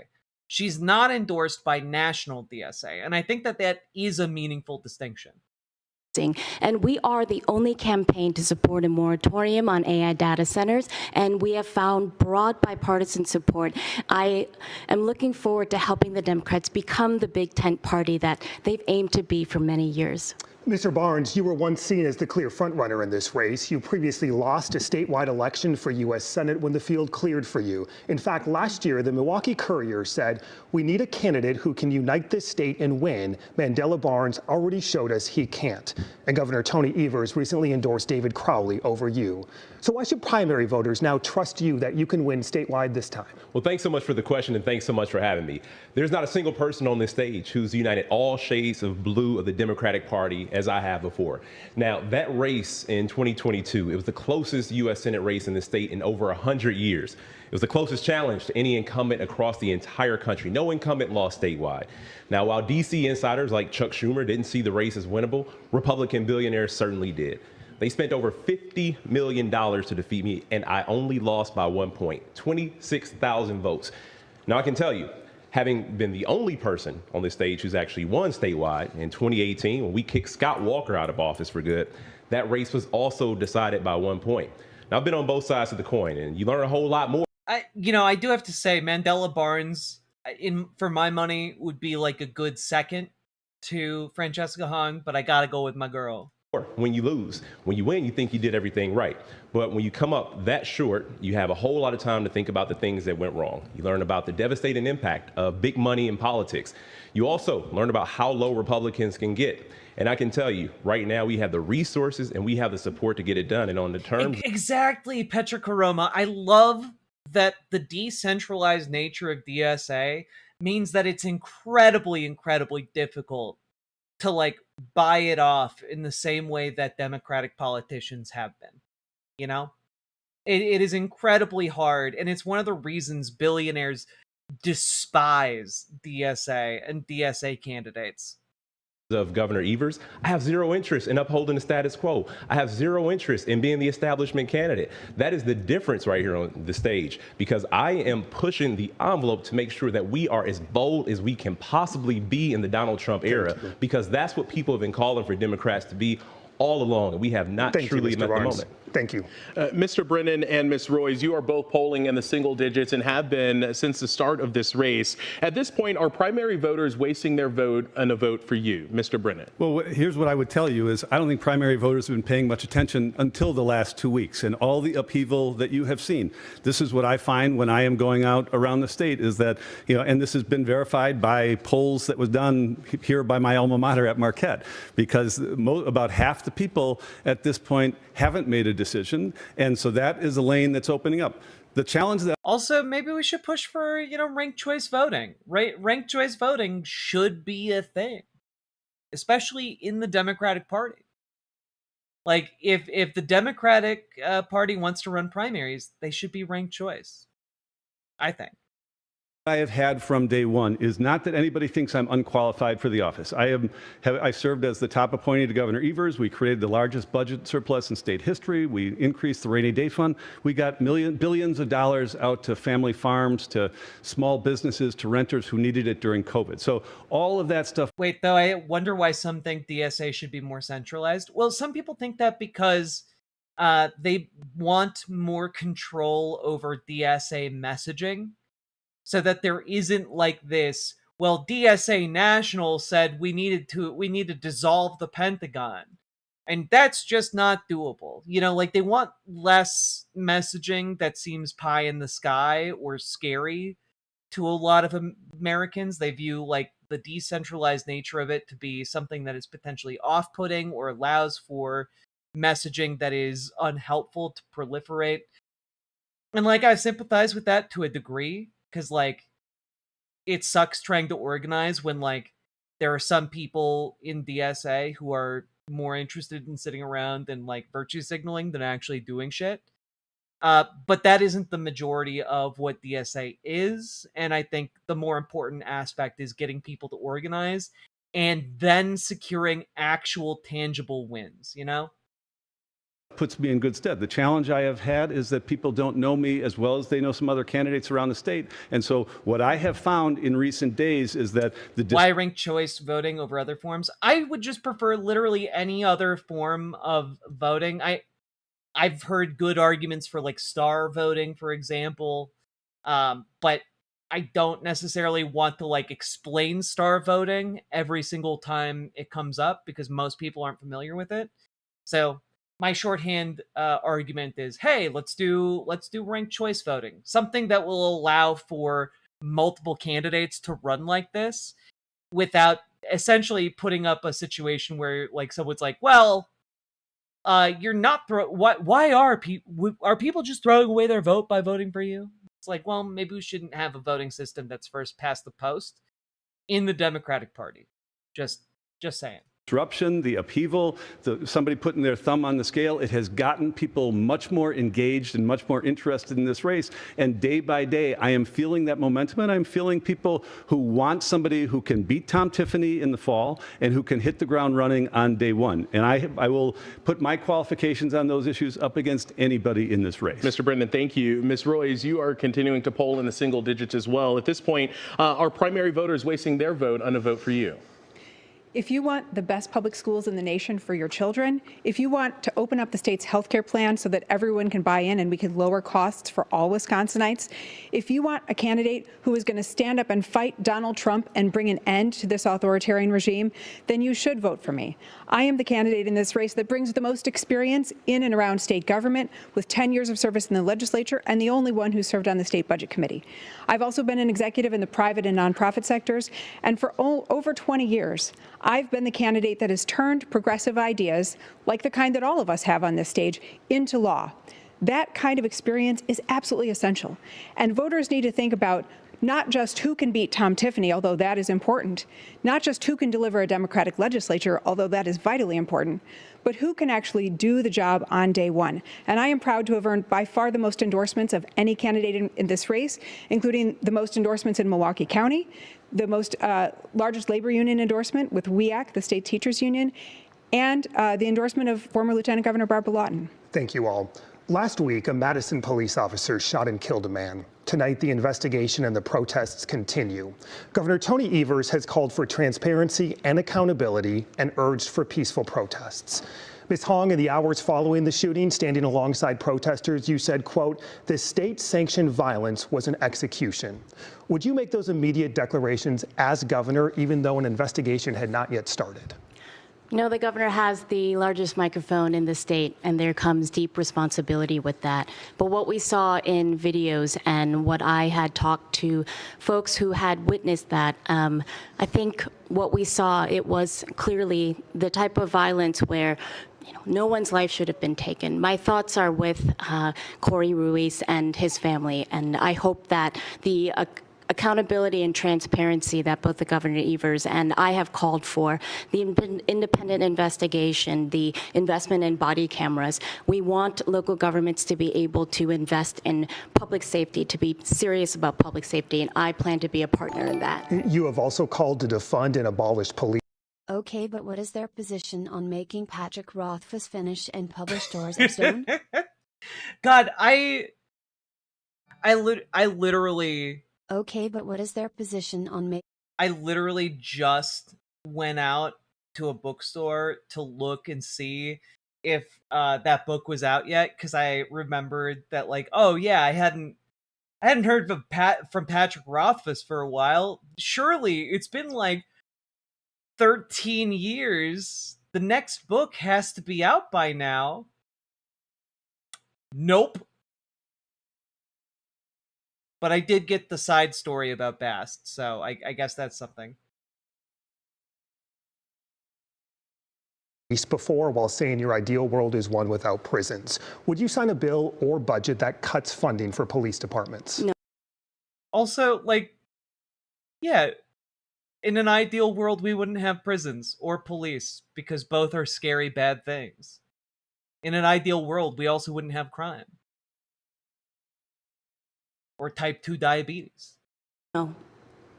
No. Why not? The governor cannot defund police, and I'm not here to govern by slogan. I'm here to make sure that I am the governor that is most serious about public safety. And that means investing in the things that we know prevent crime and getting resources to victims and ensuring that the people who are incarcerated and the folks who are working in our prisons are able to live a life of dignity and work with dignity. I think it's important that we invest in communities, including our public schools, out of school programs and mental health resources and attacking the opioid epidemic. These are things that are proven to prevent crime, and this is what will help to make sure that we have a government that is serious about public safety. Mr. Barnes, you have... Honestly, that was a great answer. The lightning tree, the narrow road between desires, which is apparently a reimagining of the lightning tree. So I'm excited to read it. Previously shown support for reducing police funding and abolishing ICE. Following the Madison shooting, you said you were deeply disturbed and pained. Would you sign a bill or budget? Sounds woke to me. Get her? Yeah, get her into office. That cuts funding for police departments? First of all, we should all be very disturbed by what we saw in those images, what we saw in the video. And we should fight as hard as we possibly can as a state, as a people, as a society, to make sure that never happens again. And body cameras, of course, are the norm. It should be the norm. And I wish that the Madison Police Department did have those body cameras. So, of course, I would not sign a budget that reduced funding because, obviously, that police department needs the funding to have body cameras. Ms. Roy. I do hate hearing a bunch of people talking about how we need to give even more money to cops. Like, they got fucking tanks and helicopters, man. We do not need to continue giving them more money. After the Madison shooting, you said we do not have to accept this as inevitable. We can create a more fair, safe world. Would you sign a bill or budget that cuts funding for police departments?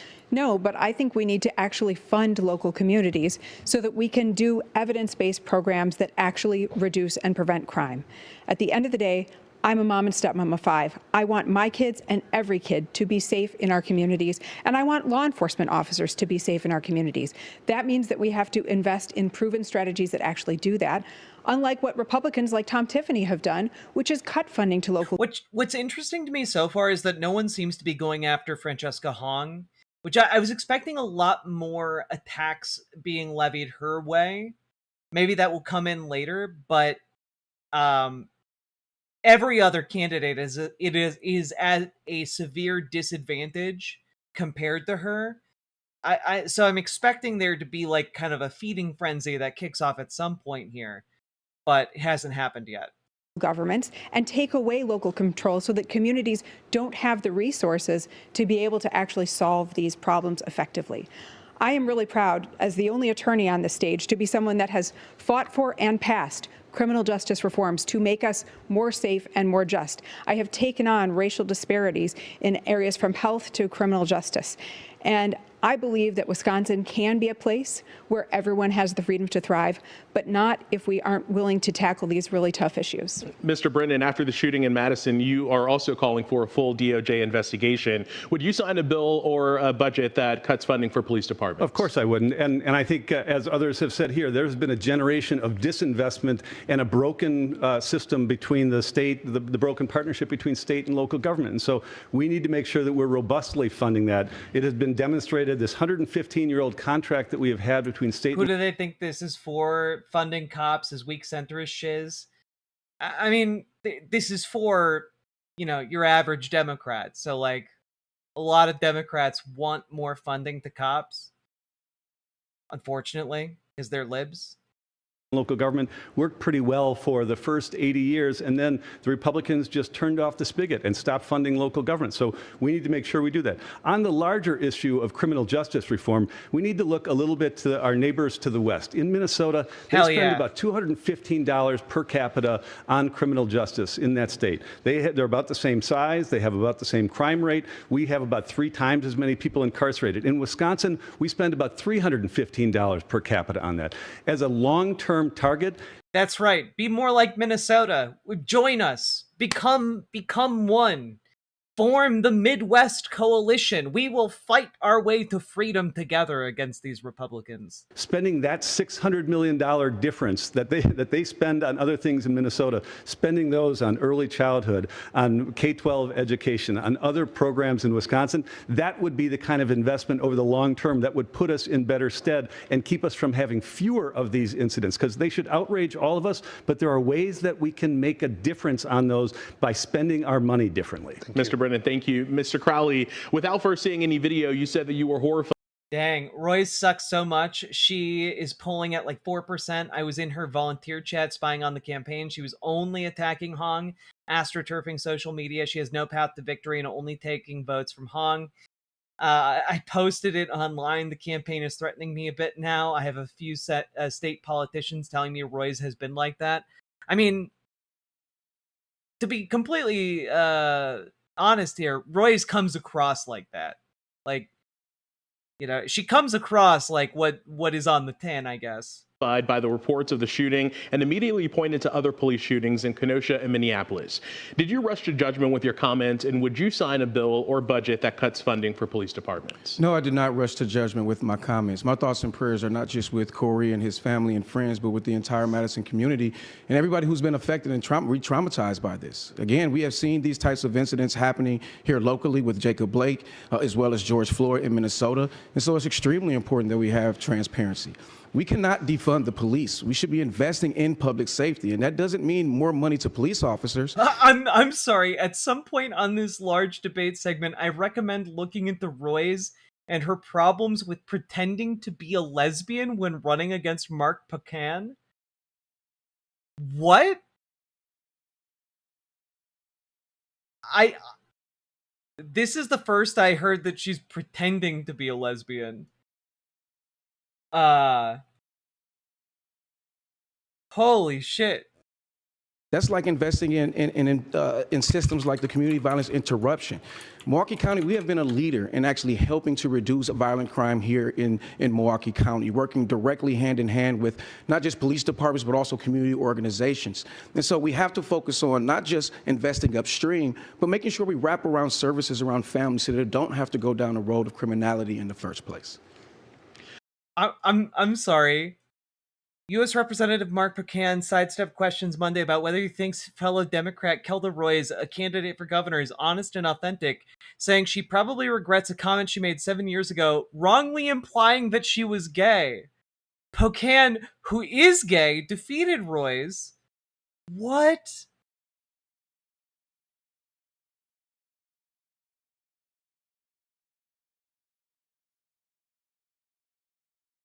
Wisconsin Republican Party has accused Royce of pretending to be gay on a website, attacking her and other Democrats running for governor. It was a bad political calculation she made, Pocan said of her comments at the rally. She made several during the campaign. I'm sure she's had 6 years to think about those things and probably regrets having done that.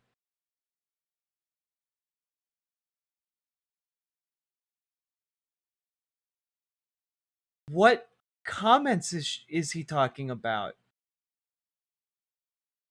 This article is from 2018. Like, what?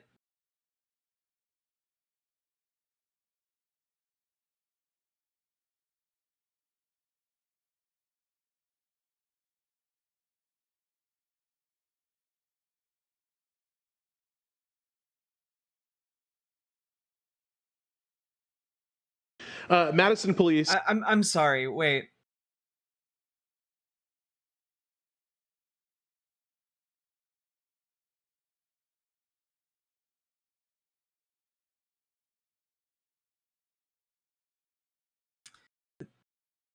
She made reference during her parade remarks about her marriage several years earlier to Dan Reed, her current husband, wed in Iowa at a time when same-sex marriage was legal there but not in Wisconsin.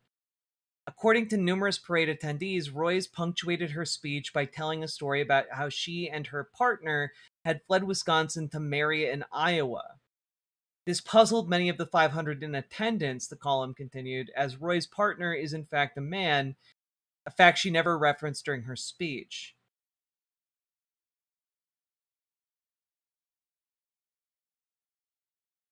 The column quotes Katie Belanger, then executive director of the Fair Wisconsin LGBT rights group, as saying Royce was clearly trying to represent herself as a member of the LGBT community.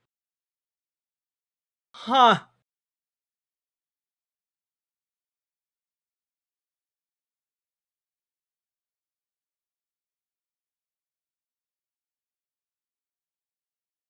That's...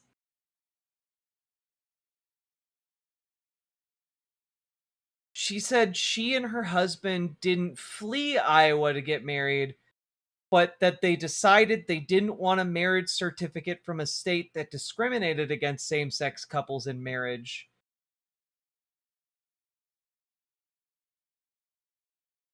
This is a weird rabbit hole for sure. Currently do not have police body cameras. There was apparently a big kerfuffle about her calling her husband her partner, which I don't find to be an issue whatsoever. But like, if you're being vague about it on purpose and then allowing people to think that you're a lesbian or gay in order to like try and win people over when you're running against a gay candidate as what, like, that is a crazy example of lesbian maxing in the pre-maxing era. Your hand if, as governor, you would sign legislation requiring all police and sheriff's... This feels like a non-issue. It's a relative non-issue for sure, but it's still very weird and bizarre. Departments in Wisconsin to have body cameras. All of you. All candidates. Let's move on to the economy. Tonight, Wisconsinites overwhelmingly say inflation and the cost of living is... I will say that Mark Pocan saying she probably regrets some comments is extremely diplomatic of him. Most important issue ahead of this election. The failed tax relief deal negotiated by Governor Tony Evers and Republican leaders would have delivered rebate checks to Wisconsinites, directed money to local schools to lower property taxes, increased special education funding, and eliminated taxes on tips and overtime. It failed in the state Senate. I'd like you to raise your hand if, as governor, you would have signed that deal into law if it passed. If it passed? If it passed, would you have signed it into law? 1, Mr. Crowley. Ms. Royce, you were one of the 15 Democratic senators who helped kill the deal. Why? Because at the end of the day, my job is to be a responsible steward of taxpayer dollars. And this would have created a $2.9 billion deficit down the road, which our schools and our healthcare system and our local governments cannot afford. It also would have spent the surplus before it had even materialized. Look at what is happening with the economy. When we are spending money that we do not yet have, and spending it in ways that do not actually help us solve the long-term problem of getting more money into our public schools, giving property tax relief to property taxpayers, and making sure that we have a more fair, just tax system.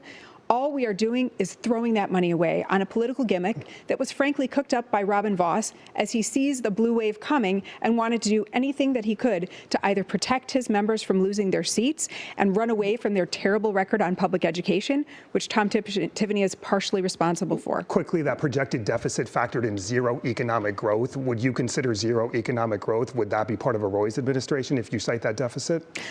I'm looking at having a president who is hell-bent on making things as expensive and challenging for families across the state, and a congressman running for governor who has done nothing but rubber stamp Trump's agenda 100%. Thank you. Mr. Crowley, you're the only one who raised your hand to sign the deal. Why would you have signed it into law? Well, I would have signed it into law because we would have gotten a bipartisan deal actually done. I think folks understand here in the state of Wisconsin, when you have divided government, it can be a bit chaotic. Were there things in this bill that I did not like? Absolutely. I love the fact that we were going to give relief to our schools and property tax relief, and there are other things in this bill that I didn't like. At the end of the day, we know that there are many Wisconsin families who are desperate. We should be focusing on how we lift them up and not playing politics. And so I would have signed that bill because that means it would have passed with bipartisanship. Congressman Tom Tiffany is campaigning on the fact that he would return the entire surplus, he says, to taxpayers. Ms. Hong, would you return the surplus to taxpayers, or how would you spend the projected $2.5 billion? Those are. I have to say, these are great questions. They're doing a bang up job of a debate. The taxpayers' dollars, but investment is what we need, thinking about our shared future, our kids. It is an investment when we invest in public schools and ensuring that we are cutting property taxes but doing right for our kids. Our campaign is about permanent affordability and putting all of those surplus dollars back into taxpayers' money. I think that it would be irresponsible. And the reason why that surplus deal was so problematic is that those who are on fixed income would not have received that check. Folks who are lower income would have received less. I think it's important to think about some of the working class families across our state that deserve real relief, durable relief, and that deal was not it. We should mention you. I really like her.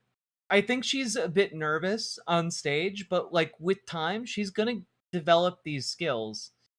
And like, I think she's coming across very passionate for working class people. Did vote against that in the assembly. Quickly, what would you spend the surplus on? She does look like she's auditioning for Doctor Who. Complimentary. Public education and healthcare. Mr. Brennan, would you return it to the taxpayers, or would you spend it, and how would you spend it? Well, I think Tom Tiffany and the Republicans have already shown their hands about how they'd return it to the taxpayers. There are three sections in the studio audience here tonight. If the poor people and the people on fixed income and Social Security were sitting over here, they would get nothing. The rest of us who are doing okay would get the $300 and $600. And by the way, if you want a stimulating effect, by when is the primary? August 11th. Putting money into the economy, you put it in the hands of people who are going to spend it. And so that was part of the deal. The thing that I would have exercised in all of this is caution, because we live in a Trump economy. I put together, as the Secretary of Administration, 2 budgets for Governor Evers, and we need to make sure that we are doing everything possible to be cautious in this time of Trump. The way that I would spend it, one, it would be cautious, but the first thing that I would spend, the first $100 million, which is Michigan on August 3rd? I think so.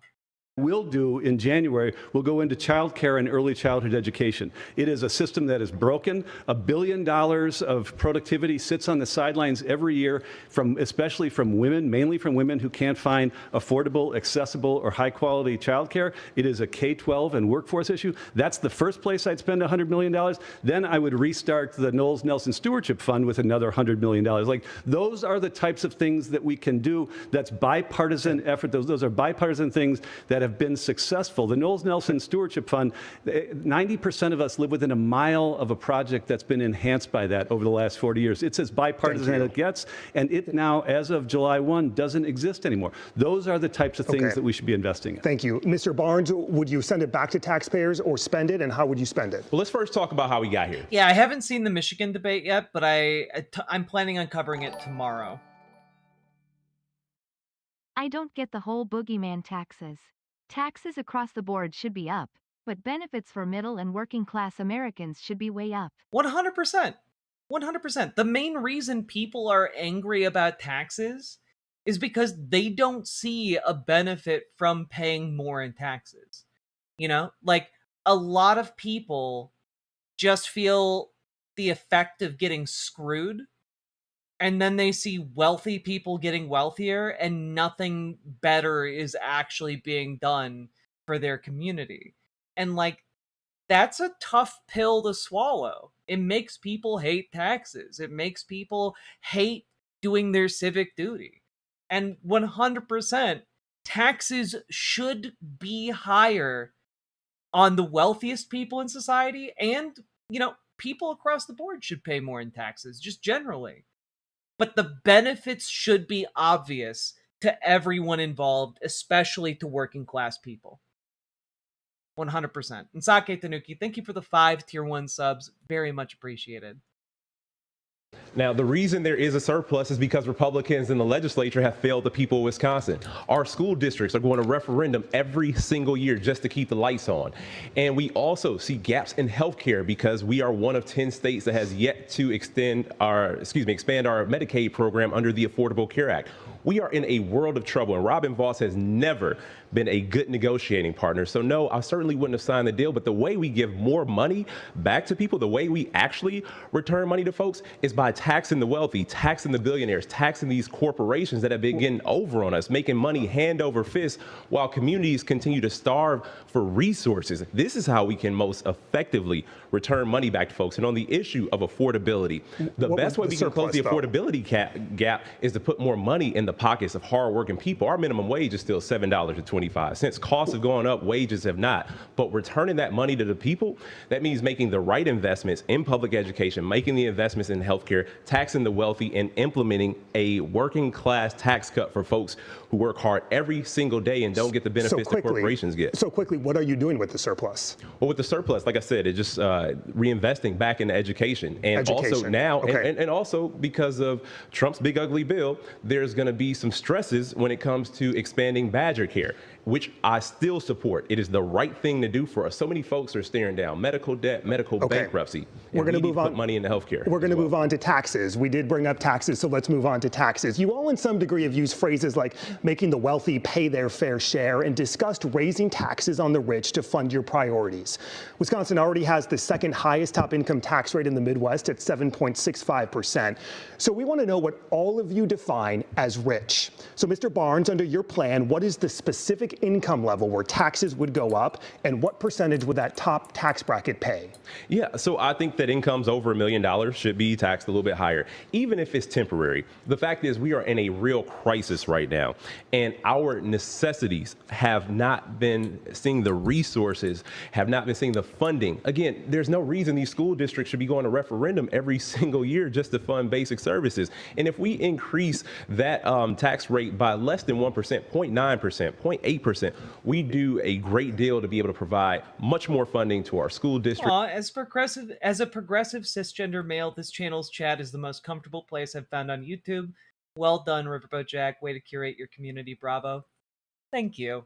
And also, thank you to the mods who keep, a decent control on, the riffraff coming in from just generalized YouTube. Mods doing excellent work. Appreciate each and every one of you.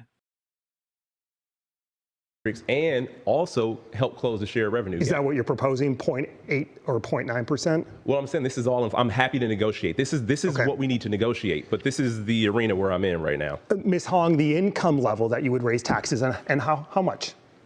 Those who are making the $1,000,001. I think that the billion as well, to increase that to 0.9%.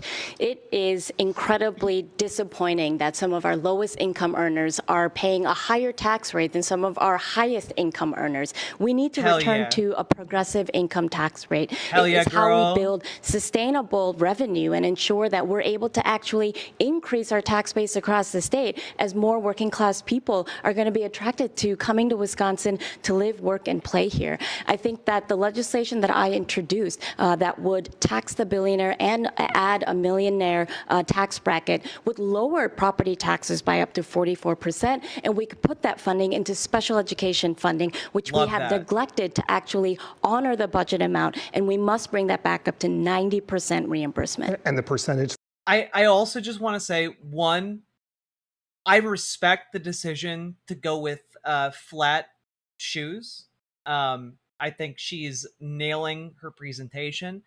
I also think that the expressions that she is giving are very communicative on their own.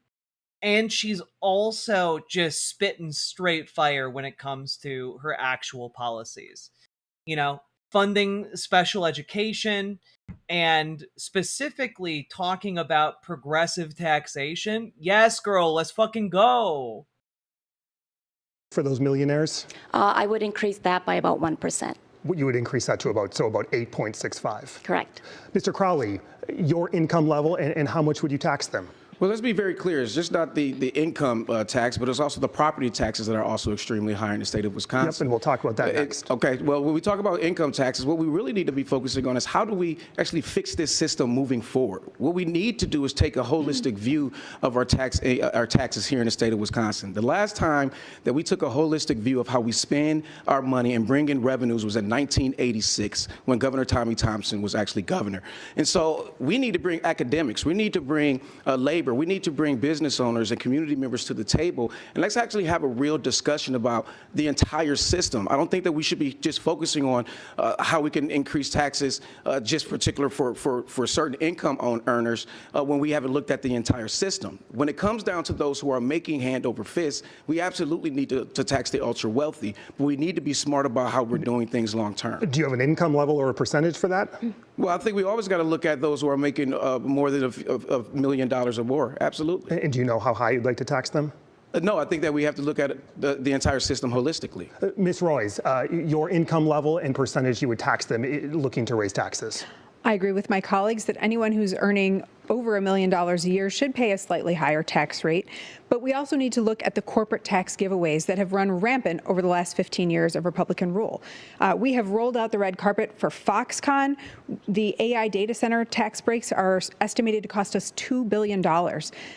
All that at a time. It is refreshing to watch a debate where all of the participants understand tax brackets and are relying on their audience to also understand tax brackets, which is not the case in Republican races or in the general election. It's in fact the opposite. It's just refreshing for the debaters to be assuming competence on the part of people watching. When we are spending $0 on early childhood education, when our public schools have been starved of resources, jacking up people's property taxes just to help our kids keep teachers in the classroom. So as a small business owner, it offends me that the largest businesses in the state are not only not paying their fair share of taxes, but they're often getting public resources. These are going to big polluters, big corporations, out-of-state corporations. They're not tied to job creation, and we need to not just tax the wealthy, but make sure that big corporations pay their fair share too. Do you have a specific percentage in mind? I think it's concurrent with what my colleagues have talked about. Mr. Brennan. You're going to find that I have general agreement that people making over $1 million should pay a little bit more, and we could talk about what that is. But I also think that there are other things, the manufacturing and agricultural tax credit, which is generally not paid to farmers and which has continued to increase to the tune of about $400 million.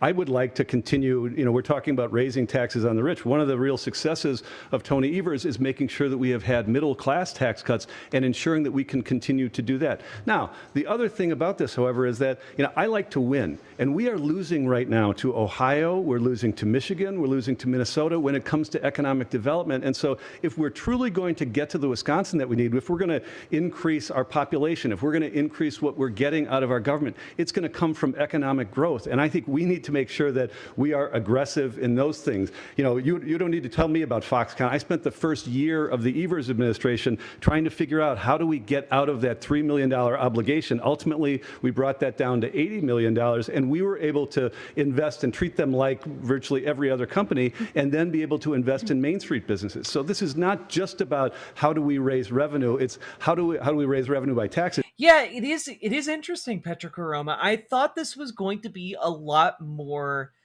a tax on Hong, but they are being incredibly respectful and like actually just engaging directly with the questions they're being asked, which is very interesting. I like it. This is like my ideal kind of debate where candidates are just talking about their policies. It's how do we raise revenue through growth and making sure that we are growing our own and investing in economic development in our state. Real quick before we move on, what if all the millionaires leave the state and go to a state near us that has a flat tax rate or a lower tax rate? Then all of these plans collapse, correct? I think that's why that's why this needs to be a holistic strategy. You know, there's a whole bunch of ways in which people don't trust government and don't trust Democrats, and we better be in a position where we can demonstrate to them that when we're spending these things, they're also getting some benefit on it. So if all we're talking about is raising taxes, and if this is all going to be about how do we make sure that we are doing that to people, penalizing, if it's just going to be penalties, then we are going to start to lose. We need to make sure we're growing with everybody. Ms. Hong, do they leave the state? You know, discussing that hypothetical is a little bit, I'm confused about that. Okay. However, let's look at all the other policies that we have talked about that we have been fighting for with our campaign. When there is free childcare, when there is fully funded public schools, when we see some of these corporate loopholes and corporate welfare come to an end, when we have investment in rural roads, when there's legalization of cannabis, I think that we can improve the quality of life for millionaires and ensure that they too will be able to live, work, and thrive here in our state. Let's talk about property taxes. This past year, Wisconsinites saw the highest property tax increase in 3 decades. School property tax levies increased on average nearly 8%. Raise your hand if you as governor would commit to an across-the-board property tax decrease. All candidates agreeing to a across-the-board property tax decrease. We'll start with you, Mr. Barnes. How would you make that happen? Well, first of all, we have to get school funding off of the property tax rolls. That's the biggest thing. The reason we have seen these historic property tax increases is, again, because communities all across the state of Wisconsin have voted to raise their own property taxes just to keep the doors open. It is a very irresponsible way to fund education, to fund our future, to prioritize our children. When I talked about Robin Vos not being a good negotiating partner, when I talked about the priorities in Wisconsin missing the mark, this is how we end up with a surplus, because our schools don't have the funding and the resources that they need. So what we need to immediately do is get to the state's constitutional commitment of 2/3 funding. We have to make sure our schools are fully funded. When our schools are fully funded, that burden doesn't fall on the property tax rolls. And then gradually over time, we'll be able to decrease property taxes. We are there right now at 2/3 roughly? We're not there yet. We're not there yet. We're not there yet. Mr. Brennan, how do you make an across-the-board property tax decrease happen? It was mentioned. I gotta say, Mandela Barnes comes across as somebody who is incredibly competent, but as he talks, the policies that he's putting out there are limp, to say the least. A little bit by Mandela, but this spring, when we all celebrated Chris Taylor's win, that same night, 72 school districts went to referendum, 60 of them for operations. Yeah, he's all libbed up. It's not a good look. Just to keep the lights on, not to build a new middle school, not to build a new science classroom. That is as big a condemnation as we can get in Wisconsin. And so I would immediately scrap that funding formula, which is under lawsuit right now, but it's probably going to take 3 years for that to work its way through the courts. Our kids don't have 3 more years to wait. I would create a child-centric formula where every kid has value regardless of where you live. You add on for special needs. You add on for urban-rural poverty. You add on for English language learners. Like, that's how most other states have done this. And if you do that and you recommit to that 2/3 from the state, immediately that brings down property taxes for people, and it gives kids and teachers and parents what they need in the classroom. This is where we have failed. The school funding formula has been around since 1993. Yeah. It didn't work then, and it doesn't work now. So that's the first thing that we've got to do that would meet the needs of kids, but stop pitting property taxpayers against kids. Ms. Hong, how do you bring property taxes? I mean, I do, as that guy talks more, I do like his ideas a bit more. Like, I don't think he's got a shot of winning, but like, you know, for a guy who's polling at 1%, he's talking pretty all right. Down across the board. As I mentioned, that we have already introduced legislation that would add a tax to the millionaire and increase the millionaire tax bracket as well as a billionaire tax. Hell This would yeah. help us fund special education while lowering property taxes by up to 44%. It is essential. Wait, holy shit. I missed that part. If she mentioned that earlier. Like, honestly, what's brilliant about her proposal here is, yeah, pit property owners against the millionaires and billionaires. Like do that. Oh, hey, sweet. If we pass this legislation that makes millionaires and billionaires pay slightly more in taxes, we can lower property taxes by 44%. Okay. Every property owner in the state of Wisconsin aligns themselves against the millionaires and billionaires. That's good. That's just savvy politics right there. That we return to 2/3 funding and make sure that we are bringing a responsible end to the voucher program. This is a program that currently the state is spending over $1.2 billion. And I think that it is not just public school funding that is raising property taxes. Robin Vos and the Republican-led legislature has been decreasing shared revenue, and it is a deep inadequate funding for our local governments. And they too have had to go to referenda, and many are increasing property taxes. So increasing the levy. It's actually my favorite shade of green, so I'm a little bit biased about her suit, but like yeah, she's pulling it off, you know? And giving our local governments the ability to raise more revenue. I think that this is how we're going to make sure that communities can invest in the things that and the programs that they absolutely deserve. And we're going to get to education and vouchers here. To raise everybody's blood pressure and get people into smaller, more European fuel-efficient cars, how about taxing petrol/gas like EU countries do? Well, we do tax gas. That's what funds our roadways, generally speaking. And two, the main problem is, unlike in Europe, where most people have options to get to work, like public transit and trains and all that jazz, in America, people don't really have an option. So like what winds up happening is like you either drive or you just have to move. And especially if you live outside of the cities, like there's literally no public transit. So, that's the difficulty there when it comes to taxing gas. Mostly, we would be able to transition to like more taxes on gas if we had the infrastructure to support like public transit. And like I really really wish we had that.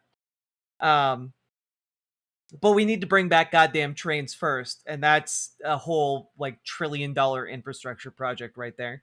In just a second, Ms. Roy, so I do want to ask about property taxes. How do you bring property taxes down across the board?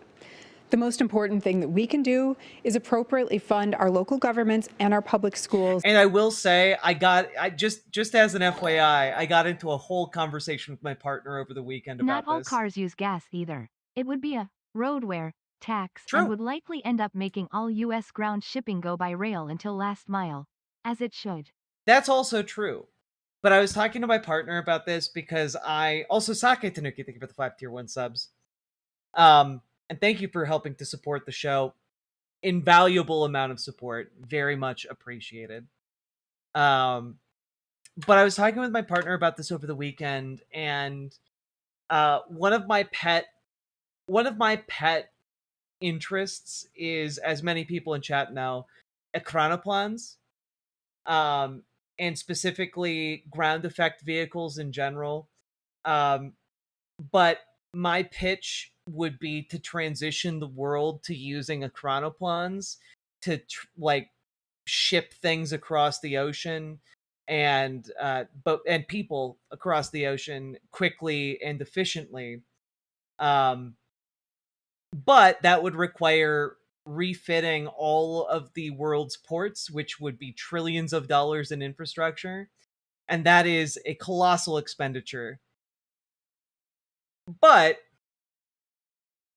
I would rather start with building out rail lines in the United States. I do think we could make that happen. The chronoplans, I would never have the amount of money necessary to make that happen. But high-speed rail, maglev trains, hell yeah. I'm gonna need you to spell that. A chronoplan.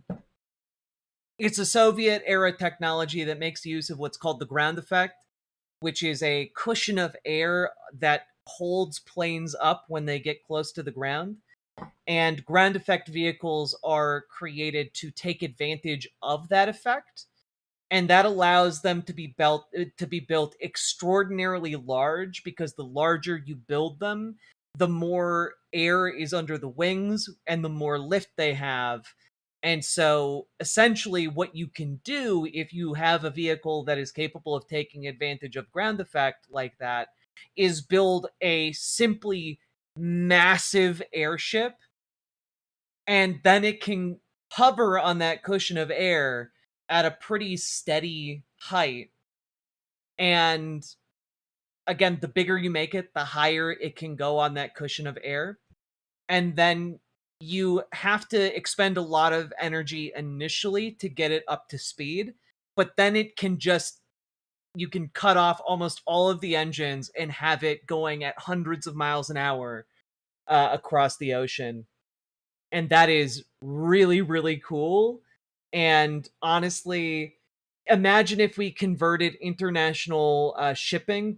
Wow. And turned it into something that, instead of traveling at like a decent rate for a ship, traveled at the speed of an airplane for a fraction of the fuel.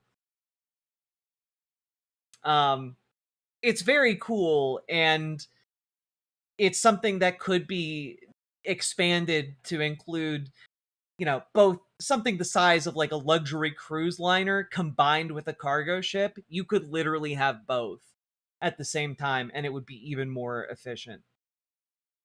So very cool. Pioneered by the Soviet Union initially, and they built one of the largest aircrafts ever conceived, and it was really fucking cool. Did not work very well, but in the era of modern like autopilot systems, we could make it happen. We can make it work. All right. Anyway, that's my pitch. We should instead maybe invest in high-speed rail and maglev trains for the United States, because that'd be really, really cool. I'm sorry I got distracted. A chronoplan video time? No. I will control myself. At the state level. That means getting to the 2/3 funding commitment that was made but has never been met. But it also means fixing the way that those dollars are distributed, because right now it's deeply inequitable. My family moved to rural Taylor County. That's where I was a little girl. And they moved because of the quality of the public education system here in Wisconsin 47 years ago. Now, raising my kids in Dane County, I can see that we have been shortchanging our kids, and that is not okay with me. So we do need more state resources to end this divisive cycle of referendums that are pitting neighbors against one another, grandparents against their grandkids' schools. I also am the only candidate in this race that actually has a plan, not just a wish, but an actual plan to bring that private voucher scheme to a responsible end, because the actual number is closer to $1.8 billion in each budget that is going directly out of the coffers of our local school districts into these private schemes. And they are unaccountable, and they can discriminate against kids. And none of us as taxpayers should find that acceptable. Mr. Crowley, how do you bring property taxes down across the board? Property taxes are extremely high here in the state of Wisconsin. It's not just affecting the senior who's on a fixed income. It's also affecting that young person who may want to buy a home, and everybody's getting squeezed in every direction. And it's not just affecting homeowners. It's also affecting renters as well, because when property tax go up, landlords, quite frankly, pass those down to those renters as well. And so we have to tackle property taxes by, one, investing in our education system, increasing the reimbursement rates as well for special education, because our school districts shouldn't have to choose between mandated services and whether or not they're going to have teachers. But as the only elected official who runs, county government representing 19 different municipalities, close to 1 million people, we have a lot of state mandated services. And with those state mandated services, those resources don't come down the pipeline. And so it's extremely important that we work at the state to make sure that we are getting, the local governments are getting enough resources to invest in things like public safety, because the state of Wisconsin is near the bottom or dead last when it comes down to investments and such. We brought up vouchers, so let's talk about vouchers. Right now, about 30,000 Milwaukee children attend private schools using taxpayer-funded vouchers. Milwaukee was the first school choice program in the nation to help families who felt failed by the public school system, and still do so today. The program has since expanded statewide. As we've heard, some of you are calling to end the voucher program. Mr. Crowley, do you support eliminating or reducing vouchers in the city of Milwaukee? Look, I am a proud MPS graduate. Went to Milwaukee Public Schools. All 3 of my daughters go to public schools, so I believe in the power of our public education. I think to say that we're going to fully eliminate the voucher system overnight really doesn't take into account the impact towards our family, towards our teachers, and quite frankly, toward the public school system. We've talked about how we went to referendum to make sure our public schools have what they need. And if we're going to referendum for the current capacity of students that they have now, how will we be able to bring on those students and make sure that we have great public schools moving forward? And so I don't think the question is whether or not we should have vouchers. The question should be, how do we continue to invest in our public schools to make sure that they are the school of choice? Man, this guy stinks. Like, the question about whether or not you have public school vouchers is very relevant to school funding. Because the vouchers move that funding around to different schools. So it's obviously extremely relevant if you want your kid's school to be funded. Would you sign a bill that eliminated or reduced vouchers in Milwaukee?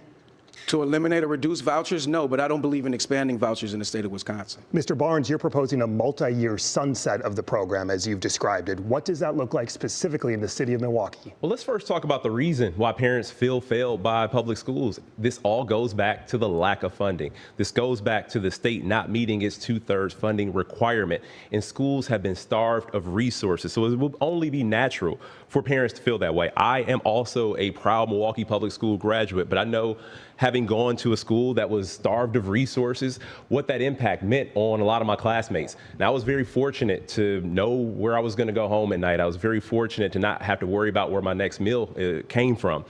But that's not the reality that far too many of our students face.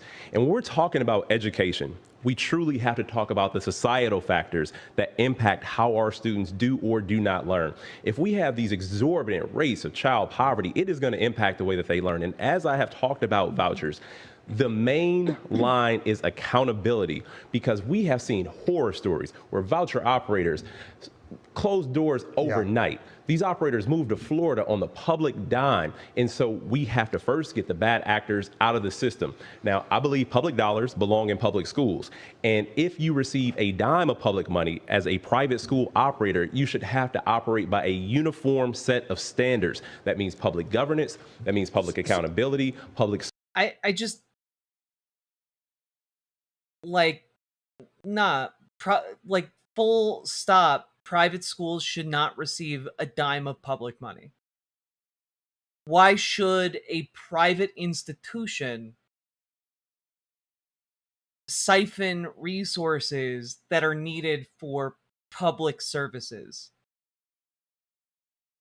That does not make a lick of sense. Scrutiny, and if you cannot meet those standards, you should be taken out of the system. And I can tell you. But do vouchers go down, or are they eliminated in the city of Milwaukee? Well, I think that the income caps being lifted is a travesty, because that is what makes it a scheme. This no longer becomes a program for lower income parents to put their children in private schools. So there could be less vouchers in Milwaukee. It becomes a handout, and we can no longer, there's no justification for expansion of vouchers or lifting the caps if we have not fully funded our public schools. So yes, I would sign a bill that reduced them, because we have seen so much chaos with this system. We have seen, and look, a lot of students, and this is not an overnight thing by any means, but we do have to get serious about the delivery of education, specifically here in Milwaukee, but we also have to get serious about the societal issues that continue to plague our systems. We always have the conversation about education, but never about poverty. Thank you, Mr. Barnes. Ms. Royce, at what point in your plan do vouchers go away for tens of millions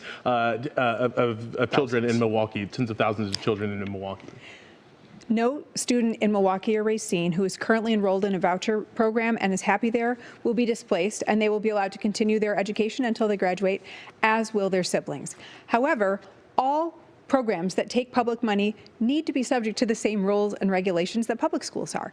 Right now, you can do corporal punishment in a voucher school. You don't have to have licensed teachers that undergo background checks.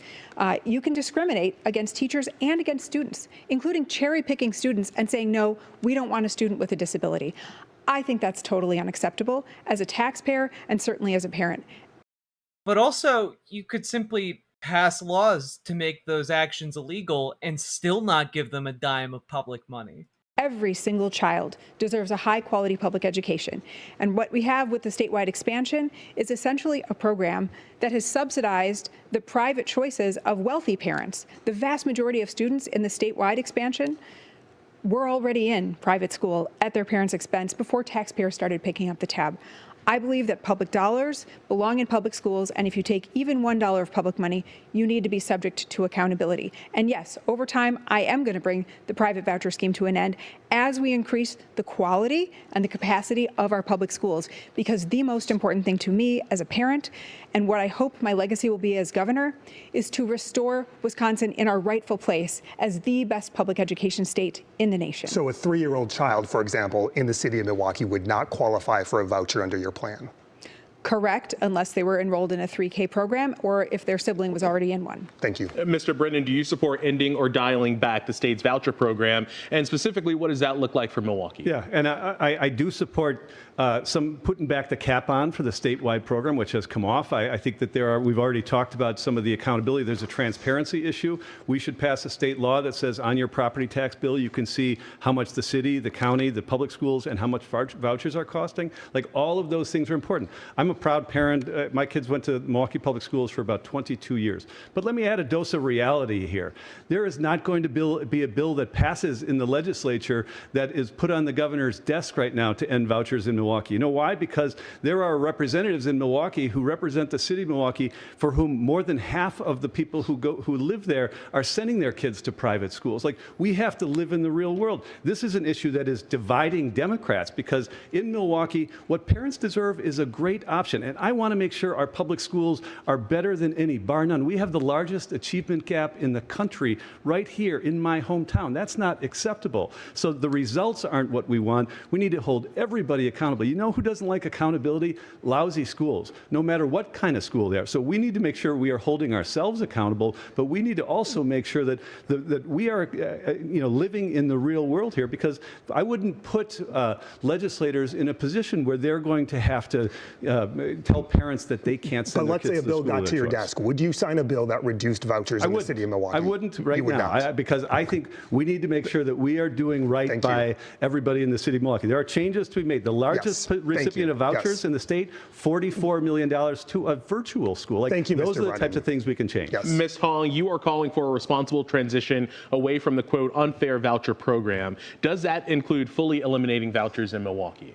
No, I'm a very proud daughter of immigrants, a single mom, where my son is going to the same public school district that I came through in my hometown of Madison. I believe that public dollars not only belong in public schools, but one of the reasons that privatization has grown across the country is that, it's public institutions of education that are one of our last remaining democratic institutions. And if we don't have strong public schools, we can't have a strong democracy. Our plan would ensure proper property tax transparency. I was in Luxembourg, Wisconsin, at the dairy breakfast, talking to a gentleman who had no idea about the voucher program. And when he found out that the statewide program is where some of the public dollars were going into private schools, he was shocked.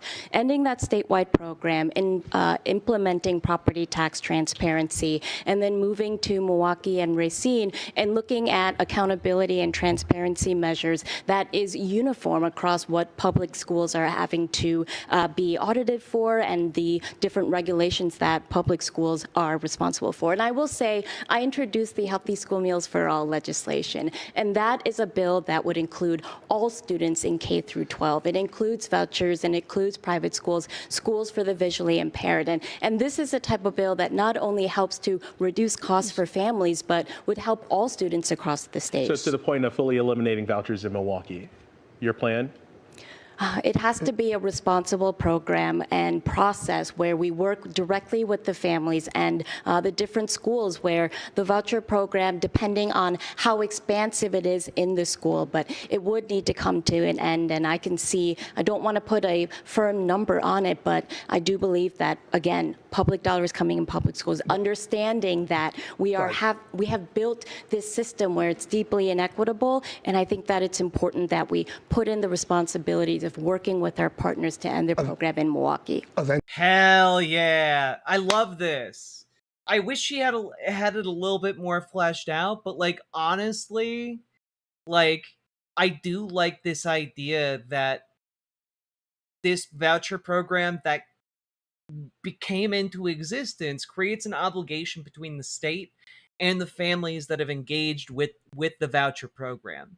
And so it makes sense to me that the state would then have an obligation to work with the families that made use of the program in order to find an equitable solution and then sunset the program for everybody else. I think that this is a perfectly fine answer. Essentially a full end in the city of Milwaukee. I believe that that is what bringing a responsible end to the voucher program is, Matt. Thank you. Let's talk about data centers. In Marquette's latest poll, 76% of Wisconsinites say they believe the costs outweigh the benefits, and that includes a majority of Democrats, independents, and Republicans. You've all outlined varying plans on how you would approach the boom in data centers, from new regulations to construction moratoriums. State lawmakers recently attempted to pass a series of regulations, but they failed to pass the full legislature. If lawmakers can't agree, and if you believe in local control, what really can you do as governor, Mr. Crowley? Well, one, we need to, it's unfortunate that the legislature actually left session without actually putting any guardrails in place. And so as governor, we need to make sure that we're protecting ourselves from the data centers that are currently here. I do have the same concerns that many folks have across this state, but I think a moratorium, a short-term moratorium, doesn't address the long-term concerns that we have. And so as governor, we will make sure that we hold these data centers accountable, that they pay for the energy use, they pay for the grid upgrades, and they bring the Beyonce approach, bring your own new clean energy. We need these data centers to be as close to 100% renewable energy as much as possible. But they can go anywhere in this country. But we have to understand that our clean air, our clean water, it doesn't stop at the borders of Wisconsin. And so as county executive, we have put in place a climate action plan to reduce our carbon emissions, and we're 50% of the way there. And we need to make sure that we're having that same level of accountability here in the state of Wisconsin. But if they are going to be here, let's make sure we're utilizing union labor. Let's see project labor agreements, prevailing wage, and community benefit agreements across the entire state, because we're all going to be affected. And I believe they should be subsidizing our energy use if they're going to be here. You said they could go anywhere. Do you want them here? I couldn't hear you. You said they could go anywhere. Do you want them here in Wisconsin? Well, we need to make sure that we have a framework in place to protect ourselves moving forward, because right now we don't have anything right now with what's already. There's literally no benefit to allowing these things to exist in Wisconsin. There's no benefit to the people of Wisconsin for data centers to be there. Like, what are you talking about, dog? Ready here. Ms. Hong, if lawmakers, they can't agree on any regulations, and if you believe in local control, what can you really do as governor?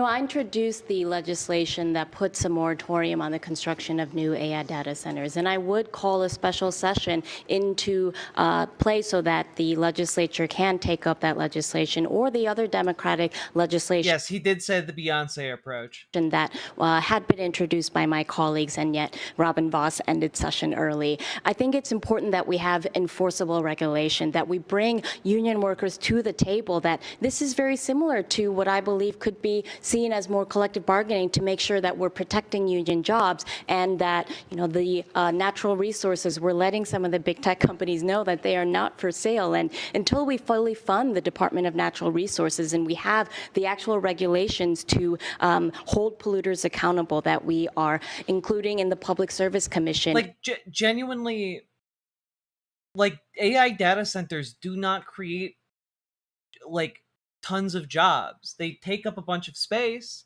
They're extremely resource intensive. They're big development projects, but once they're built, like, they aren't big drivers or job creators. They aren't employing entire towns. Like, they are just kind of a blight.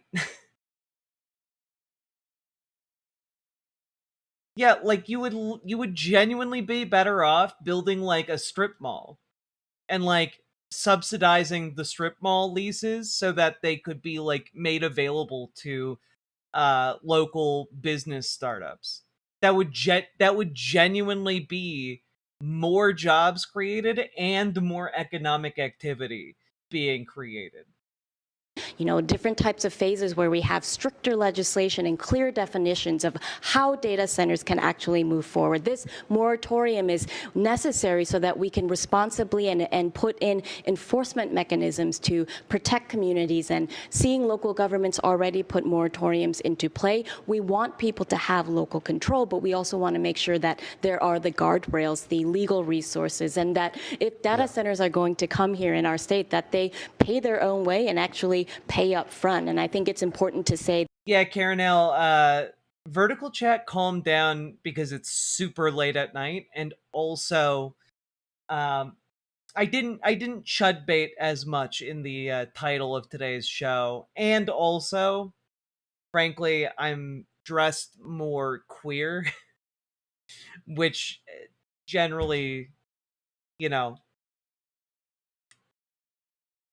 sometimes brings them in, but I have to look like a soft target, and I don't really look like that today.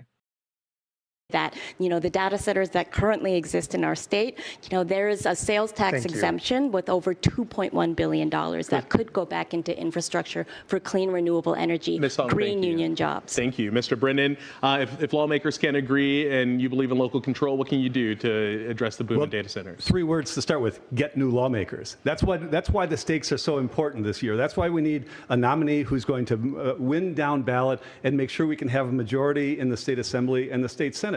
Once we do that, what people think about when they think about data centers is they are angry. They're angry because government has failed them. The state got into the data center game and they put no guardrails on. And, I have not called for a moratorium, but I have said that I would put a pause on the construction of new data centers, not for a year, but in the first 100 days, we can do 4 things. We can make sure that nobody watching tonight pays for the construction, the operation, the transmission, the ultimate retirement of these. Make sure that there are real teeth in the environmental regulations, making sure that they're having to do renewables.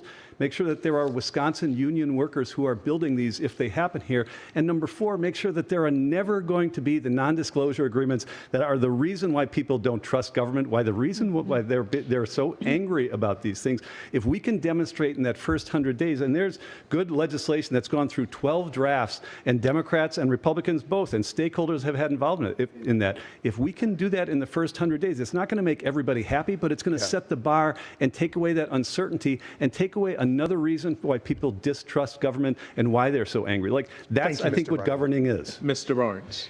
So as a governor, the response has to be bigger than buzzwords. Now, I do think that there should be no new data center construction without those guardrails in place. If a community rejects a data center proposal, then there should be no new data center constructed.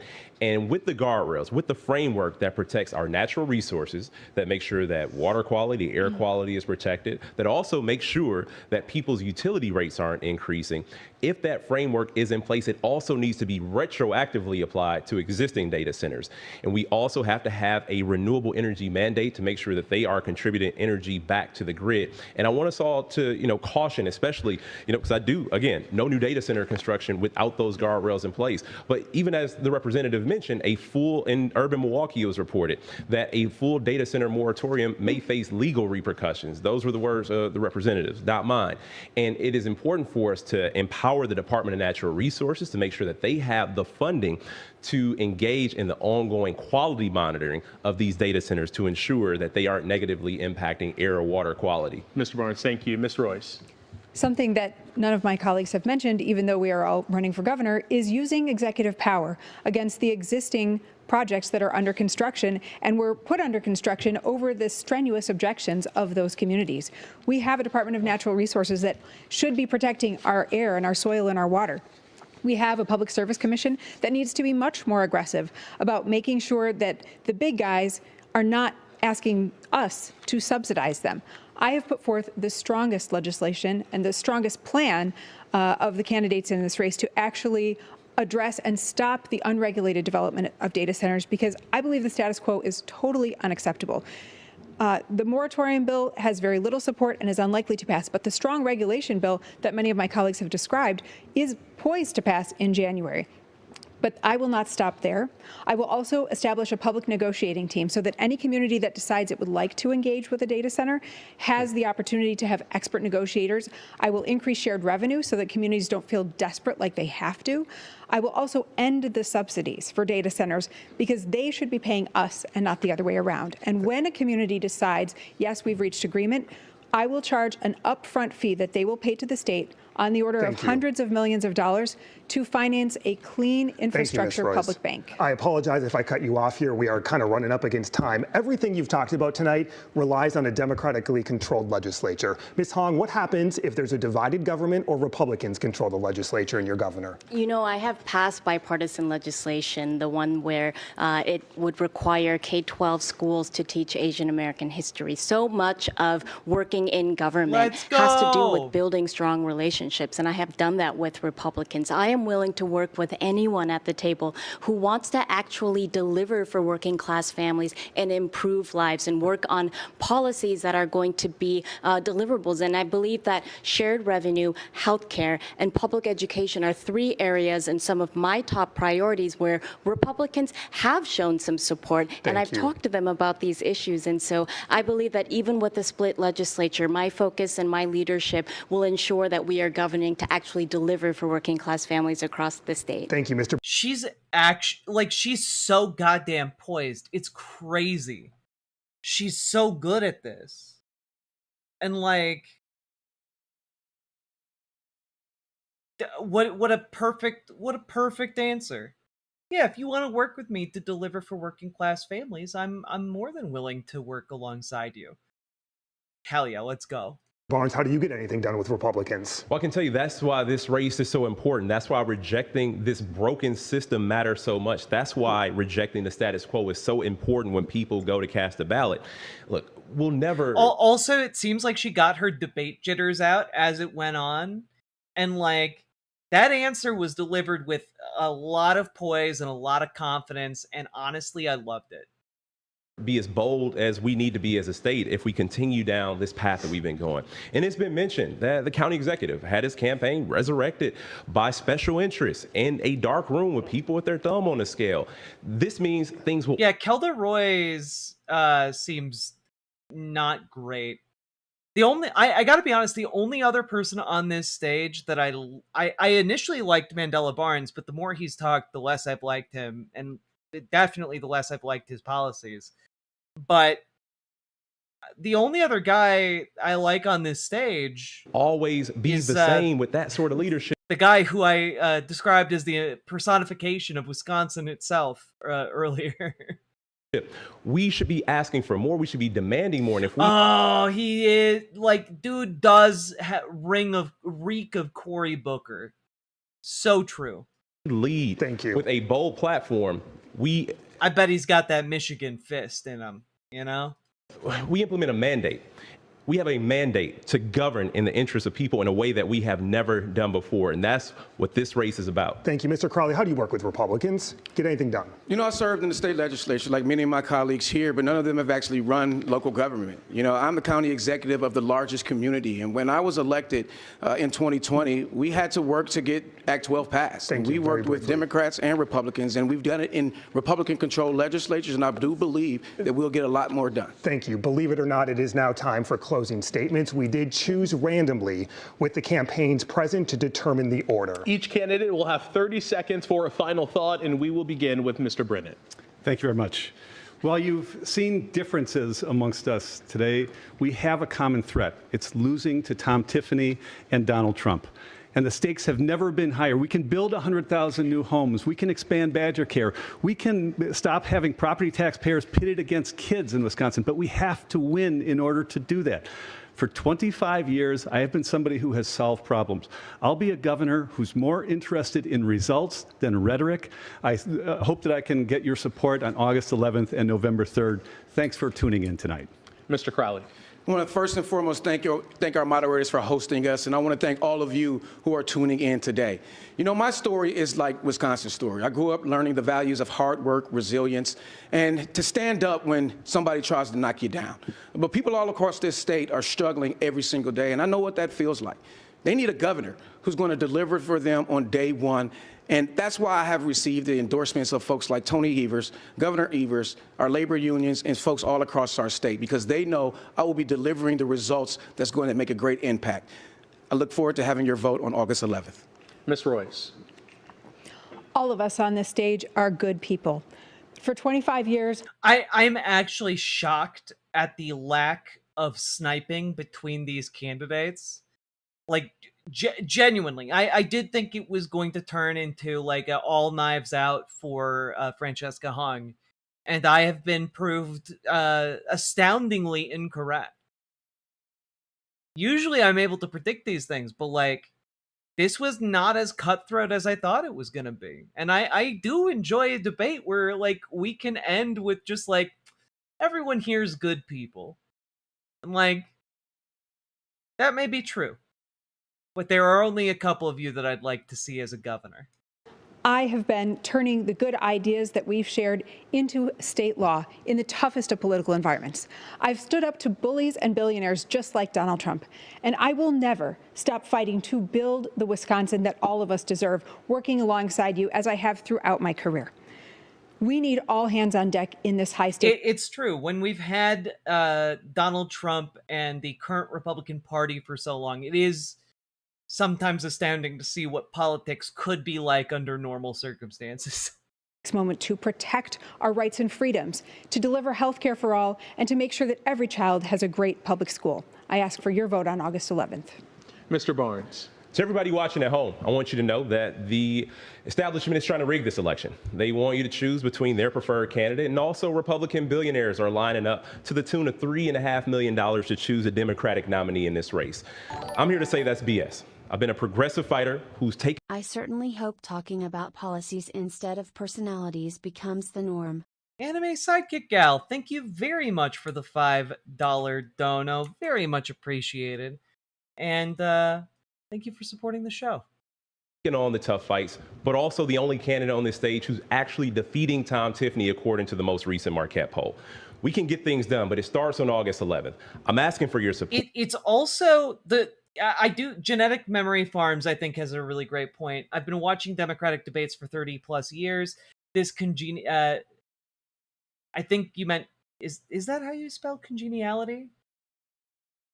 I think you were going for congeniality. Is an extremely good sign for us, a very, very good sign. I think so too. Because when you have candidates that are willing to extend hands to one another like this, I think it does translate to fewer sour grapes when it comes to the actual general election, and fewer like I'm picking up my ball and going home, reactions. I think that this helps create a unified front And honestly, I was expecting more self-interested action in this debate, but honestly, like, it's a smart and savvy political move to not do that from any of the candidates. So that we can go into November with the strength and that we can go into January with the mandate to govern in the interests of people. And Ms. Hall.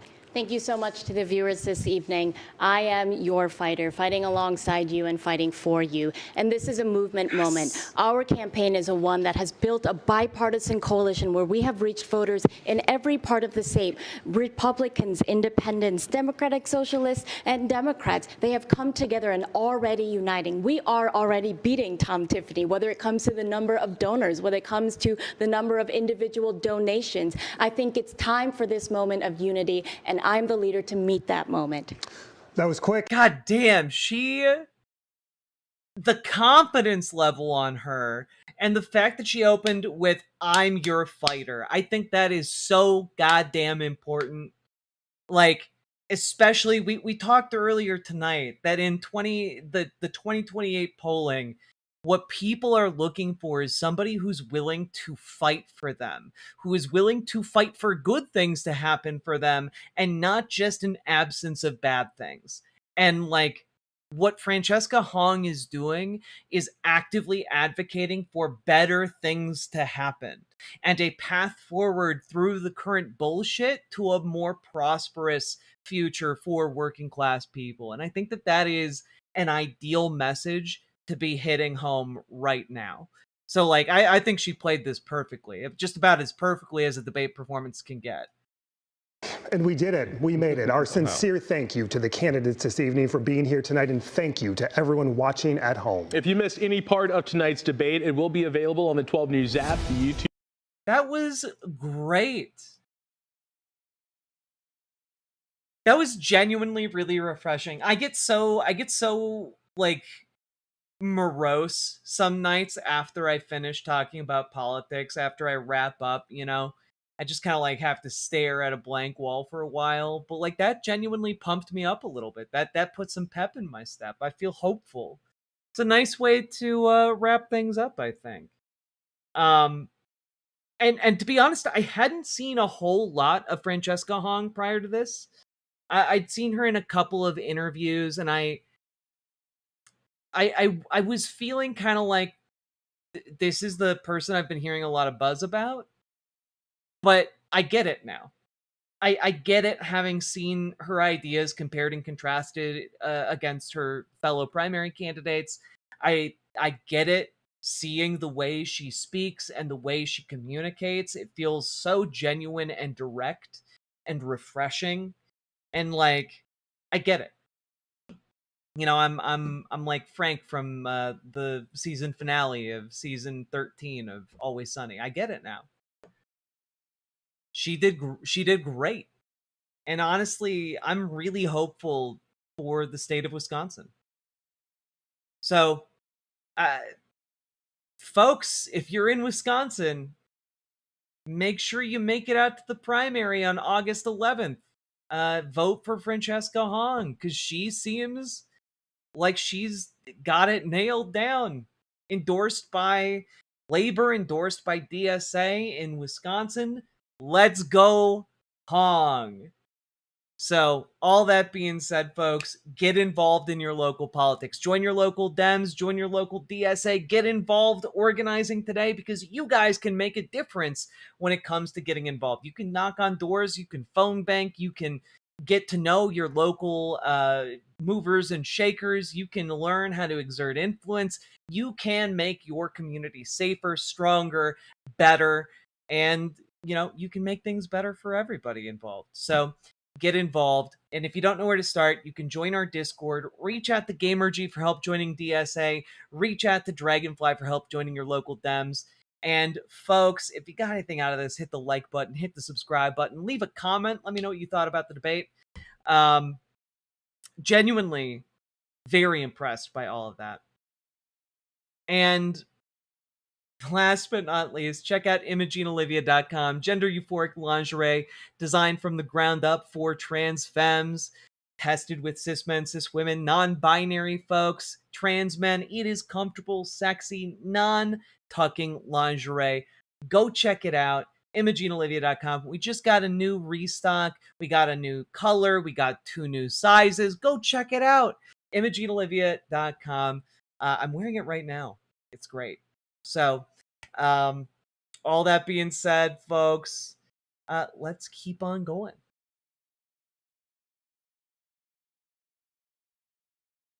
Whew, we did it.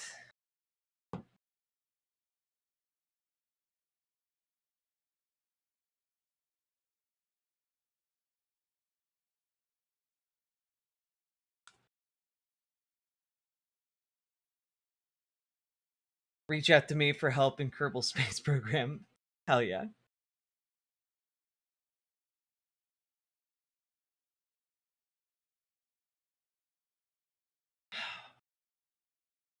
Second layer boss fight. It's been real, y'all. Thanks for your hard work, Jack. Immobilizer, you're very welcome. How am I doing? How am I feeling? I'm exhausted. We are coming up on the 6-hour mark. Folks, if you enjoyed any of that, hit that like button, hit that subscribe button, and do consider dropping those subs, donos, memberships, super chats, etc., because you guys make this show possible. I could not justify doing a 6-hour-long show of researched and prepared segments every weekday without your support. I'm not gonna lie, it's a lot. Rudyard tomorrow, I want Rudyard to be tomorrow so badly, but we also have to cover the Michigan debate, and honestly, like, whatever the fuck happens between now and tomorrow, like, it's it seems like the insanity's been escalating every day, so we'll see what we get.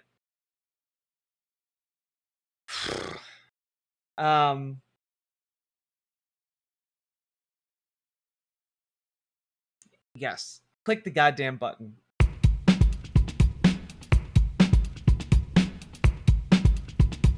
You do important work. Go. Click the button. Then consider supporting stream. Click the button. Click the goddamn button. Click the button. Click the button. Pocket.com. Thank you for the $2 super chat. Click the button. Click the button. Click the goddamn button. Click the button. Click the button. Click the button. Click the goddamn button. Click the button. Click the button. Click the button. Click the goddamn button. Click the button. Click the button. Click the button. Click the goddamn button. Click the button. Click the button. Click the button. Click the goddamn button. Click the button. Click the button. Click the button. YouTuber Grudge, thank you for the gifted membership. Or becoming a member, rather. Appreciate y'all.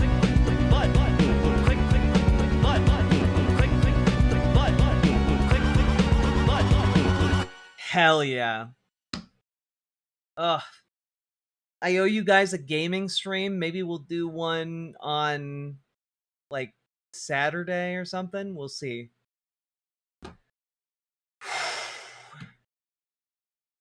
All that being said, folks, love that bop. I'm glad.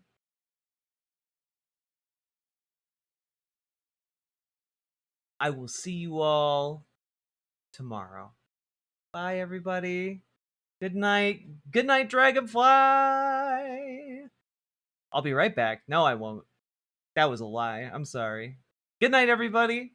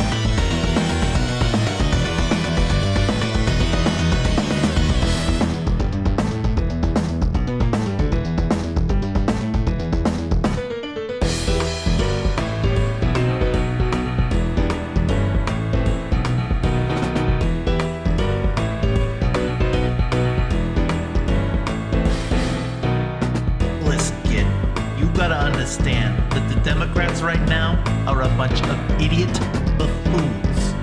They have the audacity to blame the queers for being too left-wing and insist on shifting their politics right. Now, I ain't saying they's all bad. It's that Mamdani guy. He's pretty slick. And AOC even endorsed his ass. I know what a wise guy like you can do. Get out there and protest them fascist dingrods. No kings, no problem, am I right? And since you're the musical type, spread the message through your art. Just tell them Vinny sent you.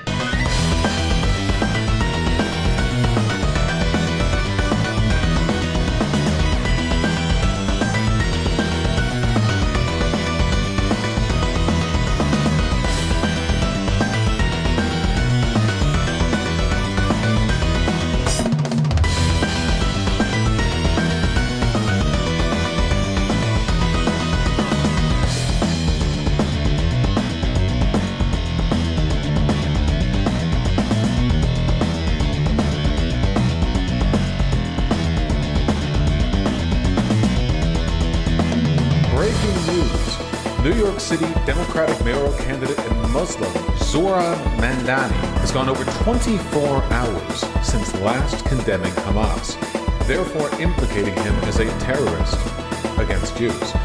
In other news, studies show ethno-states are in and human rights are out. In the interest of providing a fair and balanced debate on this subject, Republican Congressman Fred Dingleberry will be joining us tonight facing off against a homeless man's dog we stole from outside the studio. This has been Modern Journalism. Ugh, turn that shit off. You know I hate the tools over at the Legacy Media. So, you join DSA or what? This country needs it, honestly. The Democrats can't keep polishing the same turd every election. We need socialist solutions to all the fucked up shit going right now. Don't take me for a dumbass, though. I'm not talking third party. It sucks, but we gotta change the Dems into something less shit.